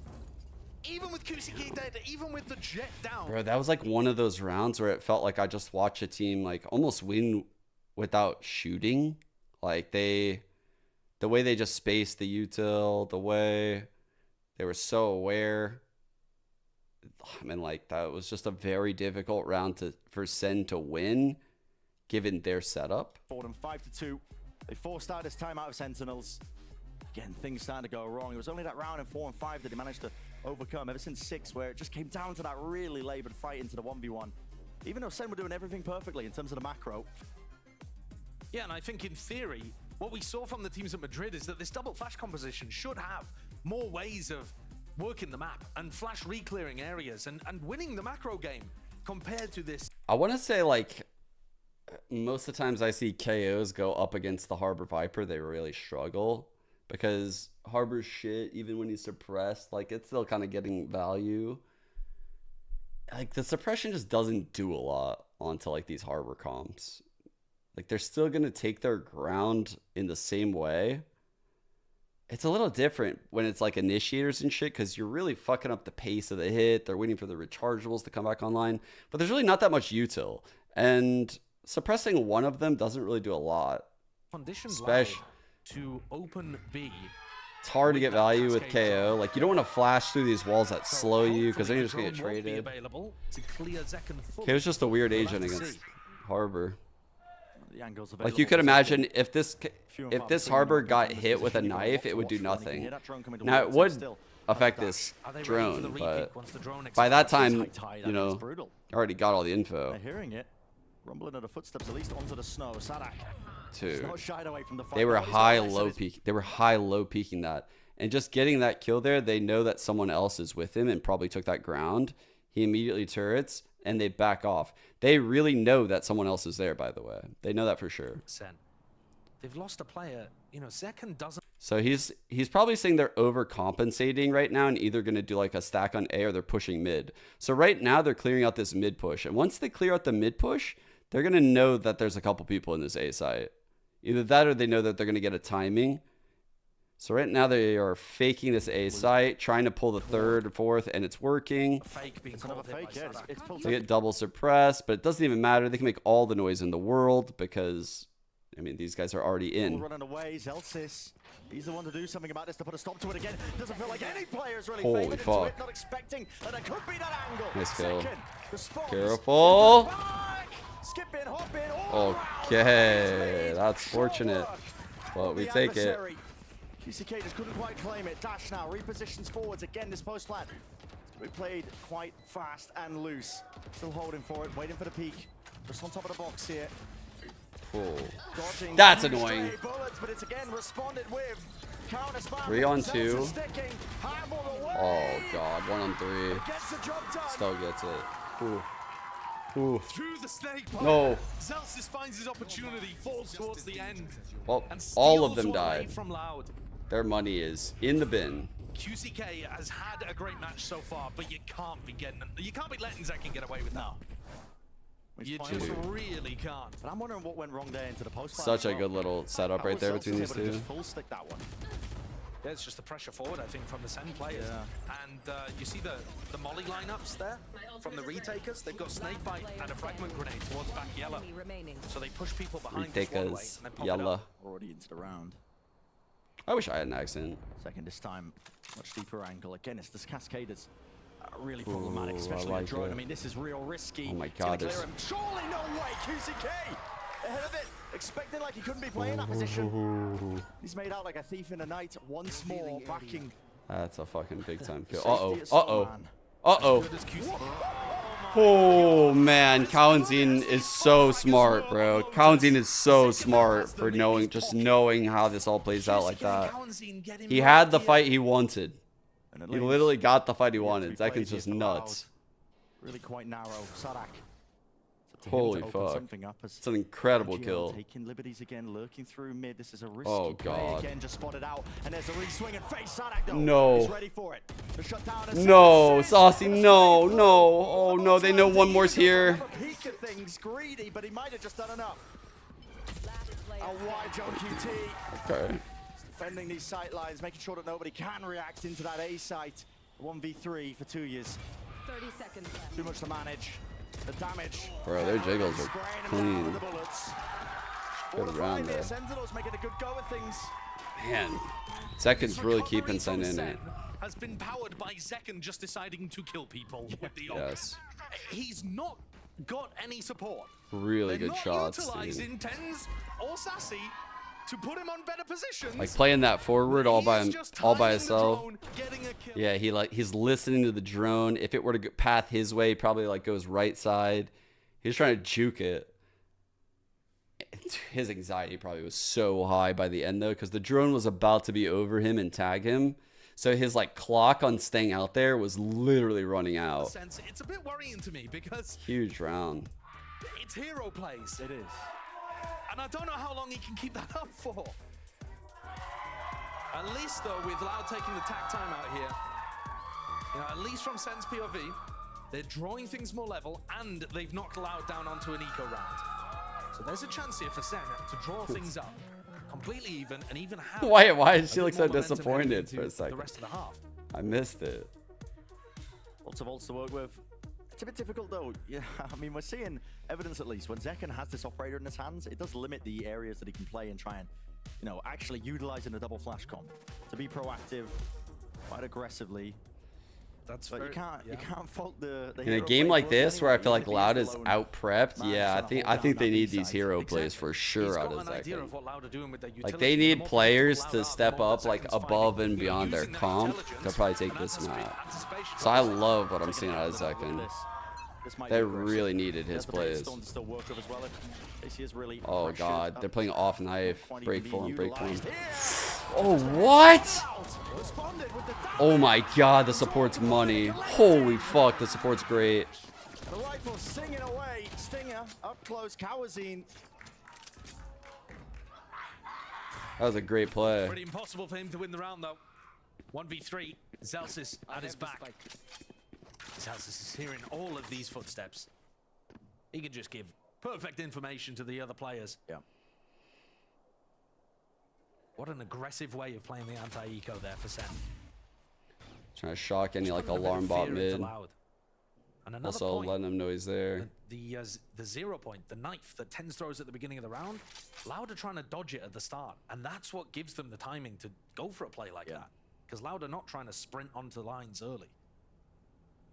So I do like the way that Sen are figuring out what's going on here later into this It's half. very smart to shock Coming the up with potential small alarm bot micro mid. outplays. Giving a lot of space here to Kawazine. You got to think there's no chances for him. 30 seconds left. Healthy players. Sassy. Not even taking the contact of this one. Oh fuck. Is he gonna go out here? Might dart out here. He's just crouched tuck. Sassy will be swinging off of that immediately, surely. Wait, they missed Oh, time. he's ready for the heaven swing off of that. I love how his brain was thinking right there. I love that. Bro, he was ready for the trade. Oh, he's trying to time it on the wall. He's got it. Oh my god, it sees him. Holy fuck. That was so sick. He played that so well. Oh my god. Dude.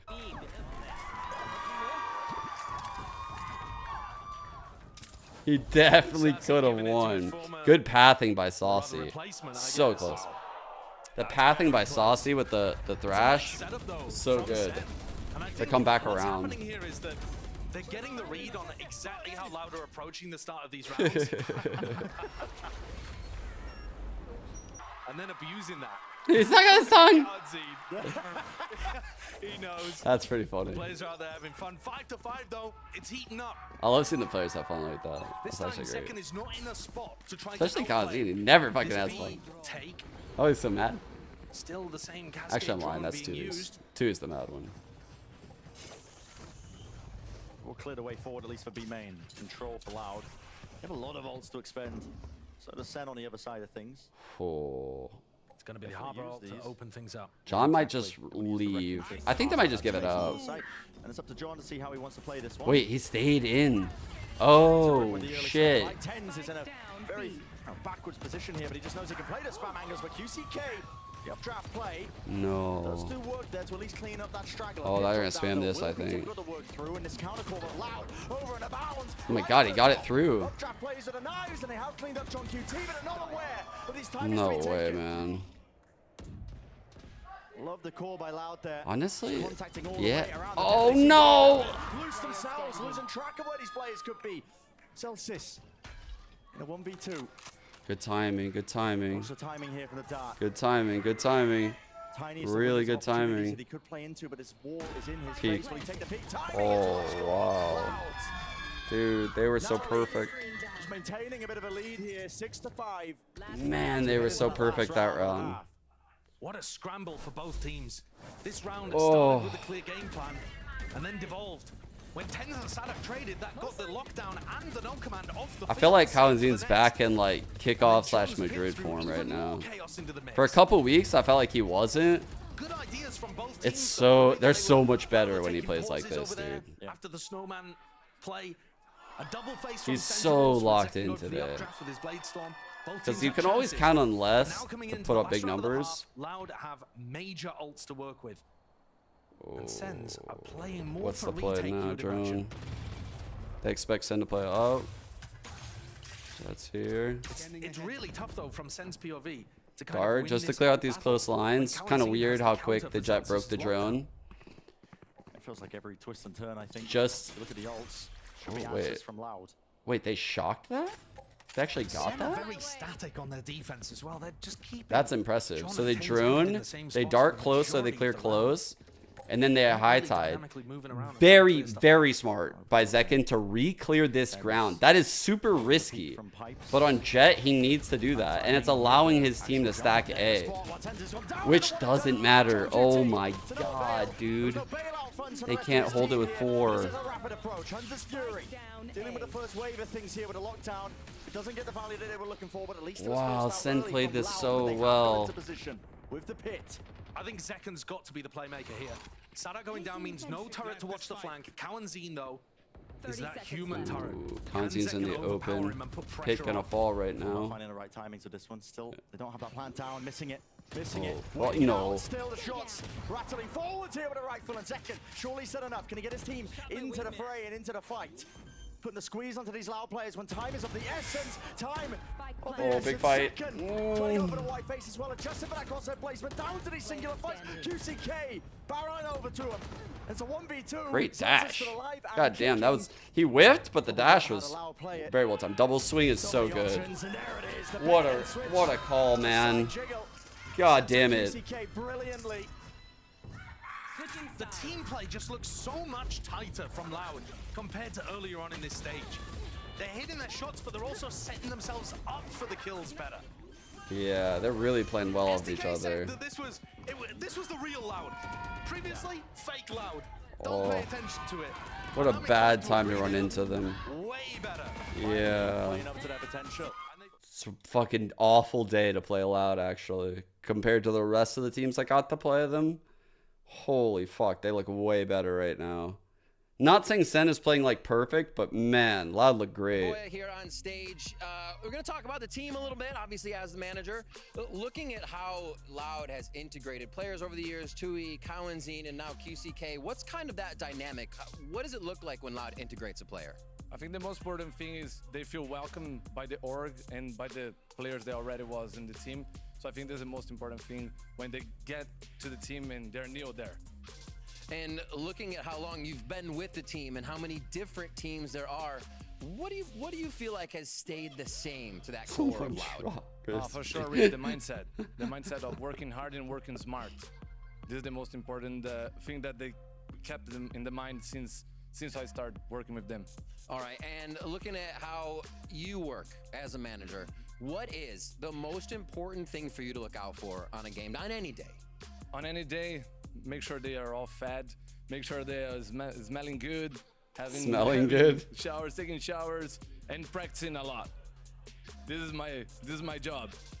Anything from today? Anything you had to do specifically today? Listening to a good music, good Brazilian music to hype them up to the match.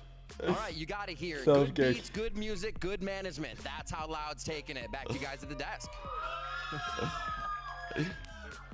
Oh, higher in ranked. I need to be in the shower, eating food, listening to Brazilian music. Yeah, that's what I've taken. 3 keys to victory. Good hygiene. Goes amiss sometimes if you go into Valorant ranked, but no, listen, it's got to be done. It's a large lead, arguably, especially if the pistol round will go the way of Loud. QCK looked pretty good on Lotus, yeah. Just taking a look at the scoreboard, Brett. Here's the stats. It's another situation where Cowanzine and QCK are up towards the top. I mean, 5-1 first bloods, pretty crazy. Dude, it didn't feel like Deadlock was that bad. What the fuck? We've seen early on in the stages that Les was having to run around and try and make the hero plays and just when I thought Deadlock could catch a break. Les is 3-6, arguably the biggest fragger on That's wild. Cowanzine's having a day though. Filling in here, arguably the right people if you want that success. Set the sights towards the pistol round here. It's so damn important that Sentinels are able to battle back at least. Get that early beginning under their belt. They just stave off this aggression so far by Loud. I'm taking title. That aggro play, nice and early. Here. After that initial skirmish towards A, they were expecting a pivot in another direction. Tui's sitting on the high tide, double cascade is interesting. He doesn't normally do that.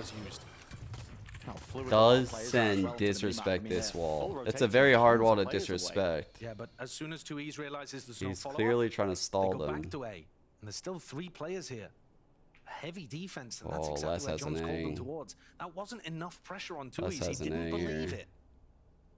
Let's see the cross here. That's my question. He's playing on top rafters into that corner. There is possibilities. Now they've definitely seen it. Acknowledge. He's upside. At least with the bodies being shot. Oh, he one bulleted him. Onto Zekken. Moving the spearhead really for Sentinels. What? Initiating factor going to be going down there. So a couple of players might have to step up and take matters into their own hands. And John QT winning this fight. Oh, fuck, this is crazy. He's gonna, Tui's doesn't want this. Oh, bro, he got out. Pieces falling here. Tui's well played. Well played. Finding it so damn rough to even get a foothold. Spike. What a team player. Deep in position. Will there be any punishment? John defending the approach. Little whiffy, little whiffy. That's a massive turnaround. 3 on 4. John there with Sassy have just Sadak, fought things so that QCK, Sen Counting might be able to all a win little this. low. No, he holds his ground here. It's going to be rooted to the spot as well, but there are blind spots to play around. Oh, 10s, no way. That's just the set up John, but he can't claim the second one and leaves it to 1 on Sassy. 3. No util. Plan out open. What? To the corner, Sassy. It's almost getting his head taken clean off. Util. Oh my god. Manage 1v1. Sassy. What a fucking clutch, man. What a clutch by Saucy. They needed that so bad. Against his former team, a Red Bull clutch. Oh man. And an incredible turnaround. Definitely did not have a good first map. Wasn't looking too great. What? Tens with his dying breath through the flash for John, and that failed. Left down to Sassy. Bro, that last shot on the second. This year, while playing Gecko, they couldn't be coming at better times. Holy this one shit, looks dude. poised to set Sen up I'm scared. for a drawn Okay. game at 7-7. That's a Good cheeky util. approach there. Let's just Good slide util, off good angle, timing. see if you can get a misstep from Sentinels. They open himself up wide for the sheriff shot, but it's diligent. Another the dizzy. Another part to Sassy getting that 1v3 win is that his thrash is so close. Taking these early peaks. Yeah, and they are dealing with the threats early here. Oh, they got this fight. Trying to plan here. Spike retrieved. In with this high tide that is quite pesky to deal through, but going to be stopping the bullets. Not anytime soon here. Ten's even thinking of making a go of things with a pop flash play. Well, good connection against the butt key. It's a brave fight. It's followed up though. Planted. Loud's defensive B was one of the things that Saucy they has were getting ult for punished for in the bonus. game against Cloud9. A reminder again, that's the last time we saw Loud playing these two maps, Lotus, Icebox. They lost to Saucy has C9. had some nutty clutches. And Oxy was just able He's to go been in on super the clutch fine lately. entries. And then the attacking team was waiting to cycle these. Honestly, all of Sentinels have been really good in the clutch. Who from Sen is bad in the clutch, dude? Like, Tense has won some nutty clutches. We've seen John win like 1-on-4s week after week. I know Zelsis is super calm and controlled in those. Literally, they all are. Zekin's just not alive late round very often because he's a duelist. He's America's attendees. They have a very clutch team, actually, now I'm thinking about it. Not at all. In fact, Yeah, they all got the clutch team, actually. Kind of crazy. That thrash, massive All right. component. Early high tide cuts off B in mid. Nice snake bite as well. Standard. Go push back that aggression of QCK. Nobody can Send play a pace top here. towards pipes, and so Sassy's Let's getting check the that freedom. pathing on this Thrash. Sends it forward, Oh, it someone missed. approach. It missed. Trying to go top I think we're gonna 410. send it over the top towards 410, but he has got his Can he team even into the retrieve site this? nevertheless. Might not be Now able it's to. a double Oh, face. That is nice. The my discipline on God, show here by dude. Loud. Showcasing as well some of the strengths of them, but they've layered down that post-plant util now with the plant in position, and Nana Swarms potentially broken into the mix. It's actually hard to tell here, maybe even slightly off, but they're going to be spraying it down anyway. With the Phantoms in play, Tens pressing forwards. The underhanded Good flash, movement. not really finding too much value. dude, no QCK. way. What a time to come He alive. gets that kill. From all the rifles. Cove now has to be bursted down, and Celsius just not enough bullets to do the They're job. so good.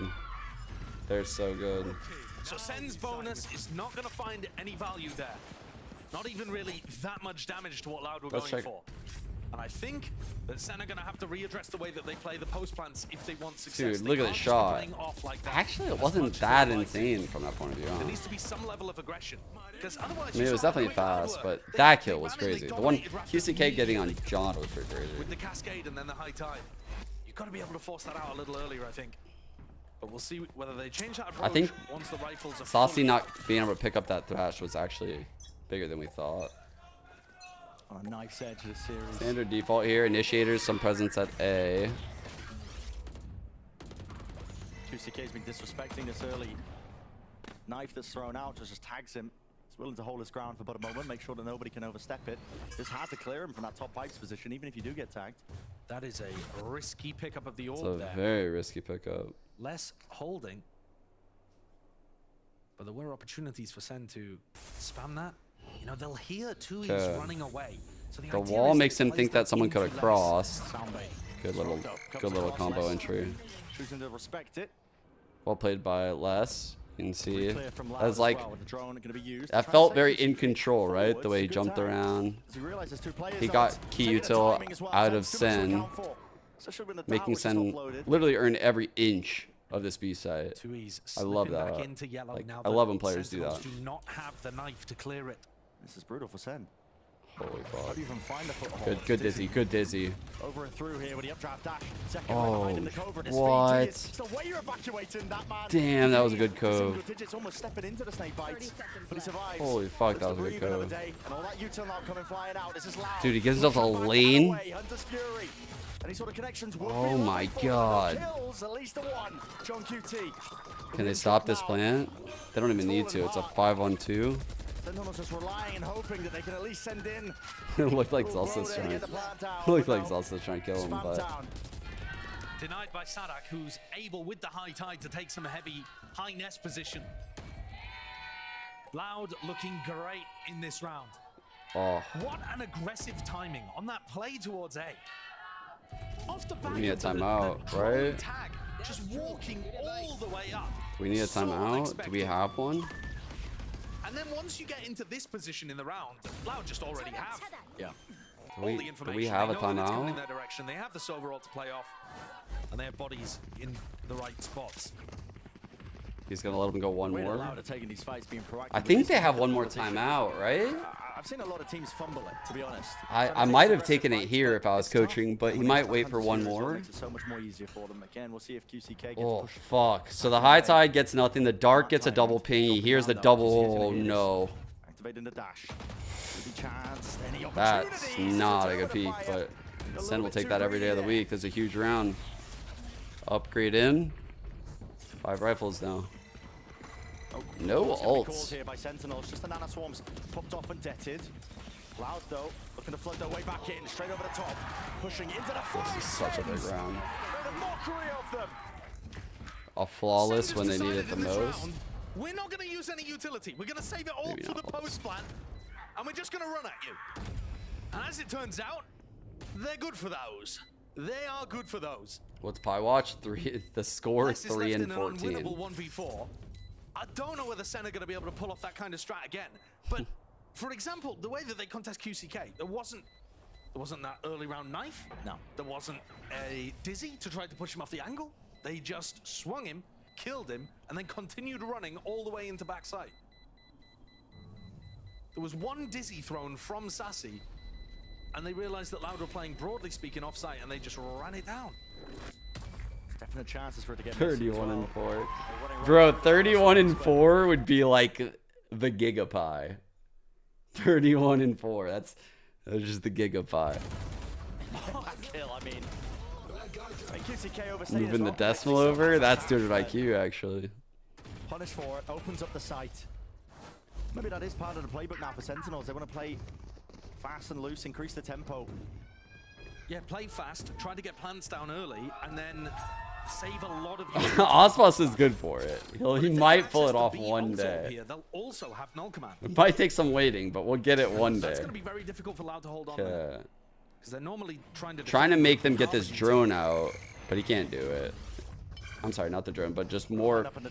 The goal is to try to make them use like knife, dizzy, potentially even wingman, but clearly they can't do that. Like that's asking way too much.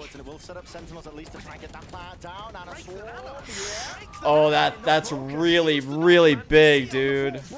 No way. Ah, that is a colossal fuck up to not plant the spike on Icebox. That is a colossal fuck up. Now they're gonna be sweating, bro. Get ready for the Hiko clutch meme, bro. The only difference is every Sen fan right now is gonna be sweating about this plant. How are they gonna get this shit in? So they're throwing the next wave of utility. That is really devastating molly pressure. Delayed again though. It's another nanoswarm from Sadak, and guess what? Oh This guy my is going to be god. causing all sorts of issues. Kawazine combines his might with the rest of the team, and They Sadak fucked up. back. They fucked up. They fucked up. See how different things are when Sen still have to get the plant down. It's just it's just an enormous blunder from them. When you expend everything to get the plant down, you don't even get it. Yeah. I mean, Sadak just runs away from tens and then flick. So, Icebox is a very interesting map because it's a map where it's easy to take a lot of the ground. It's very easy. But when you plant, that time frame needs to be very meticulous, and it needs to be like seamless. And if there's a problem, it needs to be like patched up really, really quickly before the rotate can come in, stall out your plants, because you only have like 1 or 2 approaches. And against a team like Loud, you probably only have 1. When you use a fucking null command, you better make it count. Like, you better get that plant off. That's the hardest part of the whole round on Icebox. Of the Alpha group. Yeah. That's a tragic fall Oh, from grace man. from the team that won Masters Madrid. And they've been having even games. It hasn't been like Loud, where they've just had rough circumstances and been getting dominated for a couple weeks. They've been back and forth. They just haven't. Yeah, I mean, like, there's a couple things they could have done. They could have, like, tapped and then baited out util. They could have like sent wingman not as a plant, but as like, you know, like just sent him going towards the site. And oftentimes people hear that, they'll assume wingman's going to plant, and they'll preemptively throw or pop util or calm to do it to someone outside of the null command. They could have done that. They could have planted like off default, but man, like they just did a lot of things incorrectly approaching that plant. A lot. Coming into this one, top frag assassin. They didn't take out the nanos on default. Like, And how do you take it? This early high tide is really annoying to get through. Works his way across the B angle and down into bottom mid. Saucy gave him a gun, probably because he's ulting this round. He's planning on grabbing orb and ulting. If you remember back to the way that It's the best take possible, right? Like you're leaving like a vandal over here. This guy's gonna be inside the fish, so it's like he doesn't really need a vandal right now. He's next to two of them anyway, so if one of them die, he can just take it. And he ran over people. I actually agree with how they did this. Now, bottom of the scoreboard. Even though scores would suggest would say to not do this, right? I'm sure he's still there for them in the comms, but yeah. Only just going even. The very forward line from QCK right now has allowed this stack. Going negative in almost all of their games of stage 1. Ooh, drone. Oh, it hurt second though. And Telsis, that's a nice punish. That's really good. Great opener. Now you know. Now they know either the over rotate goes to A or they're gonna aggress somewhere, and they're actually doing both simultaneously. Doesn't even know what the potential angle should be. Kills there, and it's traded. See, there's his gun, so he's got his gun. They clear sight with Thrash, loop it around. Space has to be taken. Deep position, oh my god, what are they doing, bro? Just plant the fucking spike, boys. Who's going to be defending this one? Wingman, gotta get that plant down. That is not a good plant. That is not a good plant. Oh no. Hits there. Oh no. If Sadak is given a kill, oh god, there's a cove. Oh no. They're going to defuse from like halfway around the corner. They just don't even see it yet. They don't see it yet. Time might be running away from them at this point here with the pit online. It's a spam. They know the position. He's They playing the got the Viper. Viper. Sassy. Isolated, drop down as well. Close corner. Close corner action. How the hell allow navigating situations like that? What a find onto John Cutie. Where was John at? Where did he die? Identification of where he was going to be playing inside the pit. That's just so heads up, knowing that he's going to be playing the lineups from that spot. But also a little bit of luck involved as well, you've got to say. Because if they don't instantly kill John there, these plants are. There isn't enough time. The pit stays Where's up. the John kill? Where was the John kill? I didn't see it. But what a difference that one pick makes. And Sen continue scraping the bottom of the barrel. Yeah, man. He's so mad. He's so mad. I get it, dude. Like, they are in really good spots. The players are really letting Kaplan down the last couple weeks. Money all over the place. Second will have the blade storm. But not like on an individual mechanical level. Oh, fuck. Oh, man. The setup is so good. The trades are money. Great work playing off each other. The swings from QCK and Bro, Cowan using less as that piece of bait. I was gonna say Shaq and Kobe are down. Trying to utilize. I combined them all together. To make this one winnable still. Loud won't disrespect it. The problem is, how do you stop Sadak from just using his own ult? Play aggressive in the post back in position. And how do you even do that? Play aggressive over towards screens. Yeah, where's he gonna? Oh, dude, he's gonna do. Oh, dude. Give up the space. Okay, at least it's planted for Rafter, but knowing Loud, they're gonna have like a triple high-low on this shit. Watch.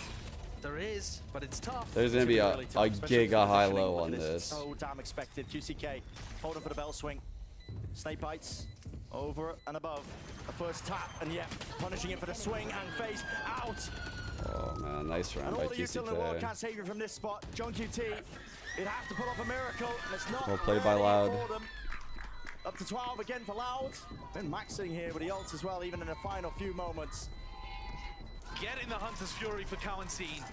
And this is excellent from Loud. Yeah. This is them back to what you're expecting to see. Not just going for the individual plays, but having that setup.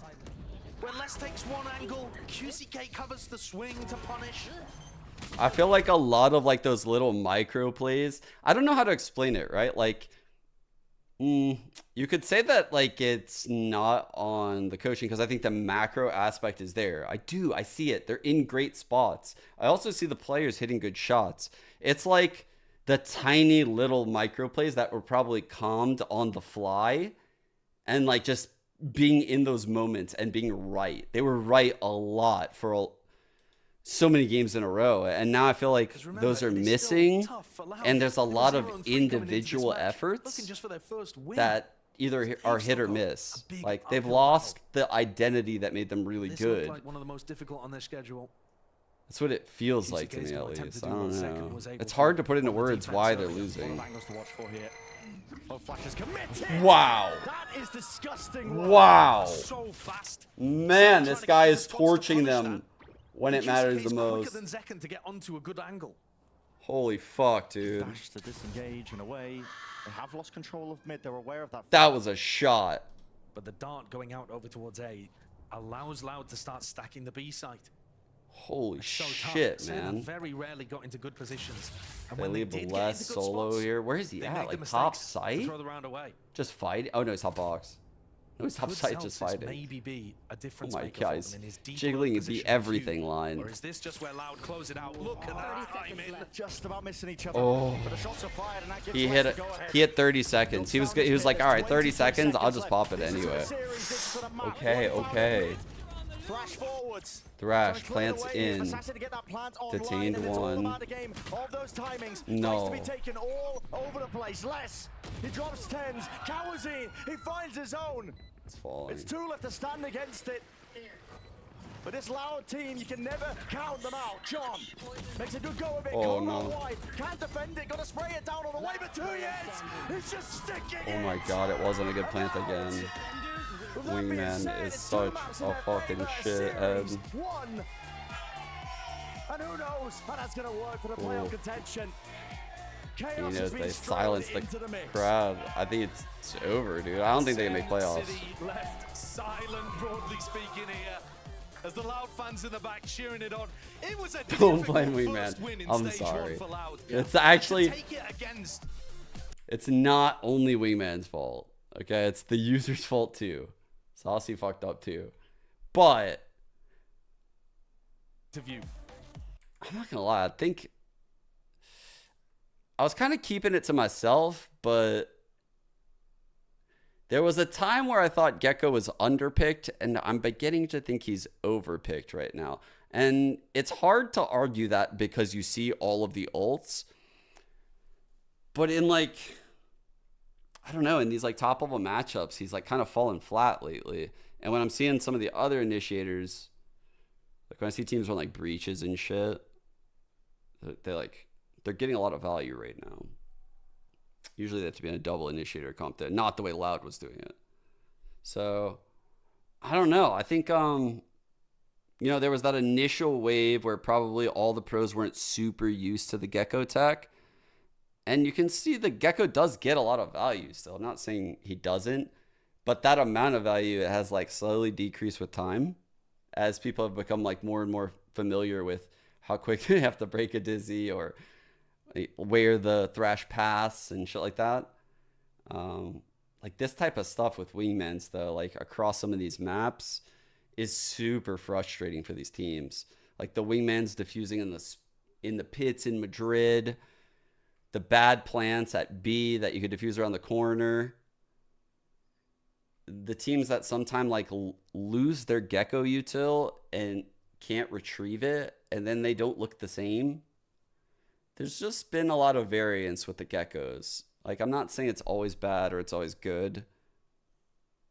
It's just not as good as I thought it was initially, maybe. And I'm like, I'm trying to like just reevaluate it all in my head. But I don't think Gecko is the key problem for them. I think also it's the KO. I don't think KO is a very good matchup. It is complicated. With that being said, let's send it down to Riv. He's down on the stage for the Verizon post-match interview. Thank you very much, gentlemen. Great cast on the day. I am joined by last after their victory, Loud's victory over Sentinels. I have a lot of fans cheering against Loud today, but it did not matter. As SDK said, it is a true form of Loud, and that's my first question, Les. What does it mean to the players? What does it mean they going to make playoffs? Loud's playing in true form? que é isso? O que a verdadeira Loud significa? Bom, eu acredito que nos últimos jogos estava dando tudo errado pra gente, sabe? Não é nem que a gente estivesse jogando mal, mas realmente parecia que nada estava a nosso favor no jogo, e dessa vez foi diferente, a gente conseguiu mostrar que quando, tipo assim, a gente joga o nosso 100% é diferente. Yeah, things were not going our way. We weren't even like playing bad or anything like that. We were just unlucky. But today we showed that what we are when we are at 100%. So it's still pretty confident, actually. Whether this be team-centric or personal, what was your focus to get through today's match to make sure there was a win? Essa pergunta agora pode ser tanto do coletivo como você mesmo. Bro, qual era a intenção hoje quando você Cloudine had 41 and Les had 22 this series. Cara, a gente tá com muita esperança, a gente não tirou a esperança em nenhum segundo que a gente pode se garantir nos playoffs. Bro, what a series from him on an info initiator. Então, com certeza esse é o foco da gente. 5-0 first blood, plus 21, 168 damage around. This guy was on fire today. So that was the main focus today, to get into this oh game my and God. keep fighting for the playoffs. Well, I knew it was frying people, good but one. It's pressure because of elimination on the other side. You're looking at G2 coming up next. How are you feeling? Will the prep change, or is it just loud? Been a minute since I've seen like the info initiator do something like Desafio contra that. G2, tem alguma preparação específica para eles, ou vocês só vão continuar o trabalho como vocês sempre fazem? Acho que o jogo contra a G2 vai ser muito difícil, principalmente que a gente enfrentou poucas vezes eles. Então vai ser um jogo vai ser bem complicado mesmo, e vamos com tudo. Yeah, we're expecting a very difficult game against G2. We haven't G2 look good. That'll be a good faced game. them in a lot of times, so but we're expecting to bring a good game and you know just go for it. Yeah, they have no head-to-head. Holy shit! About Sentinels. What? Looking at game 1 on their map, did you expect to be able to take Lotus? The guard ever play loud? And be able to hold out second, or were you thinking to go this was 3? Voltando o foco para Sentinels, vocês estavam esperando que o primeiro mapa vocês iam conseguir dominar assim tão rápido? Cara, a gente analisou muito a Lotus deles, porque eles jogaram muitas vezes no campeonato. Então Peace a out, gente tentou Dasha. fazer muito antitático. Não imaginava que ia ser um jogo tão bom, mas sim, a gente esperava They ganhar. definitely streamed a lot, yeah. Well, they've been playing a lot during this championship, so we've been watching it and studying their Lotus. So we had a lot of information from this game today. Well, it seemed like it. All the homework was done. The win comes in. Yeah. Congratulations on the victory. Let's hear it one more time for Dude, the Les Lotus pick is Loud, just scary. taking home the win and the cheers behind him the whole time. Do not go anywhere. We're going to take a quick commercial break. When we come back, Sadok's on the desk. I don't even know how they fit so many brains over in the analyst area. Don't go anywhere. It's going to be great.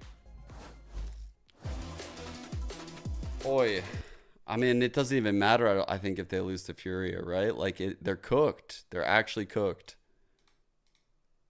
I don't see how they... As the saying goes, they'll never financially recover from this. Let's put it that way. Meanwhile, we're owning... actually, could get a little sketchy here. Could be at 9-8. We will be at 9-8. Wait! Yeah, we will be at 9-8. Man, they're actually cooked. Like, they're not making it. It would require so much shit. I mean, their maps are even terrible. Their round differential doesn't look all that good. Although you would imagine if like if G2 caught an L and was 3-3, their round differential is gonna go down. Sen would go 3-3, so theirs would go up. So it kind of like get close. But man, you know, they obviously can't catch up to Crew. Crew will never have 3 losses. It seems like energy is going to be good for one of these, but EG looked really fucking good last week, and 100 Thieves has been leveling up a lot, dude. When's the last time 100 Thieves has won 2-0 games? Look at this. I mean, did you guys see my tweet a while back? Like, look at this. It's been so long. A 2-0 win, and they got 2 of them in a row. The last time that happened, this was the last 2-0. It was versus EG in week 2. But the last time they got 2 2-0s was Red Bull home ground. That's fucking insane. So, like, they're riding real high right now. So it's not a lock that Energy actually gets both of those, which is where this is going. So like energy is slightly vulnerable here.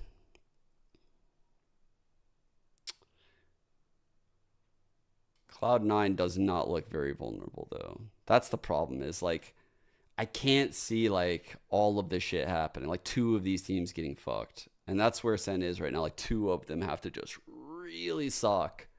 Like real bad. Like Energy or Cloud9 combined with Loud beating G2. If G2 beat Loud, they would have 4 wins. And then they would need both of these teams to bomb. And in that scenario, the 4th spot would come over here, but then probably one of those 2 would get it over Sen anyway. Dude, yeah, Sen's fucked. They're not making it. I think it's over. It's just like it could happen, but it's over. Yeah, it's over. They're not making Shanghai. That shit has to be like below 1% odds. Has to be. Like mathematically, like that's just so bad, those odds. Louder in a really good spot to make it because they have 1 game against G2. You'd favor them there. These 2 teams have already qualified pretty much. Pretty much. And Leviathan has, but technically 100 Thieves hasn't qualified because technically these 2 teams could win and both end up with 2 wins. But again, it's like one of those like highly unlikely probably like things. So it's looking like, I mean, EG could be a team that qualifies if they beat NRG. Loud could also be that team by beating G2. 100 Thieves needs 1 win. Those are fucking hard teams to get out. Oh, this is going to get interesting, isn't it? This is going to get really interesting, isn't it, chat? This is going to get real interesting. Oh, shit. Are we going to potentially have a 3-way tie over there?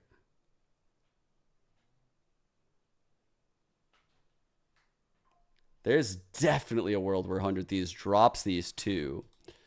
They would be sitting at 2 and 3. Loud win this game, they would be sitting at 2 and 3. And EG win this game, and they would be sitting at 2 and 3. There's definitely a world where that happens. With those 2 matches right here on the calendar. Ooh, can 100 Thieves win one of those and just lock it in? It definitely could. The form they're in, they could do it. But with the pressure, I want them to do it. But I don't know if I believe it yet. You know, that's a high. These are high pressure games. It's like knowing if you win, you're just in playoffs. After all this time, they're gonna be feeling the pressure. You know, just got to get one of these 2. But those are fucking hard. Those are really, really hard games. It'll be impressive. Like they'll earn their playoff spot with a win. Let's put it that way. They'll earn their spot. They kind of already have done that by being the only team to beat Cloud9. And obviously G2 looks pretty good. So they got some good wins. Holy shit, dude. Tomorrow's going to be so good. What is it? Oh, the NRG game is tomorrow. I was like, I know I get 1 good game tomorrow. And then we get the Crew 100 Thieves game. Bro, I don't even know. What do I wear for that game, chat? Do I wear the Crew jersey or do I wear the 100 Thieves shit?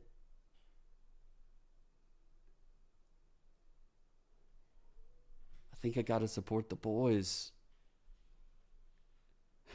You guys don't know which boys. I don't know which boys. I'm just kidding. I'm going to be rooting for 100 Thieves that day. 100%.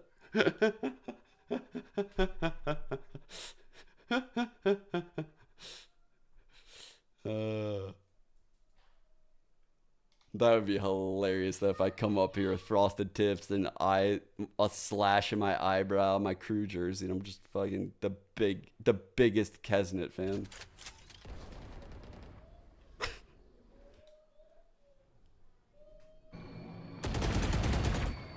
Oh god, Eliza woke up.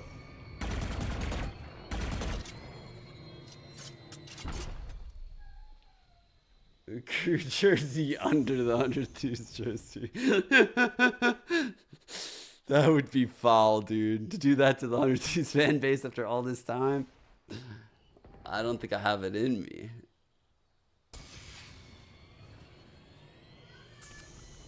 Poison's off.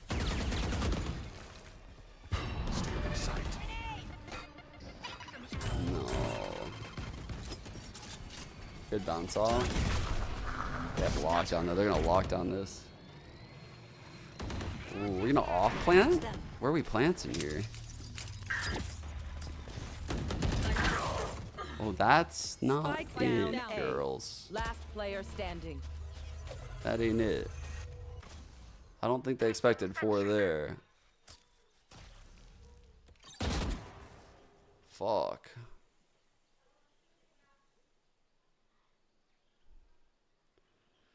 Damn, they got 11 now. 10 seconds left. Couple good ults though. Peace out, Egglet. Of course. Again. See you guys tomorrow. Is a track, and the track is fresh.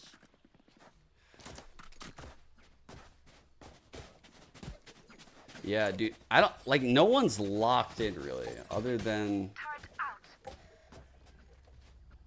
like, is Crew even locked in? Now that Sen lost, is Crew locked in? I don't think they're even locked in.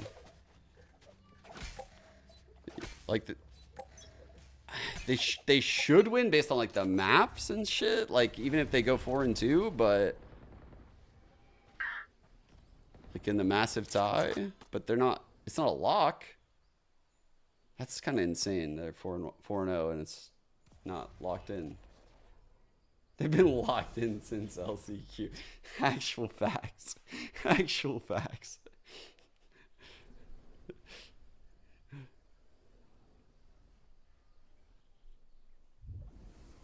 It's so much quieter without a caster. It's like, can't take it. Wow, that setup. That trap play. Ooh. One enemy remaining. Damn. Who's got the snacks? Uh-oh. Match point. Not much.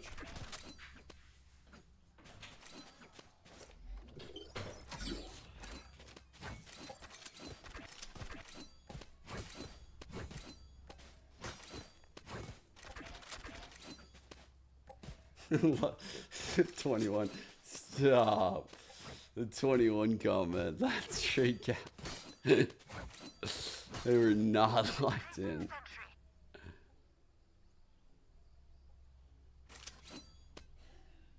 You don't think Fnatic's gonna make it? I think Fnatic will make it. Really? I saw they lost that last game, but I think they're still in a good spot, right? They played Navi last though. Damn it, it's like a must-win for them against Navi, huh? Like they need to beat Navi because BBL, mainly because BBL is like overperformed, right? Like they should lose the foot, but Giant X very winnable for BBL. Coin flippy could go either way, but they'll end minimum 3. Vitality. Dude, dropping this to Gentlemates was a huge fumble, but you would expect them to get that win against Koi. Liquidos look so bad. I don't think this version of Liquidos look very good. Whenever I tune into them, they look so disorganized. Man, when is the Fnatic Navi game? I will be tuning in. That is like that meme. I will certainly be there. I will be there. When is that game?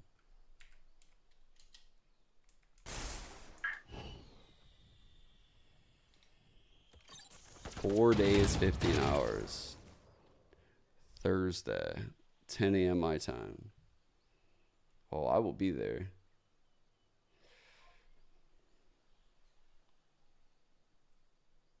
Come on, floor. I have the spike.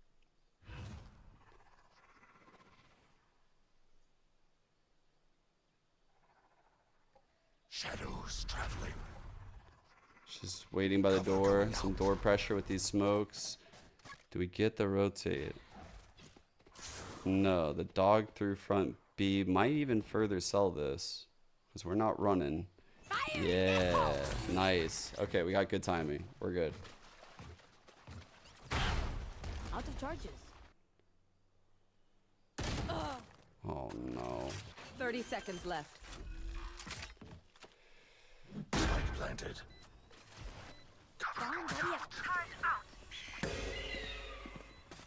Good blind for the mid-round aggression. Holy fuck. Surprised Donut didn't shoot it. Kind of scared me when she didn't. This is all timing right here. No more Viper. Okay. One enemy remaining. 1 on 2. I think we're good. Nice shot, Mel.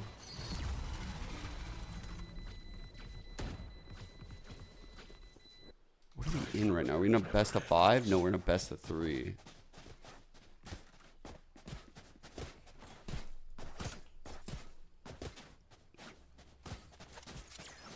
They're not technically out of playoffs, but they're technically out of the playoffs. Like, unless you got like a lucky rabbit's foot, a voodoo doll, a leprechaun in your back. Like, bro, there's a lot of shit that needs to happen for Sentinels to make playoffs.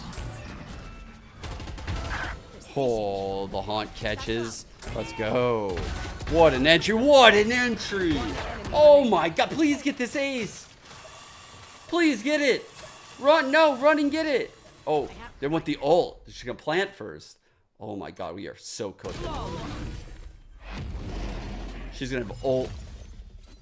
Literally the final round after having it the round prior. My goat floor. Let's go.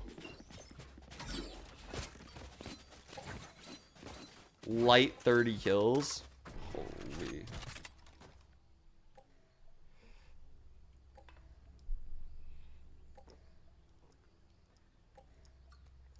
Monkeys.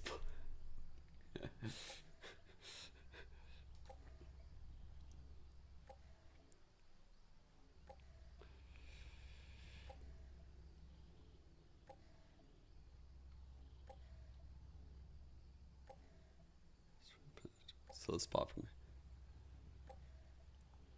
Wait, Gentlemates could steal the spot? What? What? They can actually make it?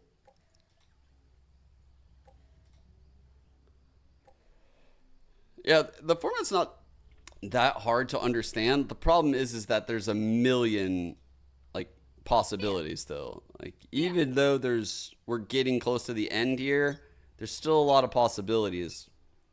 Because as you can see, 3 teams go through on each group. The one qualifying thing is you need 2 wins, right? So you can see right now, all the teams over here could technically qualify. But obviously, you need to be in the top 3. Over here, you can see they lack a 3rd team with 2 wins. If this condition isn't met, this 3rd spot will go here. But the fucked up situation that Sentinels are in is that Loud plays G2 in this last game. So if Loud wins, they'll get their 2nd win. And if G2 wins, they'll get their 4th win. And you can see that both of these are pretty bad for Sentinels at this point. Like, they're kind of fucked in this outcome. But let's say, like, you know, G2... Let's say G2 lose, right? Because that's probably the best chance for Sentinels. Like, G2 lose. Loud qualify through. So these 3 teams make it through. Then you have Crew already at 4 wins. So Sen can't catch them. It's impossible. And then you have Cloud9, and their remaining matches are against these 2 teams.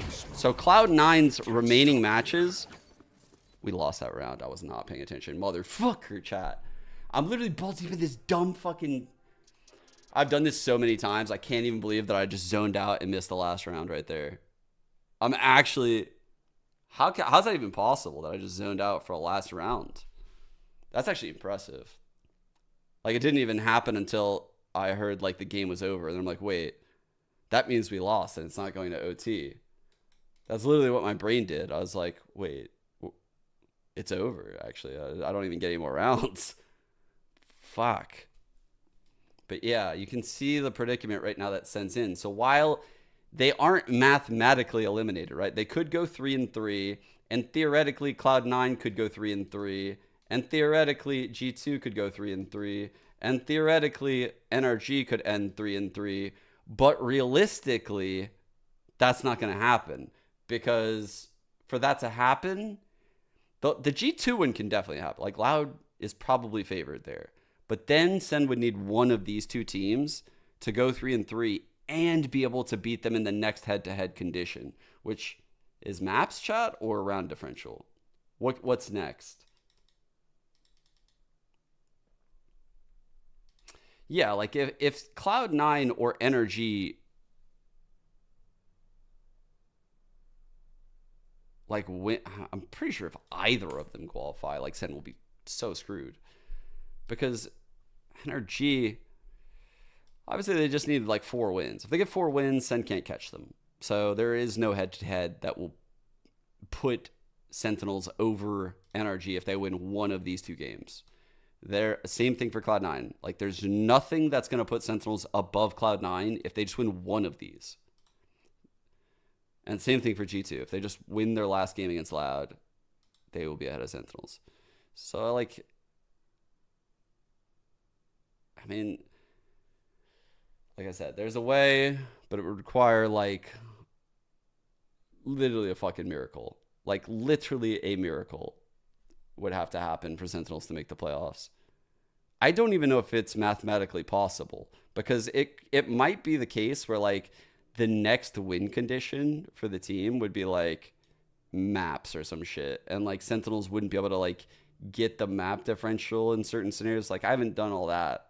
You know, it looks like they would be able to get ahead of Cloud9 in maps if Cloud9 tanked, and it looks like G2 would end 7-6, and Sen could theoretically end 7-6, and then in that scenario, maybe they get rounds.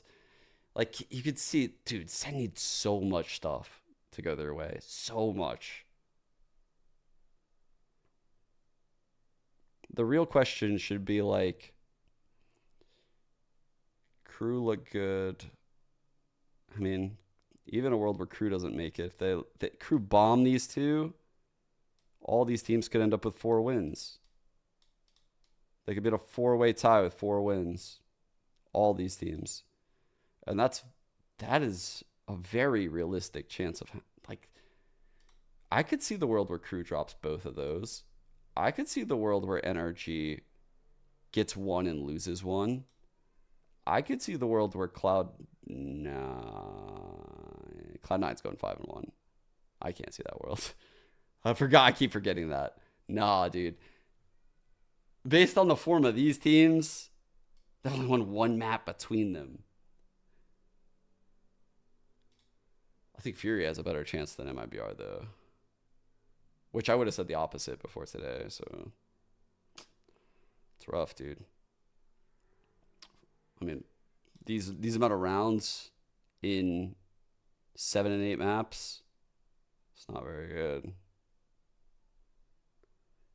48 rounds in 8 maps, dude. Damn. What is that, 6 a map?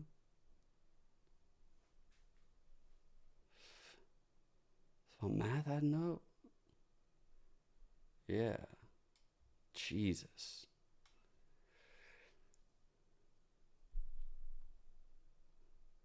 It's just, yeah, it's very hard to know, like, how this is all going to play out. And I keep saying this just because this group plays this group. So, like, you know, like, they're quite frankly,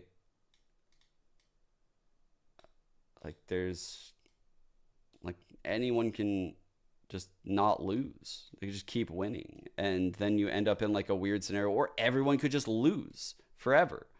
You know, like, there's no scenario where, like, one team plays another team and then fucks up their standings. So it makes the amount of it makes the amount of ties so much worse.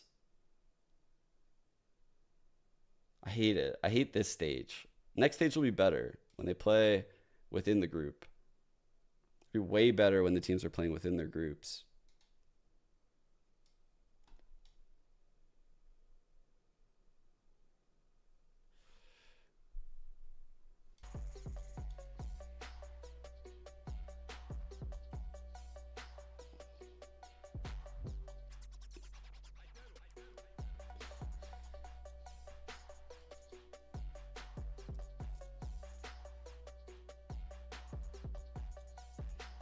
Oh, bro, Sentinels might already be qualified to champions. Like, can they make champions? Hell yeah, they can make fucking champions, dude. They have so many points. They have a huge advantage. They got 3 points for winning kickoff. So just to show you like what's happened so far. Let's see, we had kickoff right here. They're the only team to get points, right? They won. They're the only team to get points from winning. So they got 3. Everyone else gets none. Then they go to Madrid. And again, they are the only team to get 3 more points. So they have a 6-point lead before ever playing a game. And the way you get points is you win games. And I mean, they haven't lost that many games, you know, like that. They're not playing that poorly where the gap, that 6 points, could be like recouped by 3 teams. You know, like 3 teams have to pass them. That's a lot. Because right now they have what, 8? The closest would be here at 4. This is the closest team with 4. It's like they have 8 points and Crew has 4. The next closest been Crew is like 3 with a 2-way tie, 3-way tie, 4-way tie. Keep seeing an extra team. If they have an absolutely disastrous split and the right teams win to like pass them, yes. But it would require like a cluster of teams to be consistently good, you know, and Sentinels to be consistently bad. It would require both of those things, I think. Because there's no LCQ, right? So how many teams are we sending to champs? 3 or 4? 3?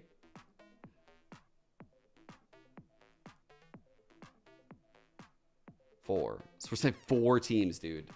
So that means 4 of these teams would have to get more points than they have. I mean, what's their last game?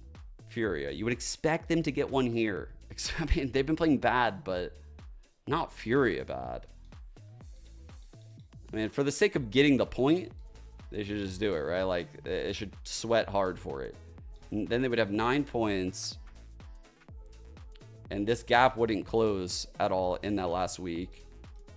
And they would still have, you know, a 4-point lead on the closest team, even though they don't make playoffs.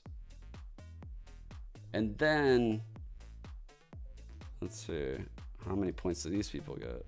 So if you win this, you get 3. So one team will really cut into the Sen lead. I'm guessing, do they get points for these? Surely not. This wouldn't make sense. It wouldn't make sense to get points for each of these because the higher seeds get to play less matches and then it would be beneficial to lose. So these can't be points. There's no point. Okay. So yeah, dude, I feel like it's impossible. For 4 teams to pass Sentinels, it seems impossible. It would require like them to truly bomb in the next stage.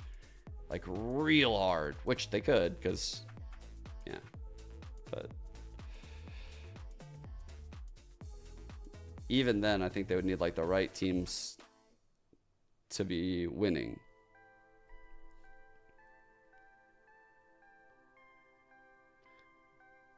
I mean, how would that not be true?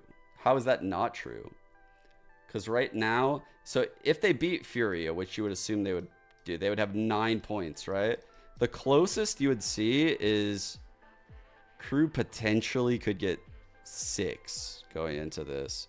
Energy could get 5. I'll just give everyone like the max points. Fuck it. Let's give everyone max points.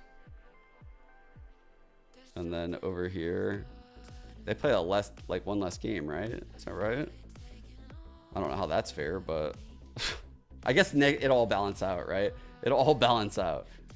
I'm just gonna. I know mathematically this is not possible. This is for the sake of doing the exercise. So, just literally giving everyone an extra point up here. One of these teams will get 3, and you honestly do not know if an America's team is gonna win Shanghai. Like, PRX has Gen G. If Fnatic's out there, Heretics, you know, like, it's hard to say that like one specific team is going to win Shanghai, and that team will get +3 as well. So there's 6 points to be thrown around from this point before they play the whole next stage. The nightmare scenario would probably be like these points, instead of going to one team, dispersing. Like, the nightmare scenario for Sen would be like if this 3 went here and this 3 went here. Like, they both qualify, but only one of them will win Shanghai, obviously. And then come next stage, they're going to be in a scenario where, like, what? They're at like 9-7, but they're still in the lead. They're still front running. Like, and even if this goes here, that's actually probably better for them, because then there's like the scenario where, dude, the amount of points these other teams got to make up at that point just seems crazy. Simultaneously, Sen get to play matches, so like their number should go up, unless they're just absolutely dog shit. And thus, 4 teams passing them seems next to impossible. Like, that's how I'm saying that.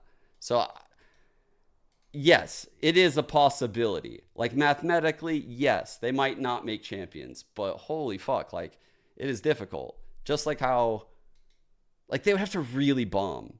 It would feel fucking terrible about their year if they don't make champions. The complexion of Sentinels as a team will have 180'd. And that could happen. It's happened before. 30 seconds left.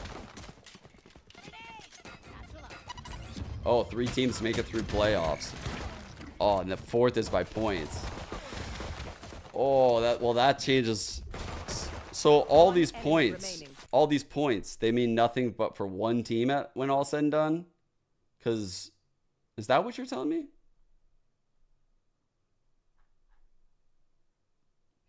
All right, so that's interesting, because then the variance could be very high. Like, you don't know who those 3 teams are going to be in the playoffs. It could be a team with low points. Now the variance, ooh. Yeah, now it's, that changes a lot.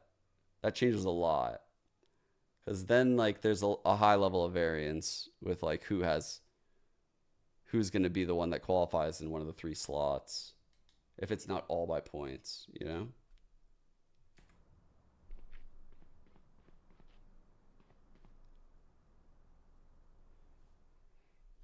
Uh-oh.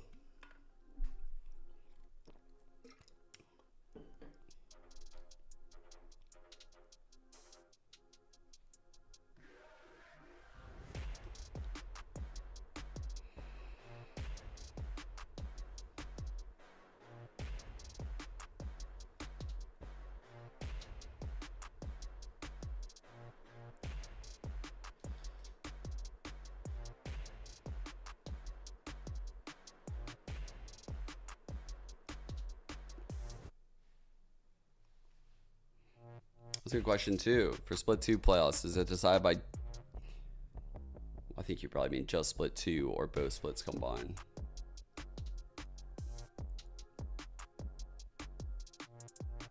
I know, right? The tech pause for the yap. Respect. Actual respect.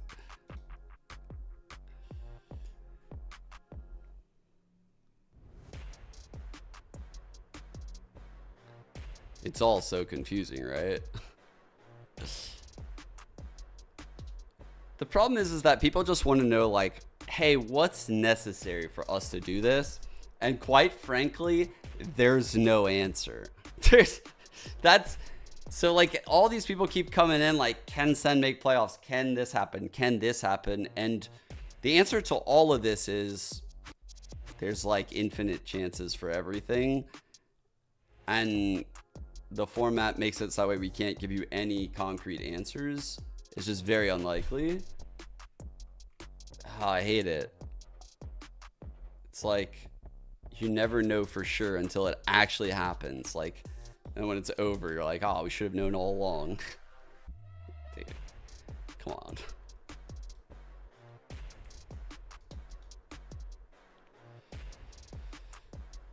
Playoff win should give champ points. Oh, so that's how you would do it. Maybe the bye is a win. But then you run into the problem of like lower bracket games give you an extra point. And so winning is penalized. So then you'd have to do like no points for lower bracket games. And then you get in like all this problem of like, well, now it's super confusing. Like now it's like, bro, what is happening? There's like points for some games and no points for others. We're giving points for buys. It's like, dude, the average fan would have their head spinning. I don't know, man. I don't think anyone's really a fan of the format. They'll probably not do this one again. They've tried a different format all the time. Some will be hits, some will be misses. I don't know why we don't stick to one, but all good. It is true that it was doomed from the beginning, though. 11 teams. It was literally over before it ever began. It's impossible to create a good format. It's kind of a bop.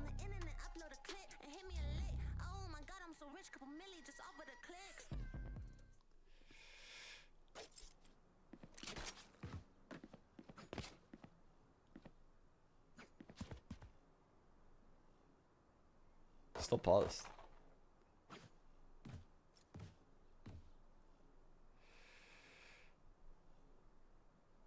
Everything you need to know.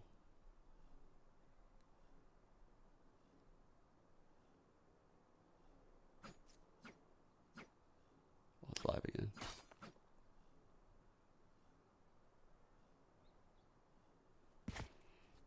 Yeah, so it's just 3 points still.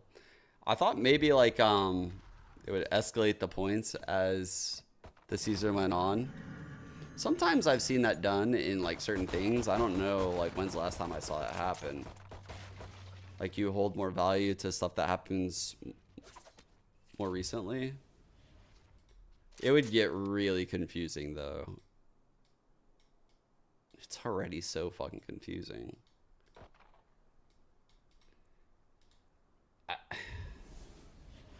Yeah, I wish there was like more simplicity, but then when there's often more simplicity, you feel like you can get fluked out of a tournament, and so players don't often like the simplicity. There's really no like winning for everyone, you know? Oh wow, great counter Dizzy right there. Holy fuck, well played by us. Damn, this util is so good.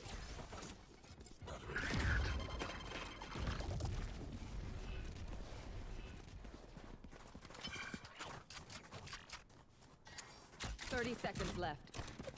My camera is destroyed.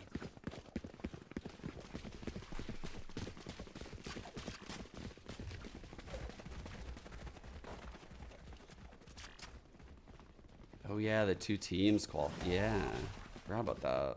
Our spike Dude, there's so much like changing rules and like, yeah, some consistency would be nice, you know.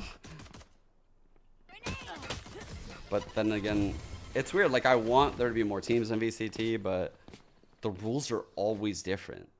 Like the format of VCT itself is different. The format of if certain teams move up in certain years, or it's all changing all the time.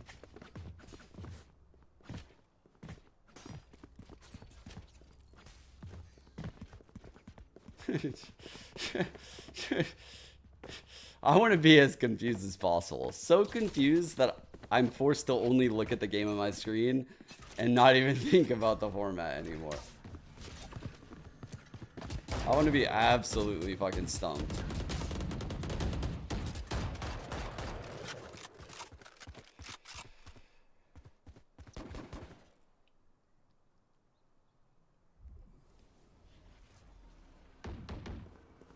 Getting the drone out this close, huge.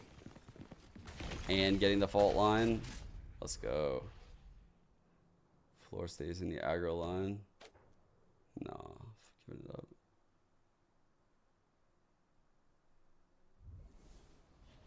Let's see, where are they taking this fight? Or I think that has paint shells, right? Damn, what a shot.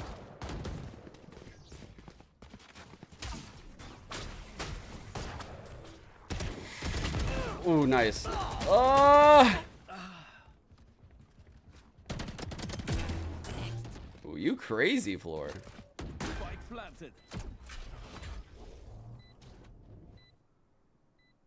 So we're gonna try to aggress out this?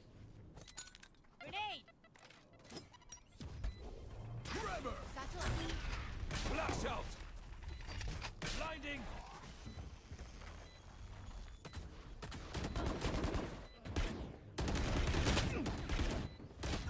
Oh shit. No, bad swing. Ah.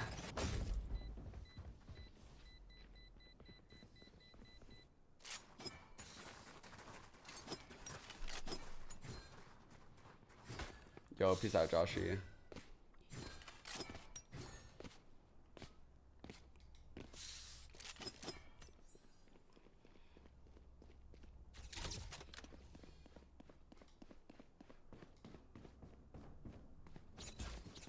It's a big round. We could reset them. Ooh, fast market. Good job getting out of there for Alexis. Oh wow, I thought that was gonna get more. Did some damage to Raze and Cypher, I guess. I thought that was gonna get way more. What the fuck? Oh god. Oh god. Oh no. Last player standing. Spike planted. Oh, that was a good hit by them. The dart was insane, man.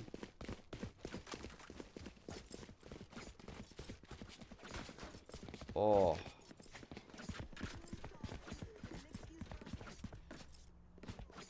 I'm conflicted right now. I'm gonna actually have to watch this from my phone.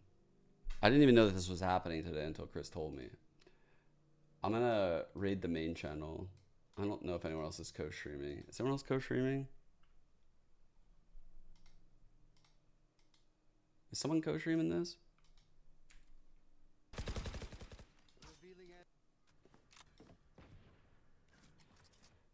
I want to be able to watch with someone talking about it.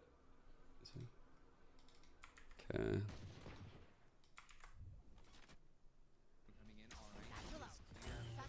Oh, there we go. Okay, nice. Thank you, thank you, thank you. I appreciate that. Okay.